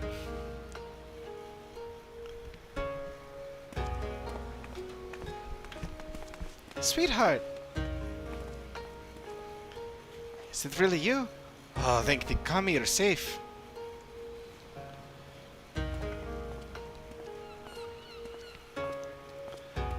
found her lying unconscious in a nearby alleyway. She could only vaguely recall being attacked from behind before losing unconsciousness. So the villain knocked her out before assuming her visage in a ploy to deceive her husband. I fell for the deception like a complete and utter fool. I do not even know how to begin to make amends. There are no amends to be made. You simply acted as any husband would. Due to your involvement, this matter was resolved without bloodshed. The Seki Segumi thank you. It is regrettable, however, that the villain managed to escape. A criminal who can change their shape at will is exceedingly dangerous. Know that the Seki Segumi will alert the populace to this menace, and remain vigilant for any suspicious activity in the city.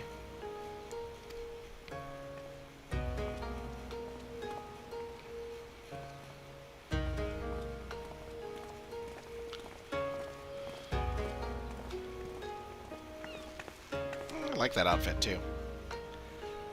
Let's return to my lodgings. I'd like to go over where we stand with our elusive quarry.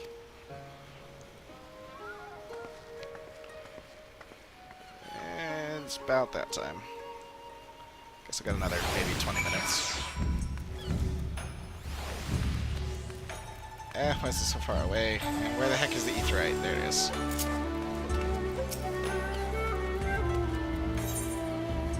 Sekigumi Barracks. Itoka. Yeah, Itoka. Toka.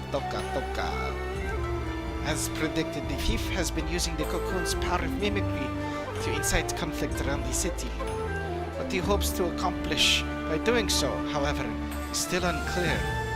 And so long as he has this power, our sole means of tracking him remains the havoc left in his wake. A trying trail for any hunter, but I'm heartened to have a warrior like you beside me as I dreaded. We'll catch him together, and when we do, we'll mete out the justice he deserves, Coco. Oh, not as a hunter. Or viper, rather. Yeah, samurai, right? Why not?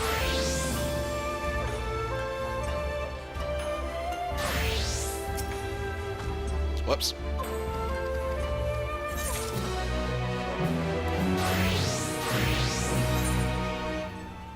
And seeing as that's the only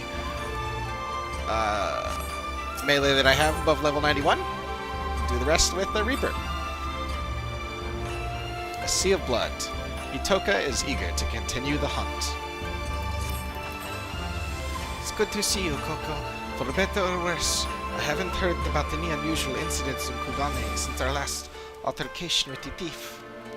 There may be a reason for that. Do you remember when he claimed he was moving on to bigger and better things?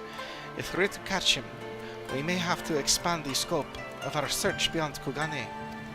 Yet he traveled all the way from Kural to this eastern land for a reason. I can't imagine he'd go too far. Do you know of any other settlements nearby? Ruby Sea is dotted with settlements.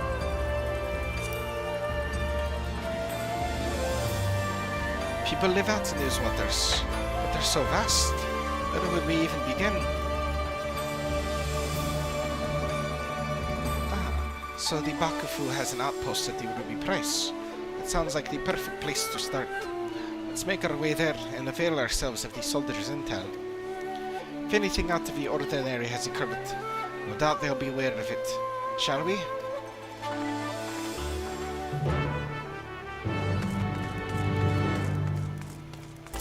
Is that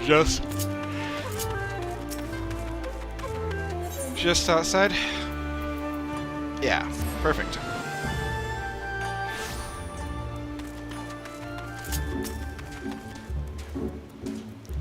Hello, friend. Tell us things.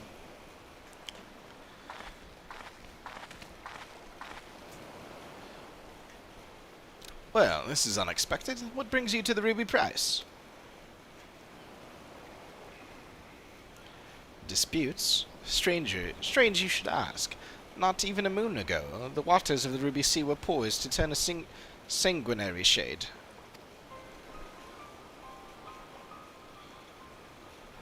Please, tell us everything. A Confederate skiff approached the Ruby Price without authorization. Its occupant began hurling insult after insult in an obvious attempt to provoke us. We did not succumb to the provocations, however. After warning the vessel we'd fire if they drew in closer, they withdrew without a word. However, should they attempt to provoke us again, we will not display the same level of restraint, and the roar of our cannon shall signal their comrades to rally in full force. The waters will flow red. Of that there can be no doubt. Tensions run high. Not like this has ever occurred.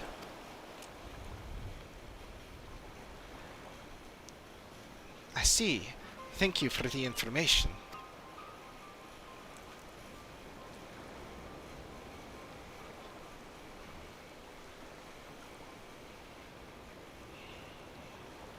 Might we speak privately?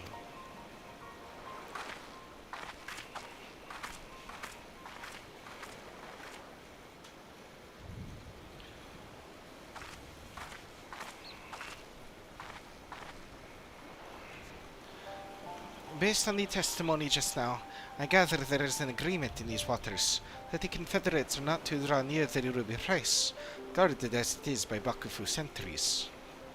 If that's the case, then as the soldier stated, I can only conclude that the vessel earlier was attempting to incite a dispute between the two factions, which fits the modus operandi of our quarry, wouldn't you say? Perhaps it was he who sailed here under the banner of the Confederates. Whatever the case may be, we have nothing but conjecture. We'll need solid evidence before we can alert the soldiers here to this threat. I doubt they'll heed our warnings otherwise. First, we need to verify if any members of the Confederacy actually approached the Ruby Price. Do you know where their base of operations can be found? Sure do. It's just across the way.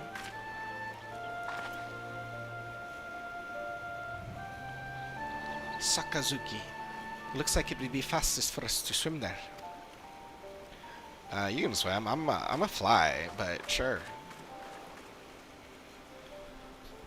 Oh, unless you're gonna take me straight there, then, you know, who cares? Come on, just put me there.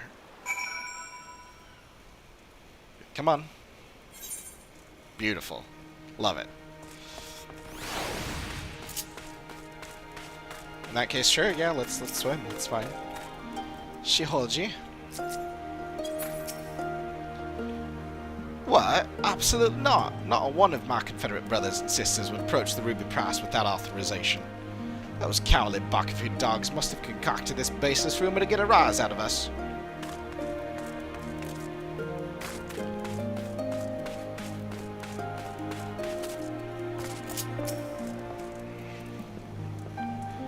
The soldiers at the Ruby Price said that, did they?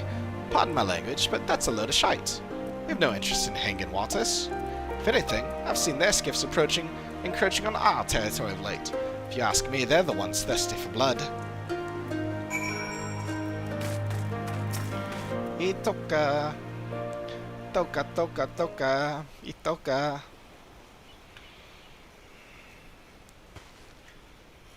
There you are, Coco. Listen to what this person has to say. The situation is more grave than we thought. I'm thankful you came, but not a moment too soon. Captain Rasho ain't been acting himself, you see. Normally where he goes, Tansui goes, but not today. He showed up just early about his lonesome, in order to gather as many heads as able to join him on the Isle of Becchio to attend some pressing business. Normally I'd oblige the captain without a moment's hesitation, but I had a feeling something weren't right, so I asked him what manner of business. We're gonna set the Ruby Price ablaze, he says. The bloody Ruby Price. Tried speaking some sense into him, but he weren't a man to listen. Walked off saying he has no need of craven bastards like me. Look, I don't know what's gotten into the captain, but it can't be anything good. Please go to the Isle of Becco and stop him and me comrades before it's too late. This Rasho acting strange can't be a coincidence. We need to get to that island and quickly. Do you know the way?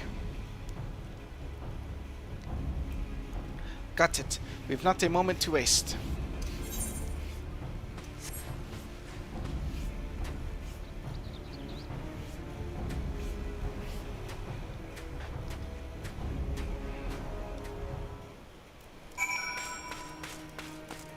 Oh, I'm so tempted to go do that too.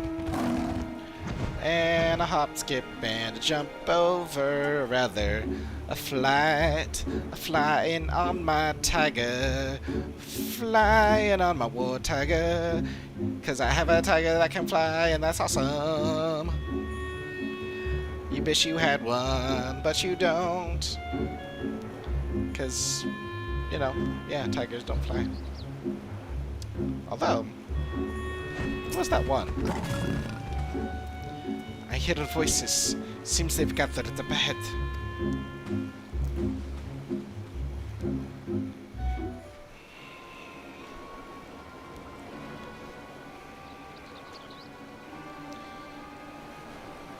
Those scum think they can encroach on our territory and get away with it. I'll be damned if we let them. Tonight we lay siege to the ruby price and seize it for ourselves. But are you sure? If we do this, we won't just be starting a battle, we'll be starting a war. You've been acting strange, Captain. What's gotten into you? Silence! I didn't ask for your bloody opinion. Those lying dogs claimed it was us breaching the agreement. I say we give the bastards what they deserve. I don't know about that. You are not welcome here. Begone if you value your lives. You're a terrible actor.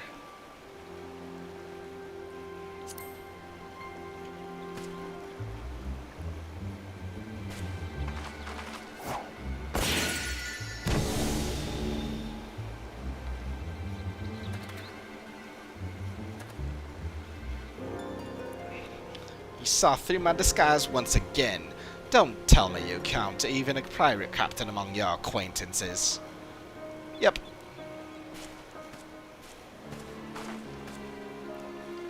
What are you trying to accomplish? Why incite such conflict wherever you go? Why, sorry to disappoint you, but contrary to the passage of the Unbound's prattling about freeing the world from the tyranny of government, I have no grand designs. I wish merely for everyone to show their true faces. Folk love to put on airs of sophistication and virtue, but push them towards the edge, and their masks slip off to reveal the monsters underneath. They'll go for their neighbor's jugular to save their own skin. You've seen it for yourselves. That's quite the spectacle.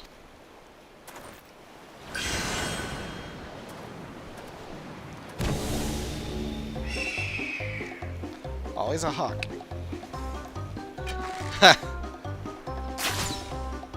And...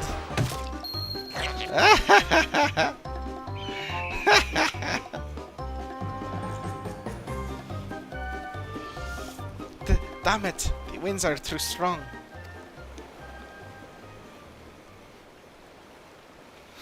Are they? Or are you just bat shot? I mean, to be fair, that would be a, like, impressive shot for anyone to hit, and, you know, getting that close is already pretty good, but... A man of 1,000 faces, a true menace indeed. We'll return to Onokoro forthwith to alert the captain. Rest assured the Confederacy will be keeping a close watch over the Ruby Sea. I didn't think for a moment he was an imposter, and the lies he spouted about the buck of his soldiers were enough to make my blood boil. To think what would have happened had you not been here to stop us. Kami bless you.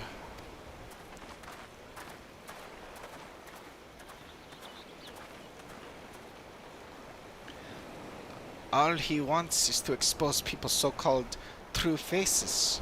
That he would use the cocoon for such a petty cause. Unthinkable. Let's return to Kugane for the time being.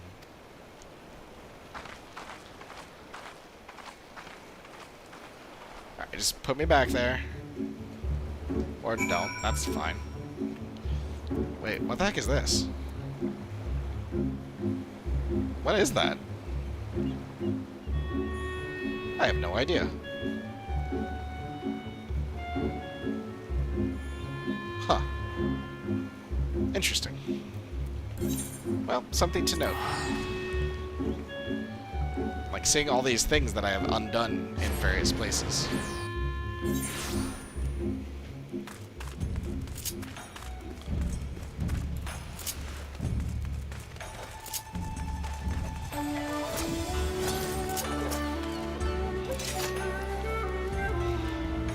Damn it all.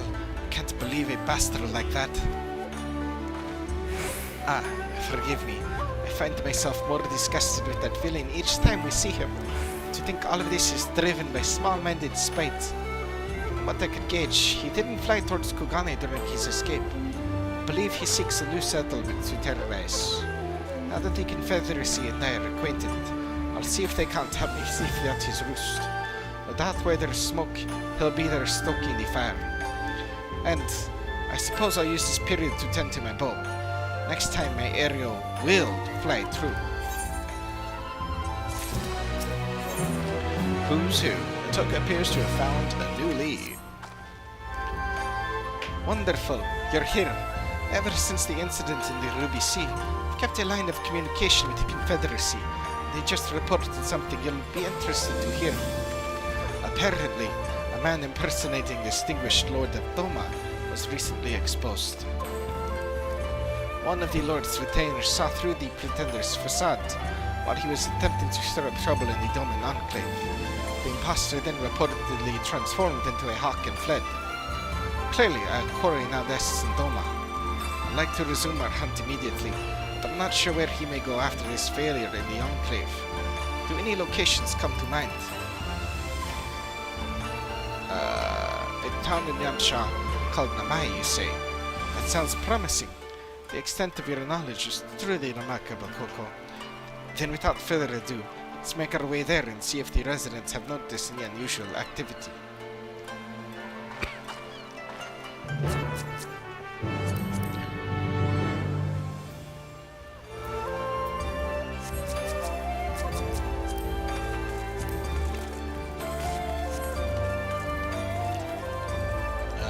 Let's see.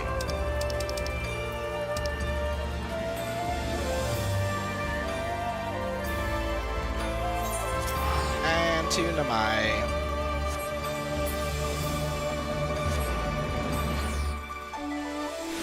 Alright. I can at least get one more quest done. Get close. Miyake. Have there been any quarrels of late? No, why, yes, actually. Just the other day, the two of us were at each other's throats over persimmon. She was only supposed to eat half, but she went and gobbled the whole thing. In the end, she purchased this one by way of apology, so I let bygones be bygones. What's that? This isn't the sort of quarrel you're speaking of. Then what sort of quarrels were you inquiring about?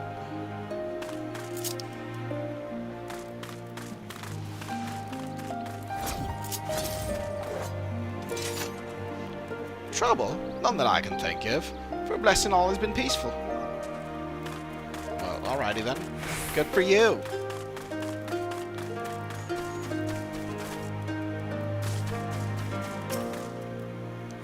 Jimmy, tell me you have more for me. By the Kami's grace, our quaint village has not seen strife since the Imperials were ousted. There has been news, however, of a man impersonating Lord Hien at the Enclave. As I am told, when Lord Hien voiced intentions to invade Nagsha, all present grew wary of the individual. None more so than Lady Yugiri, who saw through the farce immediately. And after he is exposed, the villain fled the scene without haste. Unfortunately, efforts to find him have not been borne fruit. Well, then let's go to the Enclave. Which is perfect, because while I'm there, I can sell some stuff. Oh.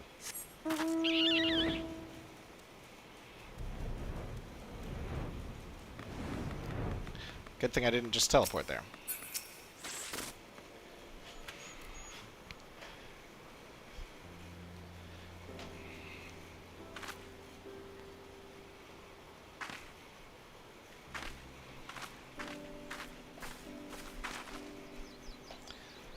None of the residents I spoke with reported anything out of the ordinary.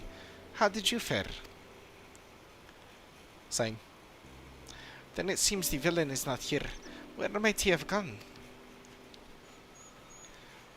Well, why don't we talk to people in the Enclave and see if they have any clues? Huh? What are you doing here?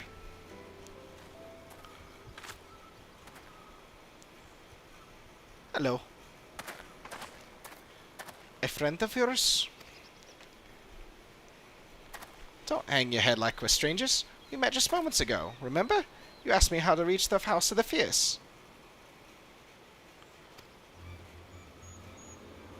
Oh! Good grief, lass, you're lost, aren't you? I can understand your embarrassment, but I'll tell you the way again. Listen carefully now. Follow the descended paths leading north out of the village until you see a small pond, and simply dive in and swim. The House of the Fierce will be on the other side. Well, I think we know where we're going. Could he have impersonated you this time? This doesn't bode well. We must hurry. Much obliged, sir.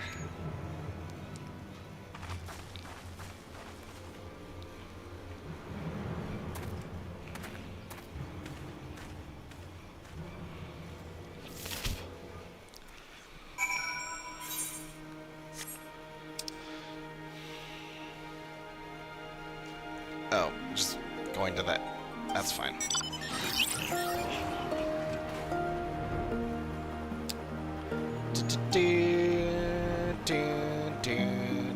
Itoka. Just how far must we swim to reach this place? I dare say my days spent in the lakes back home are about to come in handy.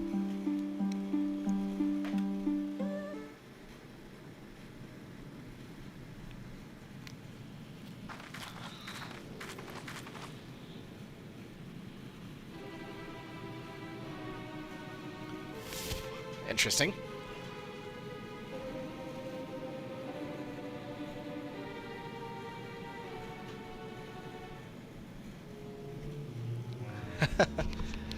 My friends, it's come to my attention that the Han of the Azim Steppes' mighty Oranir tribe conspires in the shadows to invade Doma. What? We must not give them the chance. Invasion would mean all-out war. There's only one solution. Under the cover of darkness, you must assassinate the Han. Only with his death can this crisis be averted. Yeah. They grow wary. Perhaps I should observe my targets more carefully. With all due respect, these allegations must be brought before Lord Hien. It is imperative we receive his instruction before acting. That would be playing right into Oranir's hands. After all, an impostor disguised as Lord Hien was but recently exposed. An Oranir spy, there can be no question. Yet the spy has fled, their whereabouts unknown. They could be anyone and anywhere, weaving new schemes even as we speak. Decisive action must be taken. That is why I came to you. So the impersonation of Lord Hien was but a part of the Oranir's grand scheme. Well, why would those who fought alongside us for Doma's liberation conspire to invade? Forgive me, but you do not seem yourself, Coco. Something isn't right. Because I am desperate. Shadow looms over Doma, and only with your help can I cast away its dark pall. Please, lend me your strength. Our honored friend Coco risked life and limb to see Doma free. Yet you address her with suspicion and doubt. She says we must act first to prevent greater bloodshed, then we must act. It's true that she has never led us astray. Brothers and sisters, let us join hands with Coco once more to drive back this shadow rising over Doma. Come on, guys. You know me better than that.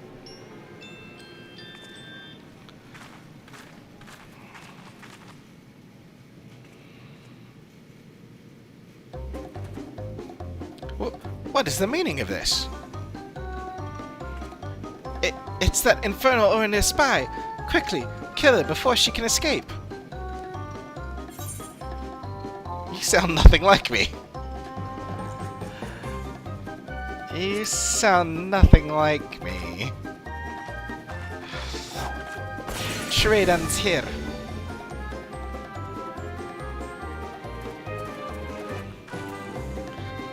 It's you. Such persistent vermin.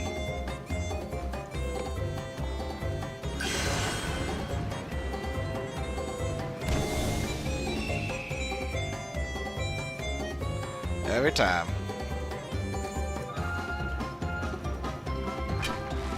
You're not getting away this time.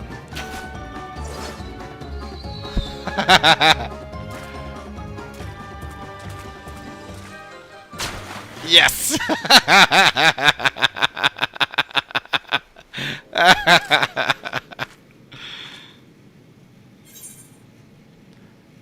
Are you truly the foremost hunter of your village? Problem appears to be your aim, not the bow.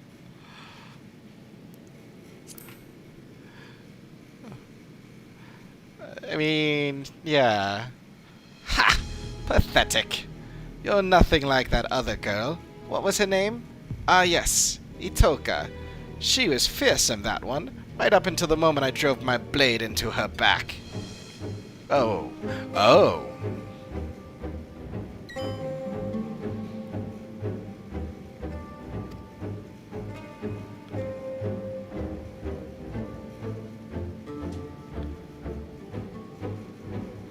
What is this? Don't tell me you've been masquerading around as Itoka herself. After all, that would make you no better than me. Hiding behind the name of another won't erase the blame you bear for everything that happened.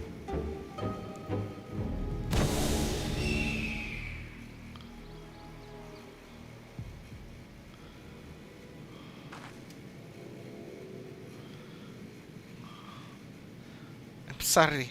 I swear I'll explain everything to you later. For now, we should apprise these men and women of the situation.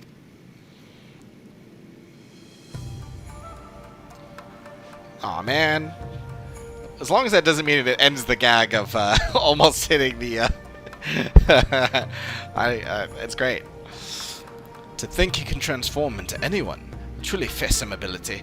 I shall alert Lord Hien to this threat immediately. Rest assured that all of Doma will be on the alert. I was completely fooled, with no words to express my shame. Upon speaking with you again, I realized that though the imposter assumed your guise, he had neither your spirit nor your grace. Forgive me, I will not fall for such a farce again.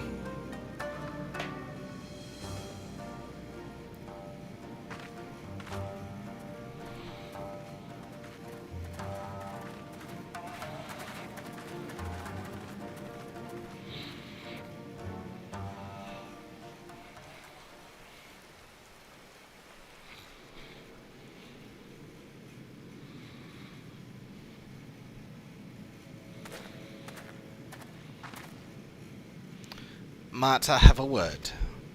The man impersonating you earlier, I'd recognize his face anywhere. Without a doubt, he is Samadare, a childhood friend. You know him. Please, you must tell us everything. I have known Samadare nearly my entire life. We learned the shinobi arts together, you see. Roughly 25 years ago, we engaged in our first battle as proud ninja, defending Doma against the Empire's invasion. With every fiber in our body, we met their mighty magitech with nimble ninjutsu. As if moved by our resolve, the mighty auspice and guardian of Doma, Tamamo Gozen, appeared on the field of battle to aid our cause.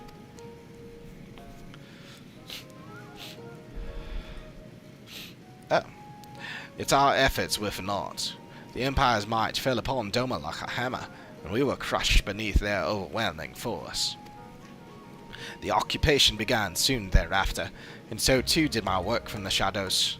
While I devoted myself to resisting the Empire in secret, Samidare was conscripted to their army, and forced to become an Imperial spy.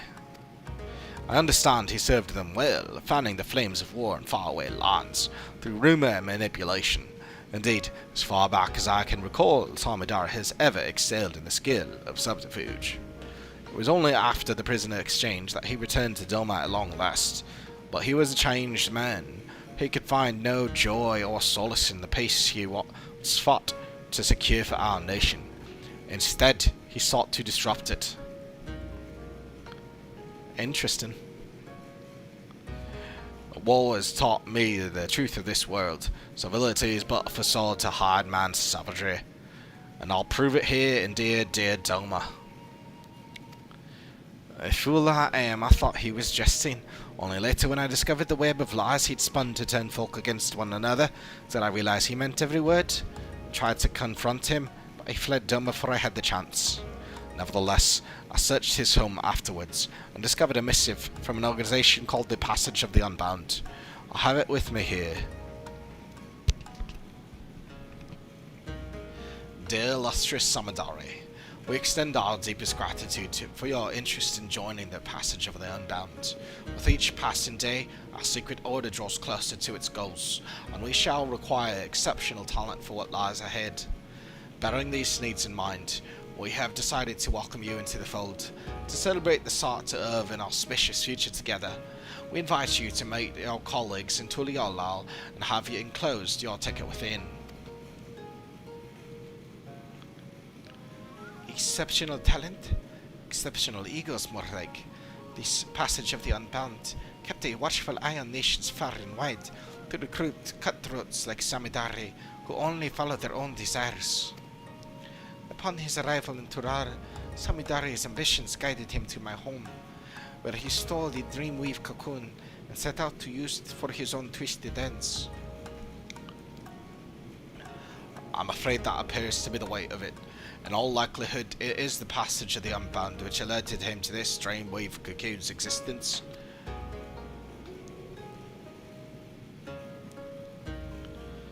Today, Samadari attempted to incite war between Doma and the Azim Steppe, but we're in the face of our dearest ally, you. Your timely appearance prevented the worst from happening. So long as he can alter his form and face at will, who can say what tomorrow may bring? His years as a secret operative may have made him a master at reading people. Should he decide to study his target before taking their form, I fear his schemes may not be discovered until it's already too late. Please be careful, and may the Kami bless and keep you.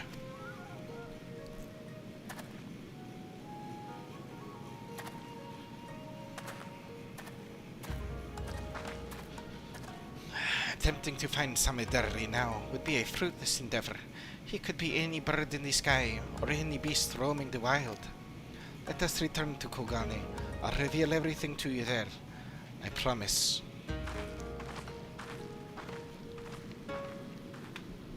Okay.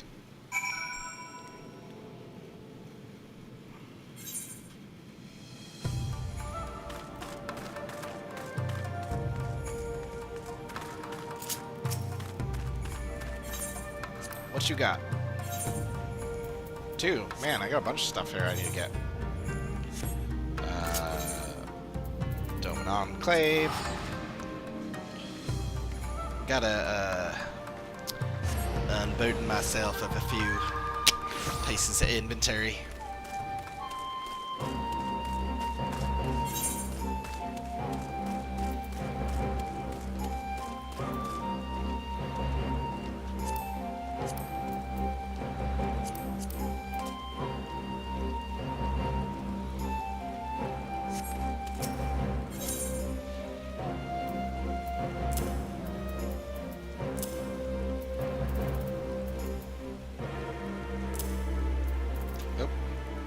That one.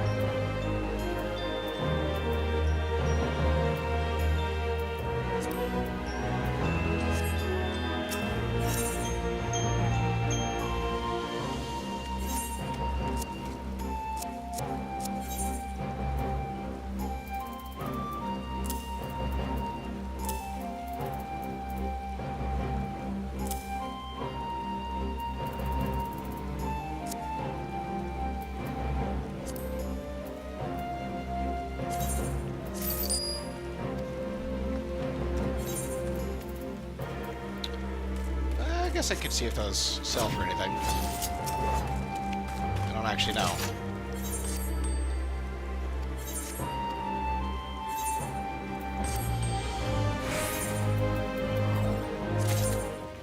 that's not what I meant to do.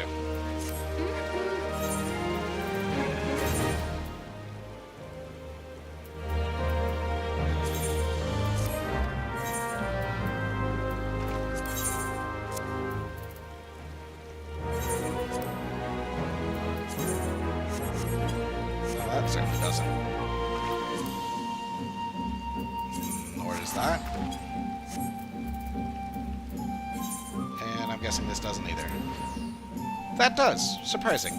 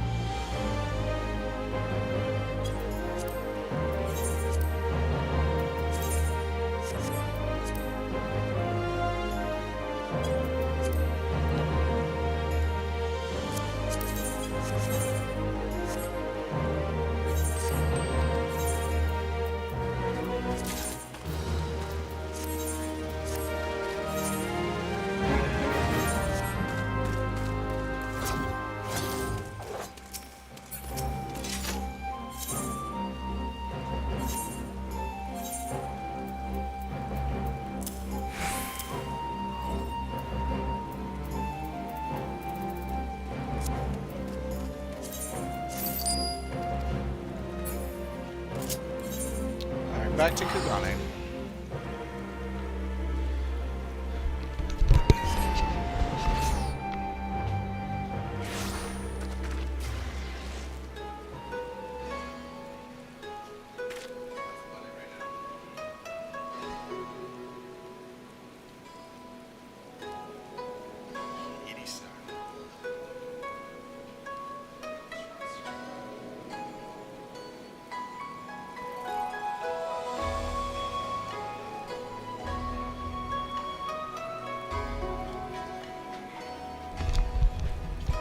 Alright, this is pretty good timing. We'll just turn this in, and then call it for the afternoon.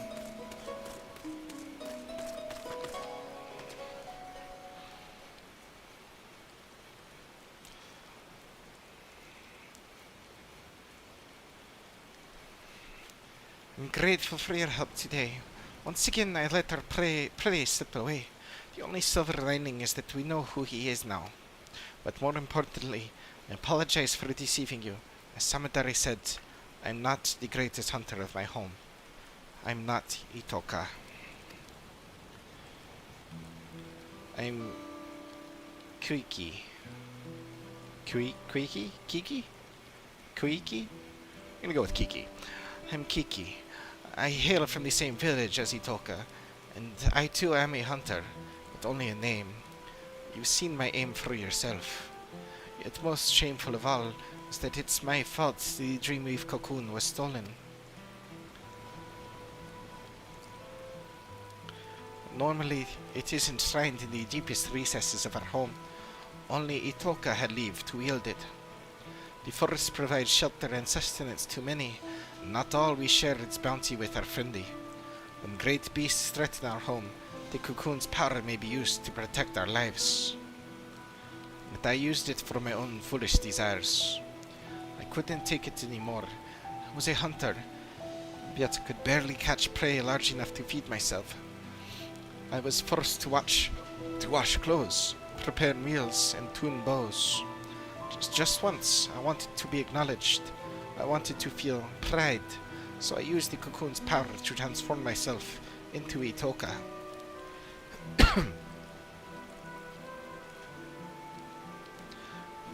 With her dexterity and finesse, I finally caught prey befitting a true hunter. And as I carried my prize home, he appeared.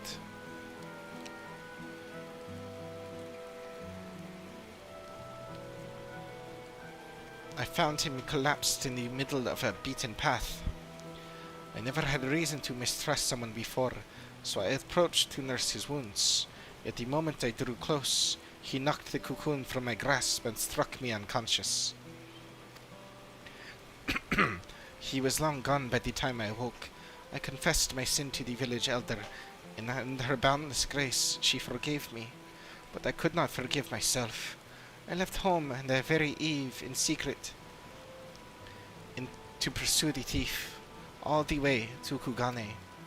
After several days of fruitlessly scouring the city, who should I see but Itoka? As our most exceptional hunter, it came as no surprise the elder had charged her with recovering the cocoon.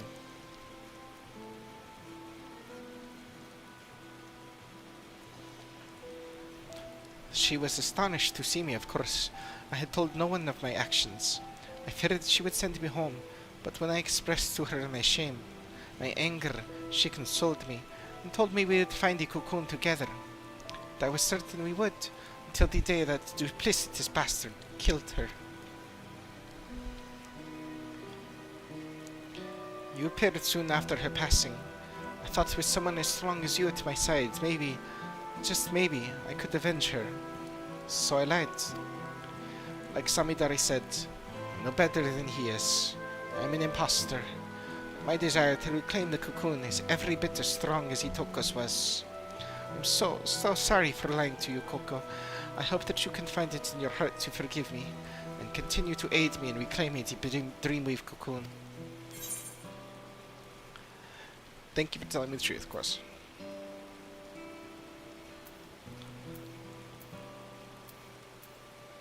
I had my suspicions, but I also had faith in you, and it's been rewarded.